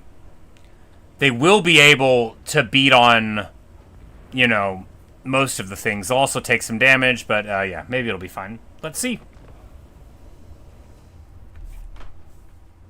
Gelt, yeah, exactly. He doesn't belong here, regardless of how good of friends he is with some of the other folks. Nongchan is a bridge level. This one looks slightly different than the other one that we were in.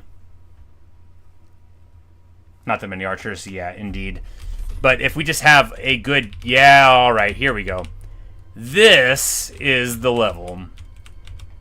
We can defend this.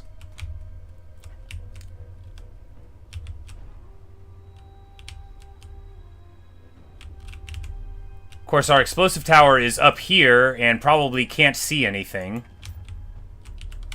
It's probably going to continually shoot into the buildings. That's probably what we're going to witness. But we've got a very defensible position, so we will see how it'll work out.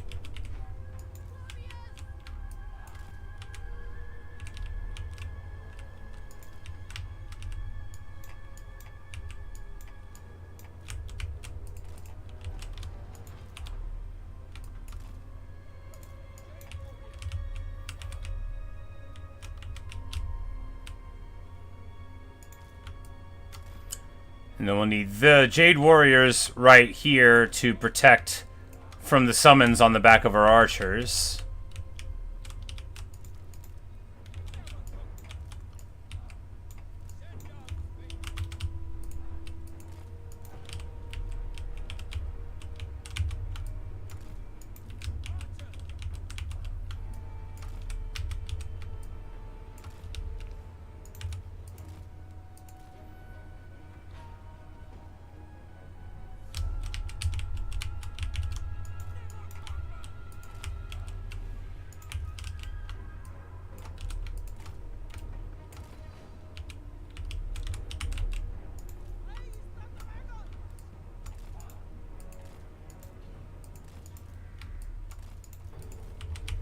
Alright, so like this maybe?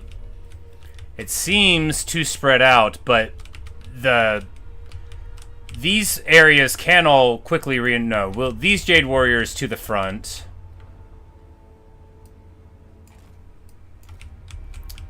Yeah, we don't need the supporting one for the spawn because the spawn can hold the top, and then we already have the support for those Jade Warriors, and they can roll over.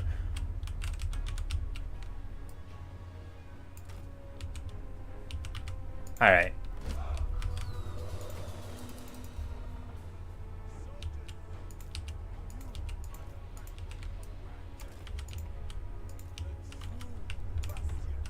Alright, so.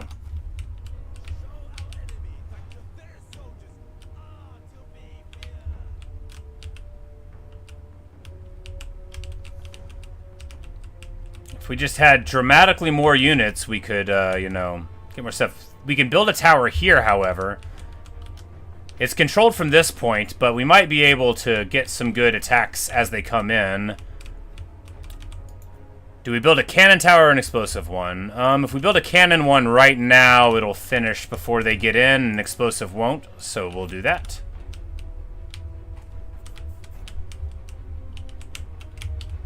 What? No, no, where? Oh, God. Well, he'll be able to get back in time.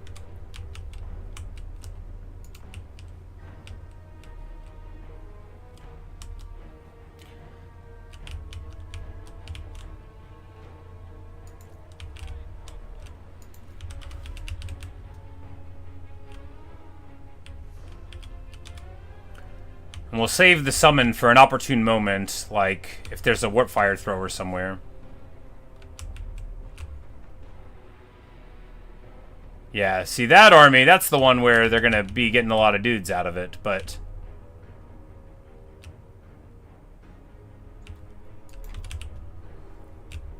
We'll just fast forward a little bit and let them go ahead and come on in.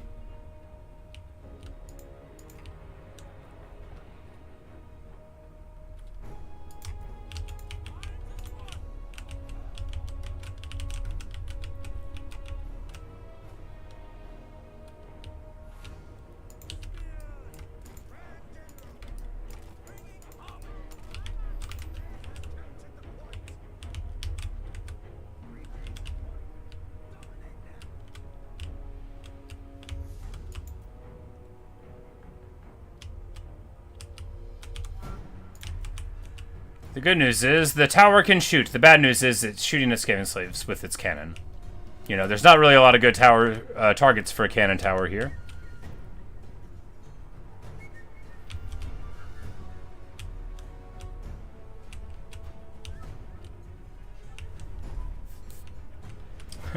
There's many left young stories. Indeed.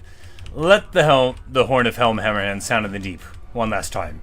Yes. Maybe we'll make Gimli proud here. They will break upon our defenses like water on rock.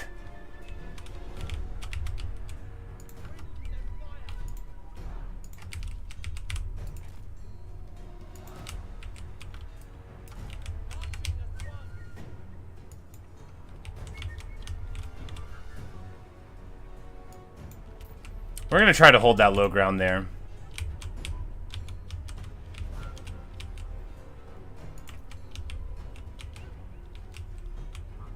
Because if we can get both of these cannon towers shooting and prevent them from hurting us on the crackback, then that'll at least make this flank very secure if they go over there. Of course, these cannon towers regularly shoot into the walls of our own city. Feels bad.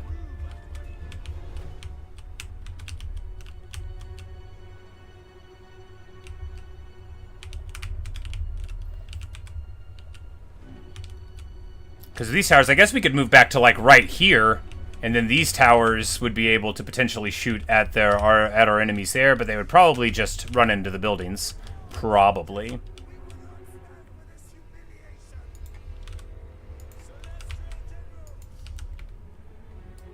Hey, any free damage is good.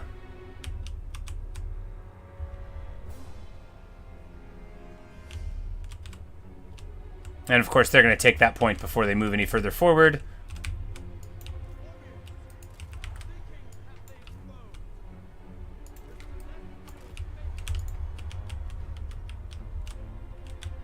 Yeah, because really this side, both of these bridge sides, they've got a choke point here too that's very nice.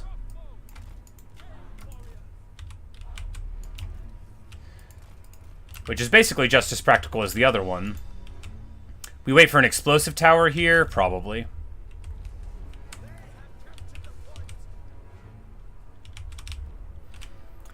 Because this whole army is going to go the long way around this way. And if they end up looking like they'll take this, we can retreat up here. We can move these archers over there. You know, there's... With most of your archer corps in the middle, you can reinforce attacks to the side.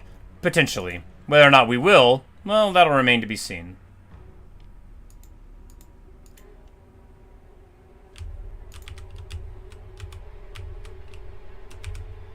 Say it again, to which all cities were as defensible as this one? Yeah, you know, it really is a pleasure to set up here.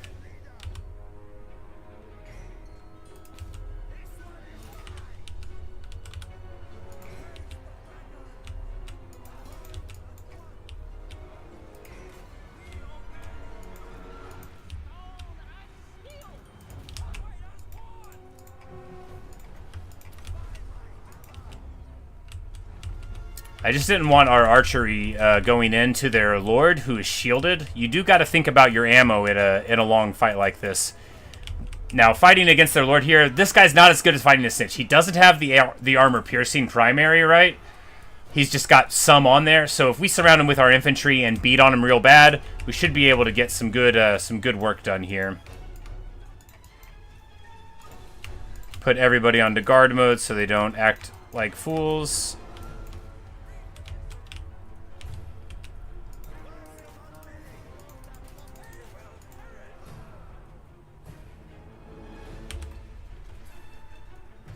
This lord getting tuned up pretty good. Alright, what's going on the other sides of things? Well, they are trickling in, but if we can just pop this first lord, obviously that will be very good indeed. And it's certainly looking like we can do some damage. Oh, man. Well, there we go. A big ol' hit with the hammer. Right after I say we don't want to shoot.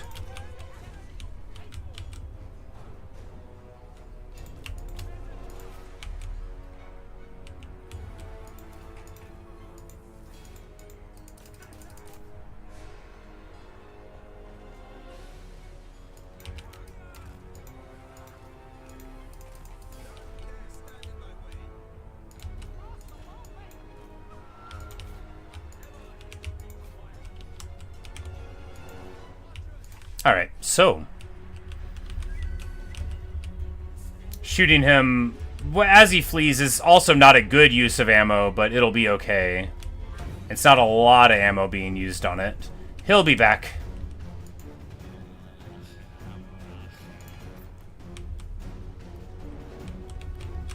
And you can upgrade the cannon towers to, oh, there's one here that we could have done. We didn't build either of these yet. That might be bad.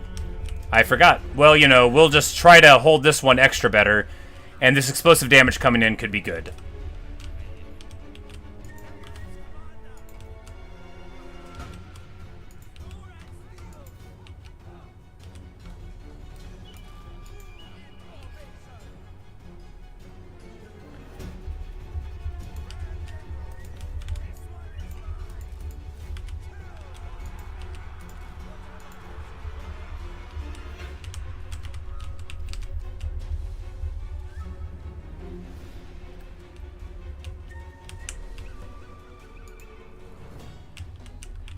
Do we wait for the explosive one here? That is the question. No, we just built a cannon one. We got to get something going on.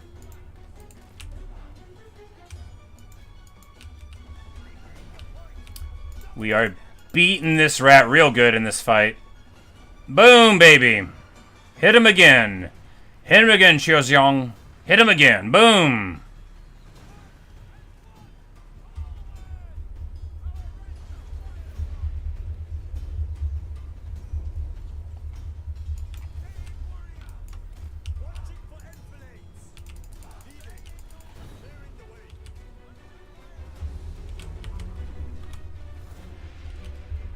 And now we continue to waste ammo on them because I can't be bothered to do what I say I'm going to do and act smart.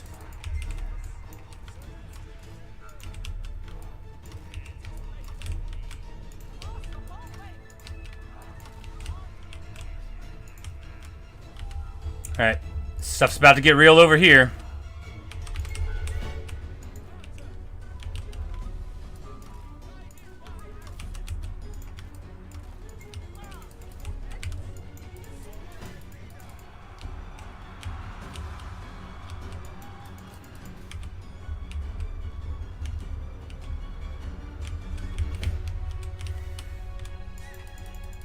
Alright, so the Jade Warrior is just getting absolutely tuned up here for free. I hate Night Runners so much. I forgot that I was supposed to save that summon. And, well, that might have torched it. Why am I charging in? Why am I charging in? Just because I'm annoyed with the fact that Night Runners have armor piercing and they're skirmish? Like, probably.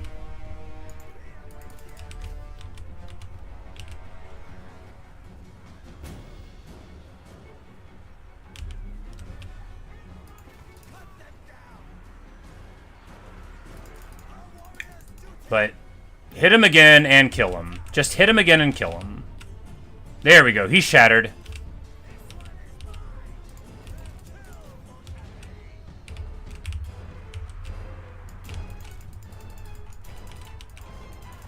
No, we need these Jades up here. We gotta have this fight. Look, maybe the spawn are gonna be fine. Maybe it'll work out. We gotta be fighting here. All right, this fight is about to get sketchy too. We need to make sure we're fighting on the point so that they can't get above it. You know, our towers are fighting. They're gonna shoot the towers. That'll take like a really long time. And it looks like their explosions are doing quite well at the moment. So these Skaven will run. These Skaven will run. These Jade Warriors can't really hit fire support. No, they can still shoot from there, right? Yeah.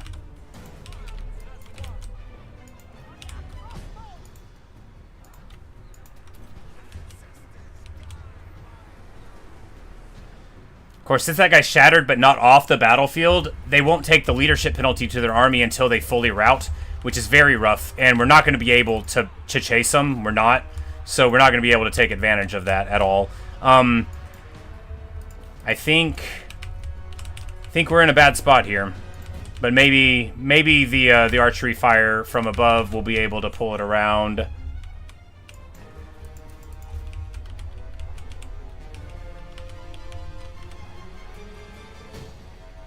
Persona?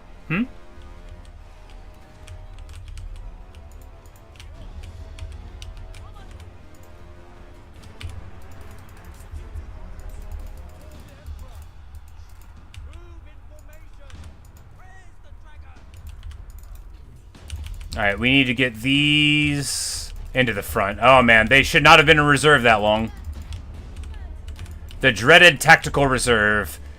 Oh, these spears are they're gonna rally behind us and get on top of our archers.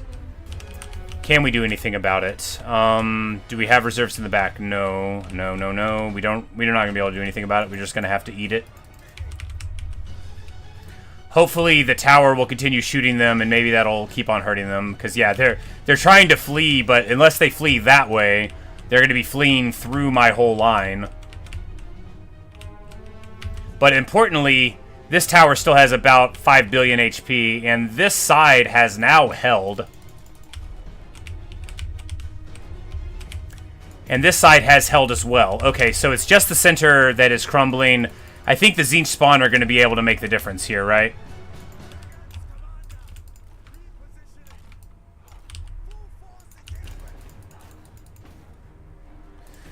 Because we just need them on the storm vermin here. That armor sundering, they've got that big weapon damage. Now that we see where they're at, and the Packmaster's here, okay.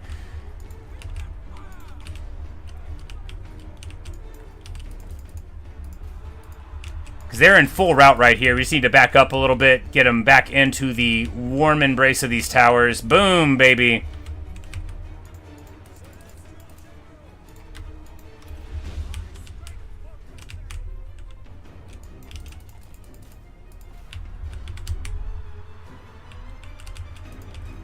We're going to run these guys in this direction? No, we're going to run them right here. This is fine. These peasant archers do not need to be doing fire support for this side anymore. We're going to run them over here to reinforce the front. Are they going to go the right way?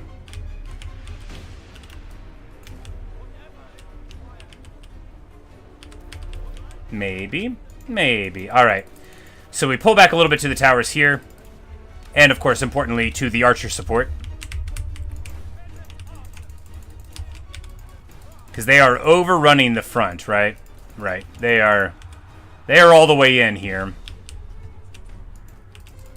Shujiang is totally surrounded. We cannot keep him in here. We have to keep him alive. He is unbreakable. You know, so too are the spawn.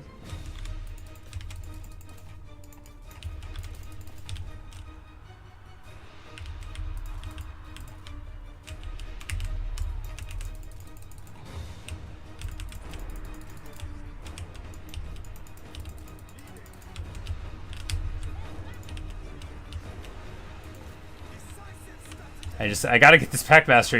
He's got the anti-large. Boom! Hit him! Yes, hit him again! He misses. My Chaos Spawn to the front crumble, but this side is fine. This side is fine. So we're just gonna charge in this way.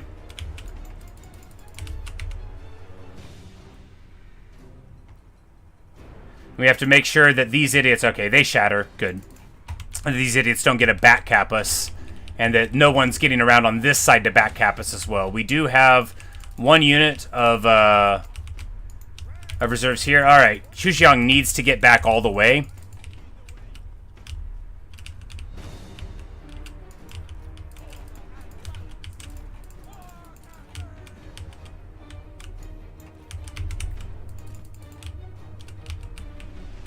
And yeah, rather than go that way, we need to back up all the way up here. We still have 27. We have 27 Chaos Spawn left and cannon towers. We need to get back into their waiting arms and hopefully not die in the attempt.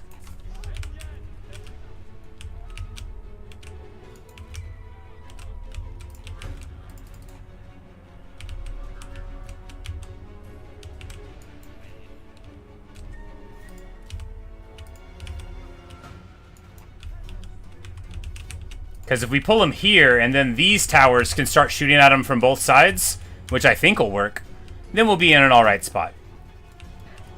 Maybe. Of course, we have 360 hit points, so we'll just sit him behind this tower here.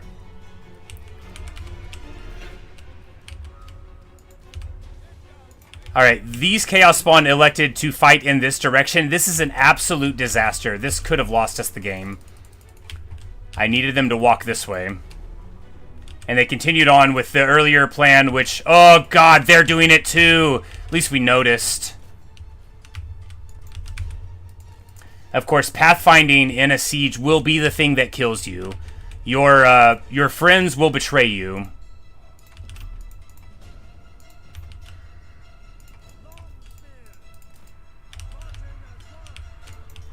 Alright, these spawn do get away.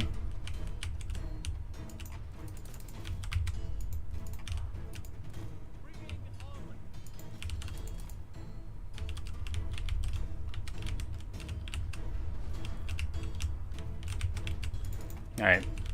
We got a fresh unit of 15 spawn and a beat up unit of 11 spawn.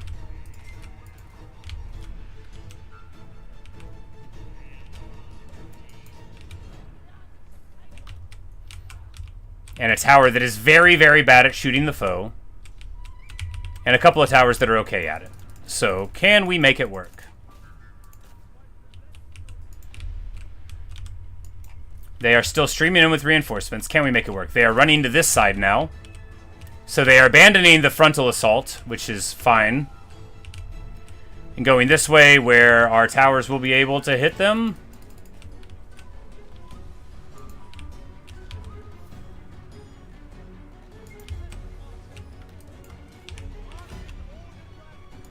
Oh, we never built a tower here? That's bad. Well, let's do it now. Let's build an explosive tower. It won't ever get into being, but maybe it could.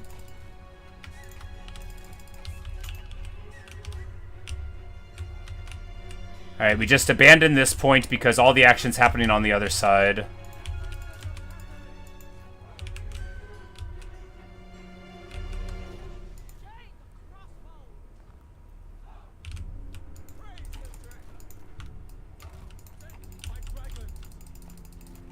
And we get these spawns shot up for free, which feels absolutely terrible.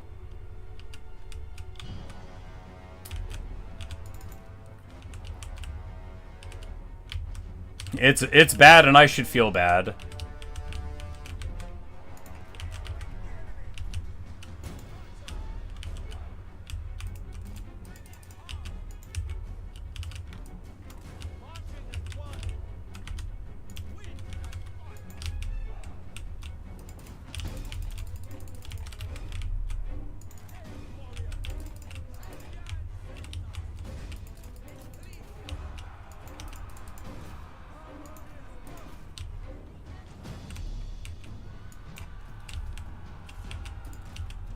They haven't started taking the point yet. And in 4 seconds, we'll get this explosive tower up.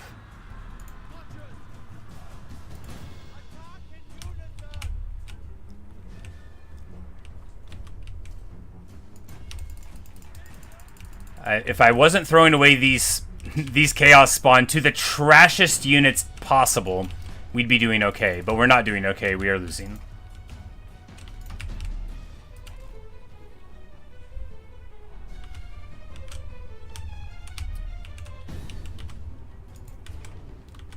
Center's being funneled real hard. So I feel off with them. This is a map that's very difficult for the opponent to figure out where they're going, I think.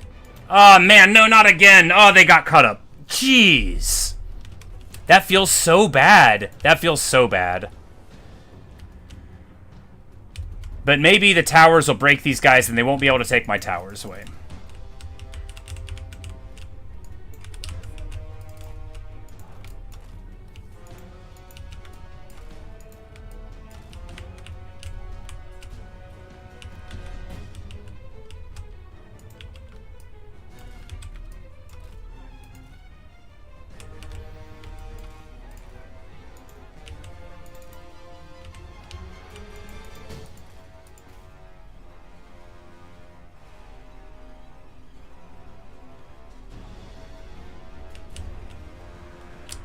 But the Chaos spawn, they're bad guys. They're the spawn of the Chaos gods, and well, you know, they were a gift, and we're gonna use them. But it's no surprise that it ends up working out badly.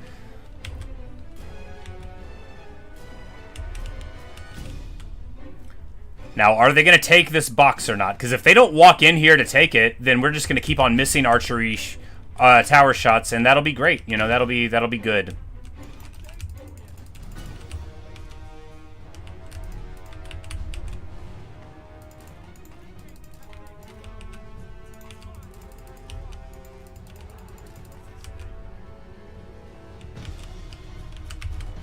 But the towers on all sides are still up. And they're not even taking this point. So, you know, this tower can't even hit this guy, but all the towers are shooting. If we shoot the Packmaster with this cannon tower, we can probably hit it. Maybe. We're just going to try. We're just going to try. They funnel across the front. This one unit of Night Runners, this second unit of Night Runners, they'll be able to kill everything in my whole army.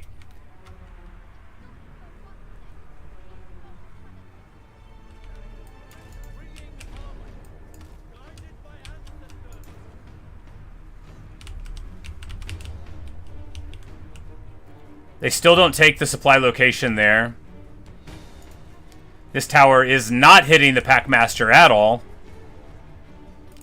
We'll shoot at the storm vermin instead.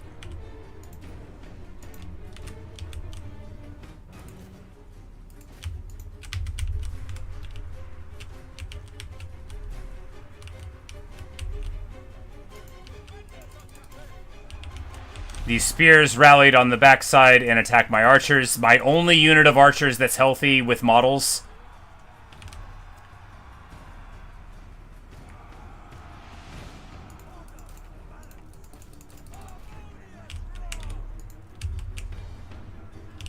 Alright, now they're finally moving to take this point.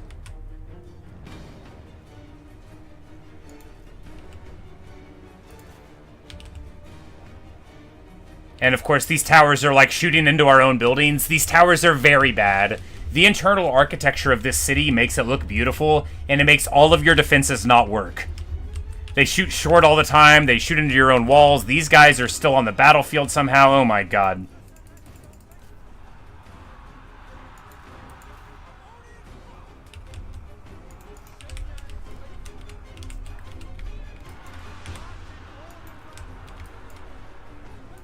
Oh, plague monks.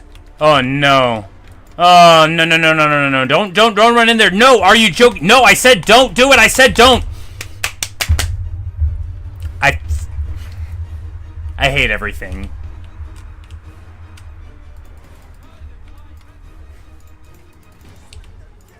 Man, terrible stuff.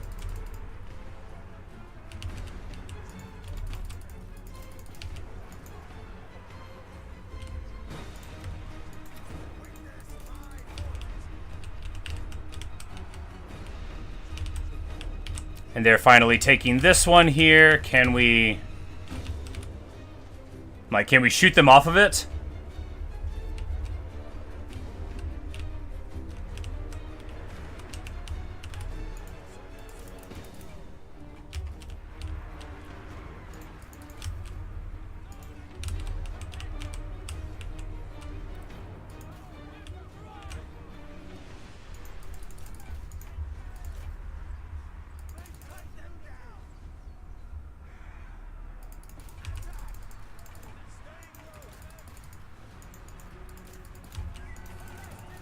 And then the Night Runners come in, and the Warp Grinders. Oh, man, we're gonna die. We're gonna die.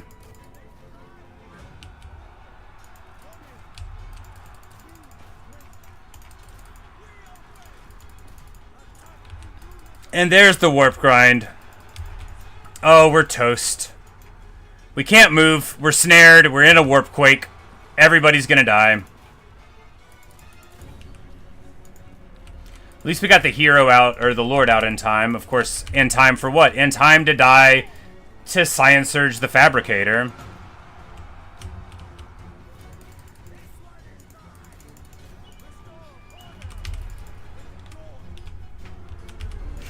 Might defend yourself. No, I wouldn't be able to do that enough. I got a real hard head.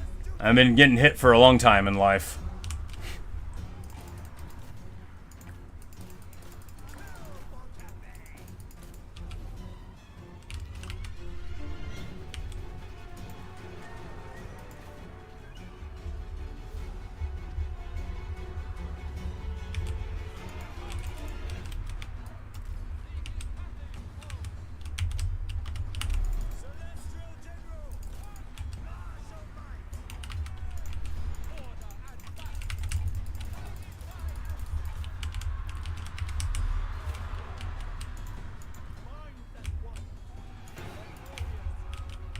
Alright, oh, this one hadn't been taken yet. We keep knocking them off. That tower did get blown up, but this one's still good. So we got Night Runners coming in. No, they're running around the other side. Well, if this spawn attack works, boom, baby!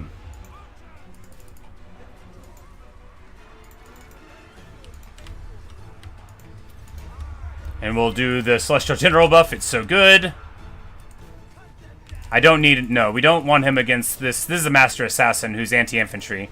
He could probably kill me in a hit. So if we just keep these other guys on him, we can maybe stick together a little while longer.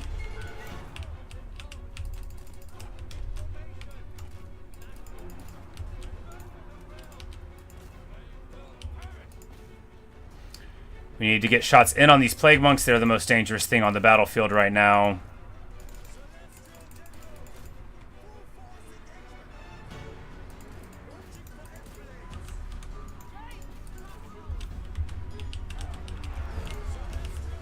No, just a hard life.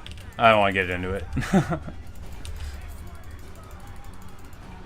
But anyway, you know, things are going fine here if we don't get hit by the Scaven. If we can get away.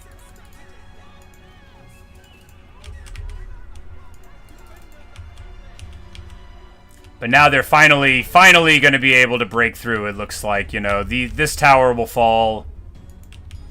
Doesn't look like we're going to be able to deal with the support specialist.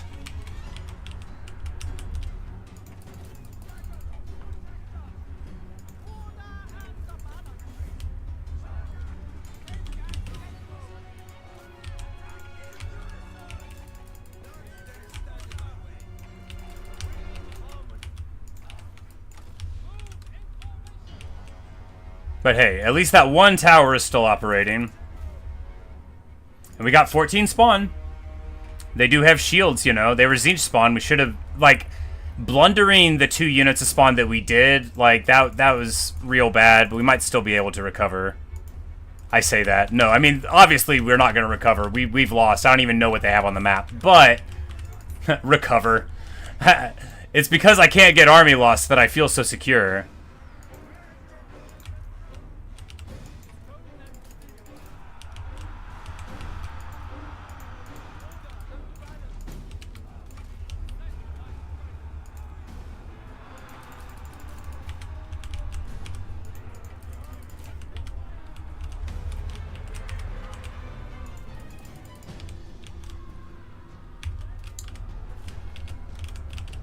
It is very intense. It's like, you know, you go into a battle you expect to lose, and then things start going slightly good, and you sort of lose sight of the fact that you were supposed to lose very badly, and the fact that anything's going okay is good.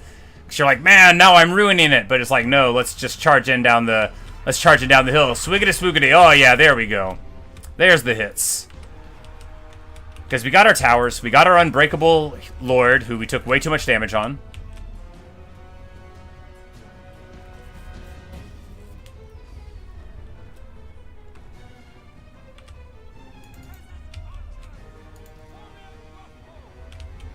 Yeah, nothing but close battles at all.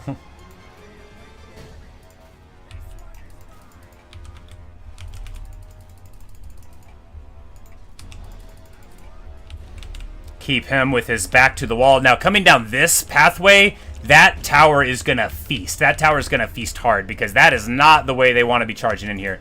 These Skaven Slave Singers are coming in all bunched up. It's just Slingers on that side. We're going to send our normal army there to them. We just need to not get shot up and then let this tower do its work. The warp fire throwers are coming down this line. That is probably going to be what ends up melting us, but...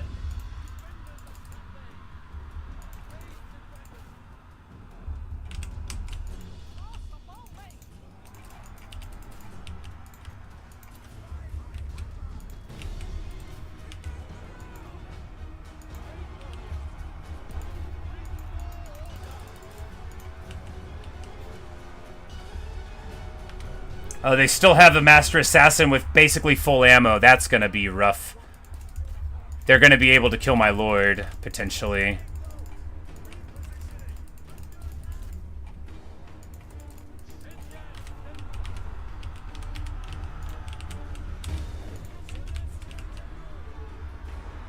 Oh yeah, the Spawn of Zinch doing an awesome roll. These Night Runners don't have any ammo left, so we're just going to charge right in there. Oh, that cannon tower, you know, that's a lot of damage. We get these slingers off.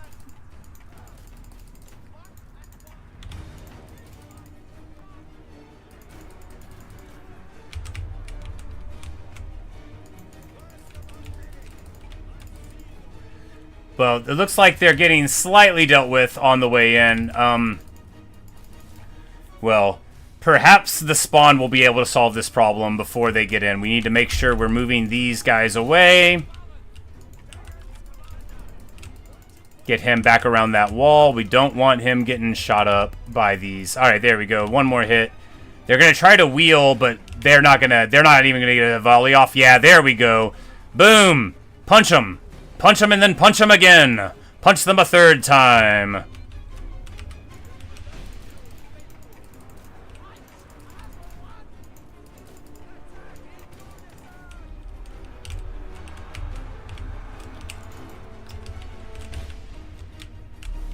Alright, good news. The Warfire Throwers are broken. They are toasty. This Packmaster's still on the battlefield. He's probably going to waver and when the fear from the spawn is around and then he'll break. Probably.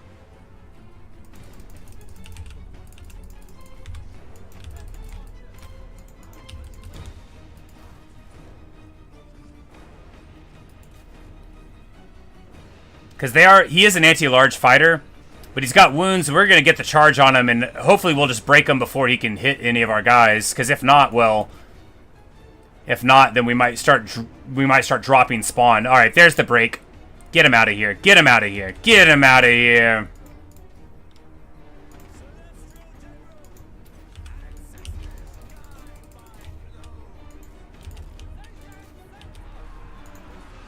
But now we just got to get this guy out. Of course, the spawn are good at dealing with them.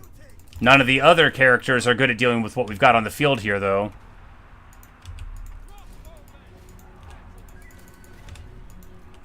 We cannot fight a Master Assassin with our Lord. He will die in a hit. We're going to run over here and try to get on these Night Runners. The spawn will feast on them. They'll chunk them. They'll do good work. But, you know, of course, it's about to be curtains for us. They're going to be able to steal the point from out from under us, I think.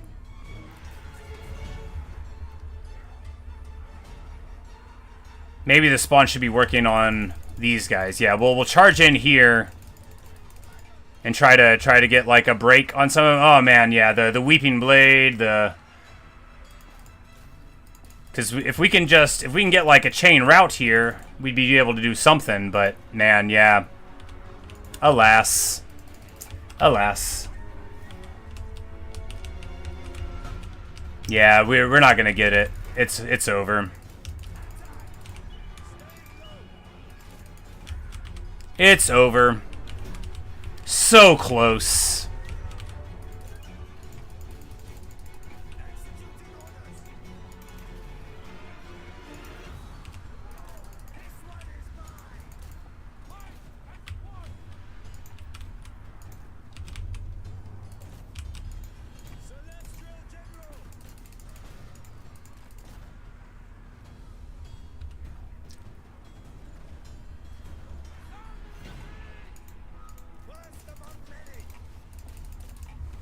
Yep, that's, man, that was real close, wasn't it? That was really close.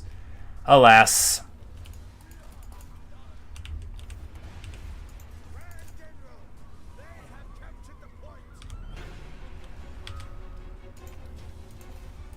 Man, I can't believe they held on through that. You know, like, man.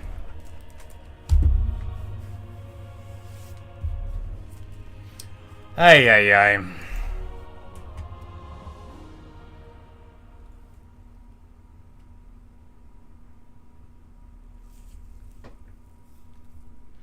$700 kills on that spawn. You know, if I had fought with these other spawn well at all, we absolutely could have pulled that together. Throwing away that one unit of spawn was what ruined it. Man.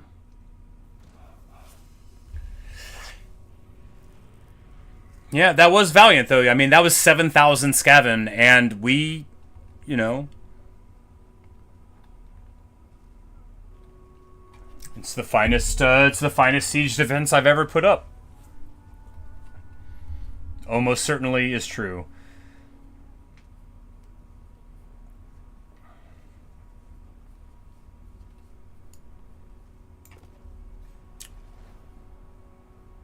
Well, well, well.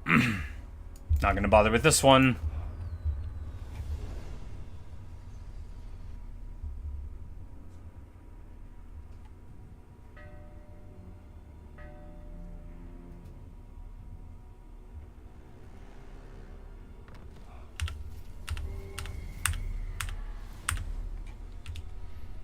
The Eye of the Watcher is a promise. Of course, we can't get Setang right now. Oh man, this guy has now jumped on top of us. Can we go around him? We're just going to go here and meet up with Yuan Bo on this side. Yeah. I'll just run around Yuan Bo over there, and then, nothing bad will happen to me? Question mark. Oh, they left Yangcheng, and that means that now our lands are going to be in full destruction.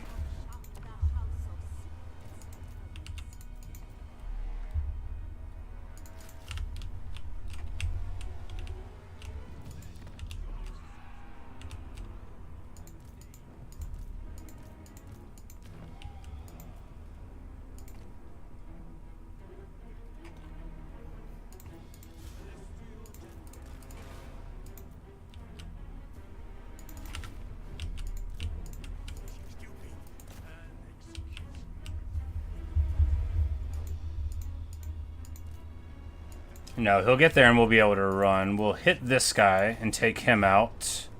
A Pyrrhic victory? Alright, because of that freaking clan stone. It's so good. I hate it so much.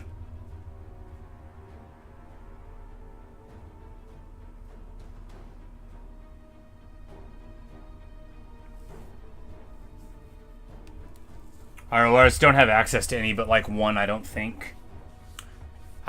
I was thinking that we wouldn't be able to defend it, and I should just leave. But maybe, yeah, maybe with that battle map that was stupid, and we could have just moved in and been fine. No, I have never played Gmod.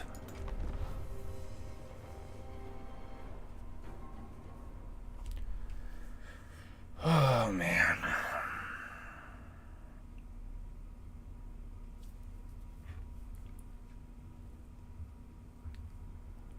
This is all going so bad. Yeah, it's been crazy for sure. Oh, they've got rallying guns. That's bad. That means we're gonna die. No, it means we'll dive them or forget them in that order.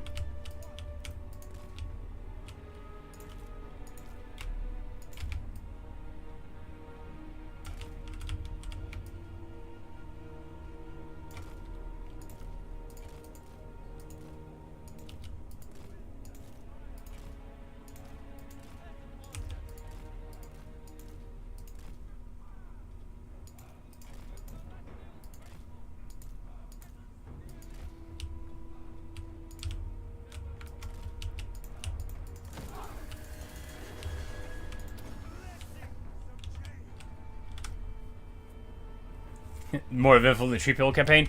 Yeah, there were a couple big defenses, but nothing quite like this in the early game. Yeah, I'm just gonna charge at the rallying gun. Screw them. What's the worst that'll happen? I'll die. Whatever.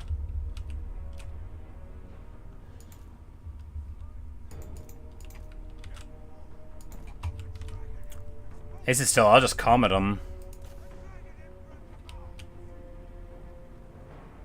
Oh, apparently they're not even concerned about me being this close, so they're just gonna let me attack. Good. Good.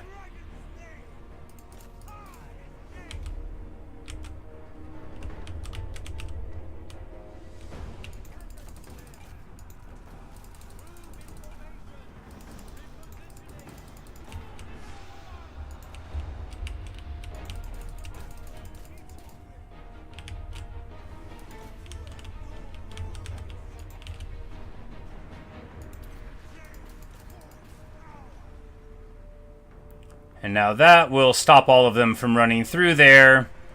Probably could have done it better some other way. Could have netted them instead of doing a bunch of damage to trash units. Whatever. I just need these rattling guns.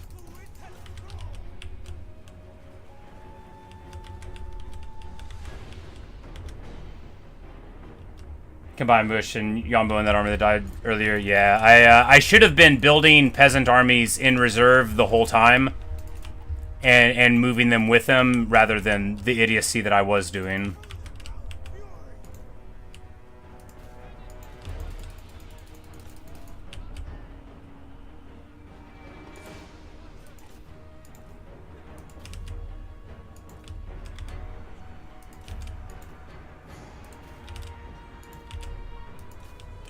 We're spinning most of the fire on the Plague Monks and Warp. Oh, man. Well, I guess they're not very good at shooting in the air, so at least there's that.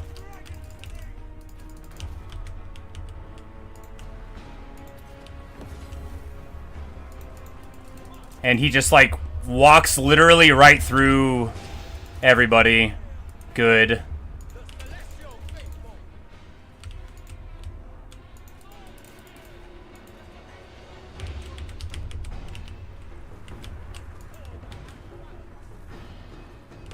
But hey, we get the Plague Monks down.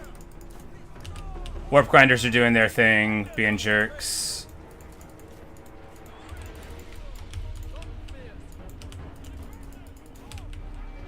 Clan Rat summons continue to just chew up my forces because I'm an idiot and I can't ever do anything right.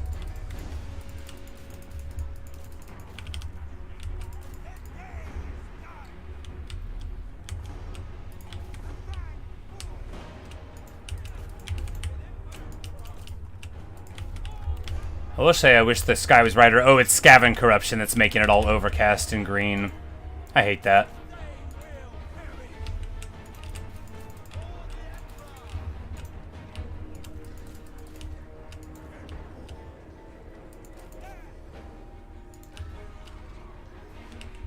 Rallying gun's already shattered.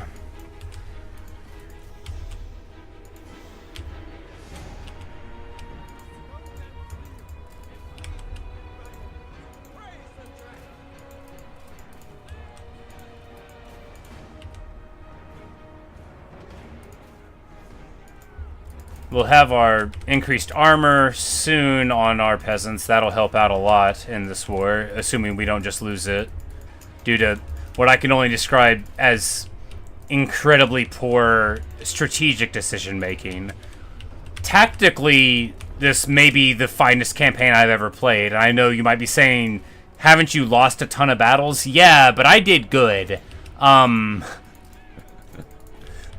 But strategically, this campaign has been plagued with missteps, mistakes, just poor choices, and so on.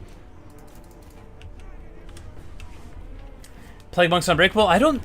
Maybe like Scroll gives them a thing that makes them that way or something. But no, it's, the Council of 13? No, the ROR, Esh, and Triads are unbreakable. The Storm Vermin ROR, I think, isn't. I don't remember. No, if Plague Monks were unbreakable, that would be real trouble, because once they get on you, they really do a lot of damage. But we turned what the game thought was going to be a terrible loss into an okay thing. The Crowmen doing very well. Did we even take the thing to give them their plus 10 bonus first infantry? We should probably get that.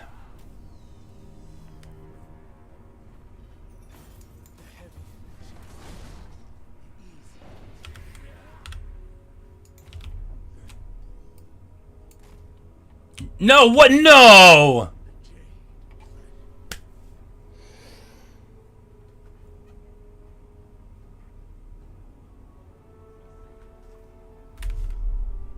Oh, man. Well, I guess we can go to reinforce this army, then. I wanted to go there. Why wouldn't it go there? Because Zanshi is blocking the movement. I'm an idiot. Good. Now I know. Oh, man. That's just so bad. That is so bad.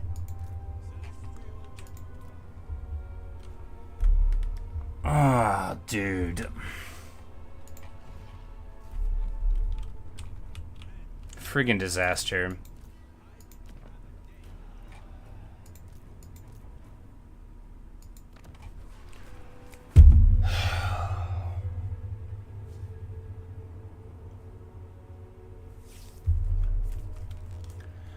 Alright, well, I need to take a break.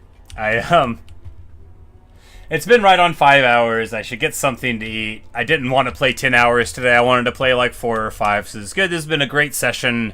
in my opinion, even though it's not going well, it's still been basically as fun as a campaign's ever been. I hate the Skaven. I hate him so much. I hate Total War pathing, and I wish I would have won that last battle. I think they could have given me the army losses, and that would have been fine.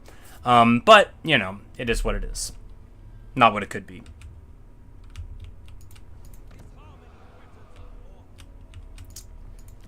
But when we return, we'll not play Total War today. I'll be back playing something else. Maybe Terraria. I was having a great time with that. Maybe you know, one of the other games. But when we return to this campaign, we'll just keep on keeping on, and you know, maybe it'll work out.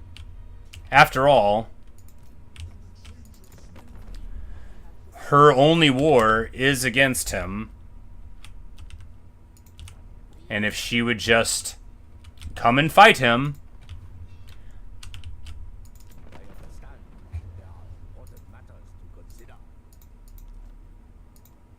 I could give him 10 grand to join the war. Which, again, we're not revenue negative, but we are about to be. You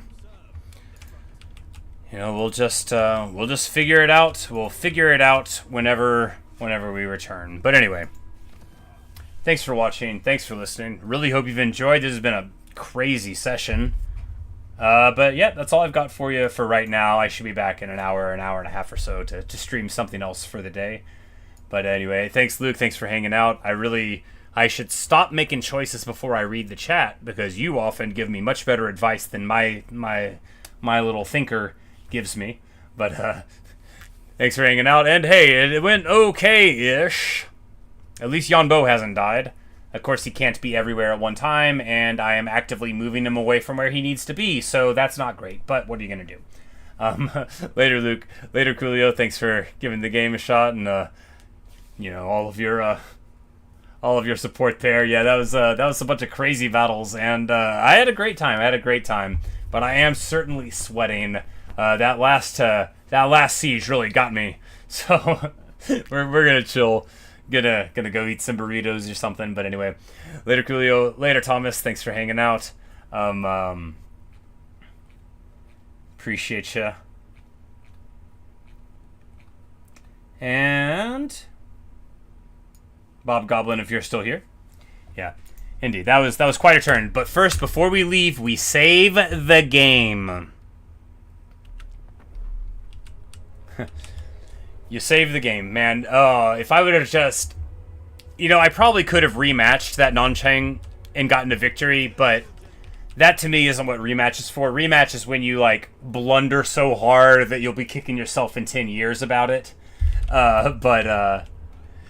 Oh, man. What a fun session this has been. And, you know, even if I lose the campaign, I can just do another Yuan Bo campaign after all. Nobody can stop me. Don't try to stop me. You can't stop me. But anyway, wow, what a time that was. And all of it with tier, like, 0 and 1 units with barely any other sauce to squeeze out of what we've got. You know, the rank and file of Cathay are every bit as heroic and heavy metal as anybody else in this game. I don't care what you want to say about my peasant long spears. They are good boys. They are strong and they are valiant, and it's my fault whenever they lose. But anyway, see you guys in a bit. Maybe probably about an hour and a half is what I'm planning on, and then we'll play something else, and perhaps I'll see you there. If not, I hope you have a wonderful rest of your day, and thanks again for being here. It really means a lot to me. It makes me feel so good to be able to do my favorite thing and share it with other people. So anyway, I appreciate y'all. See you in a bit, perhaps.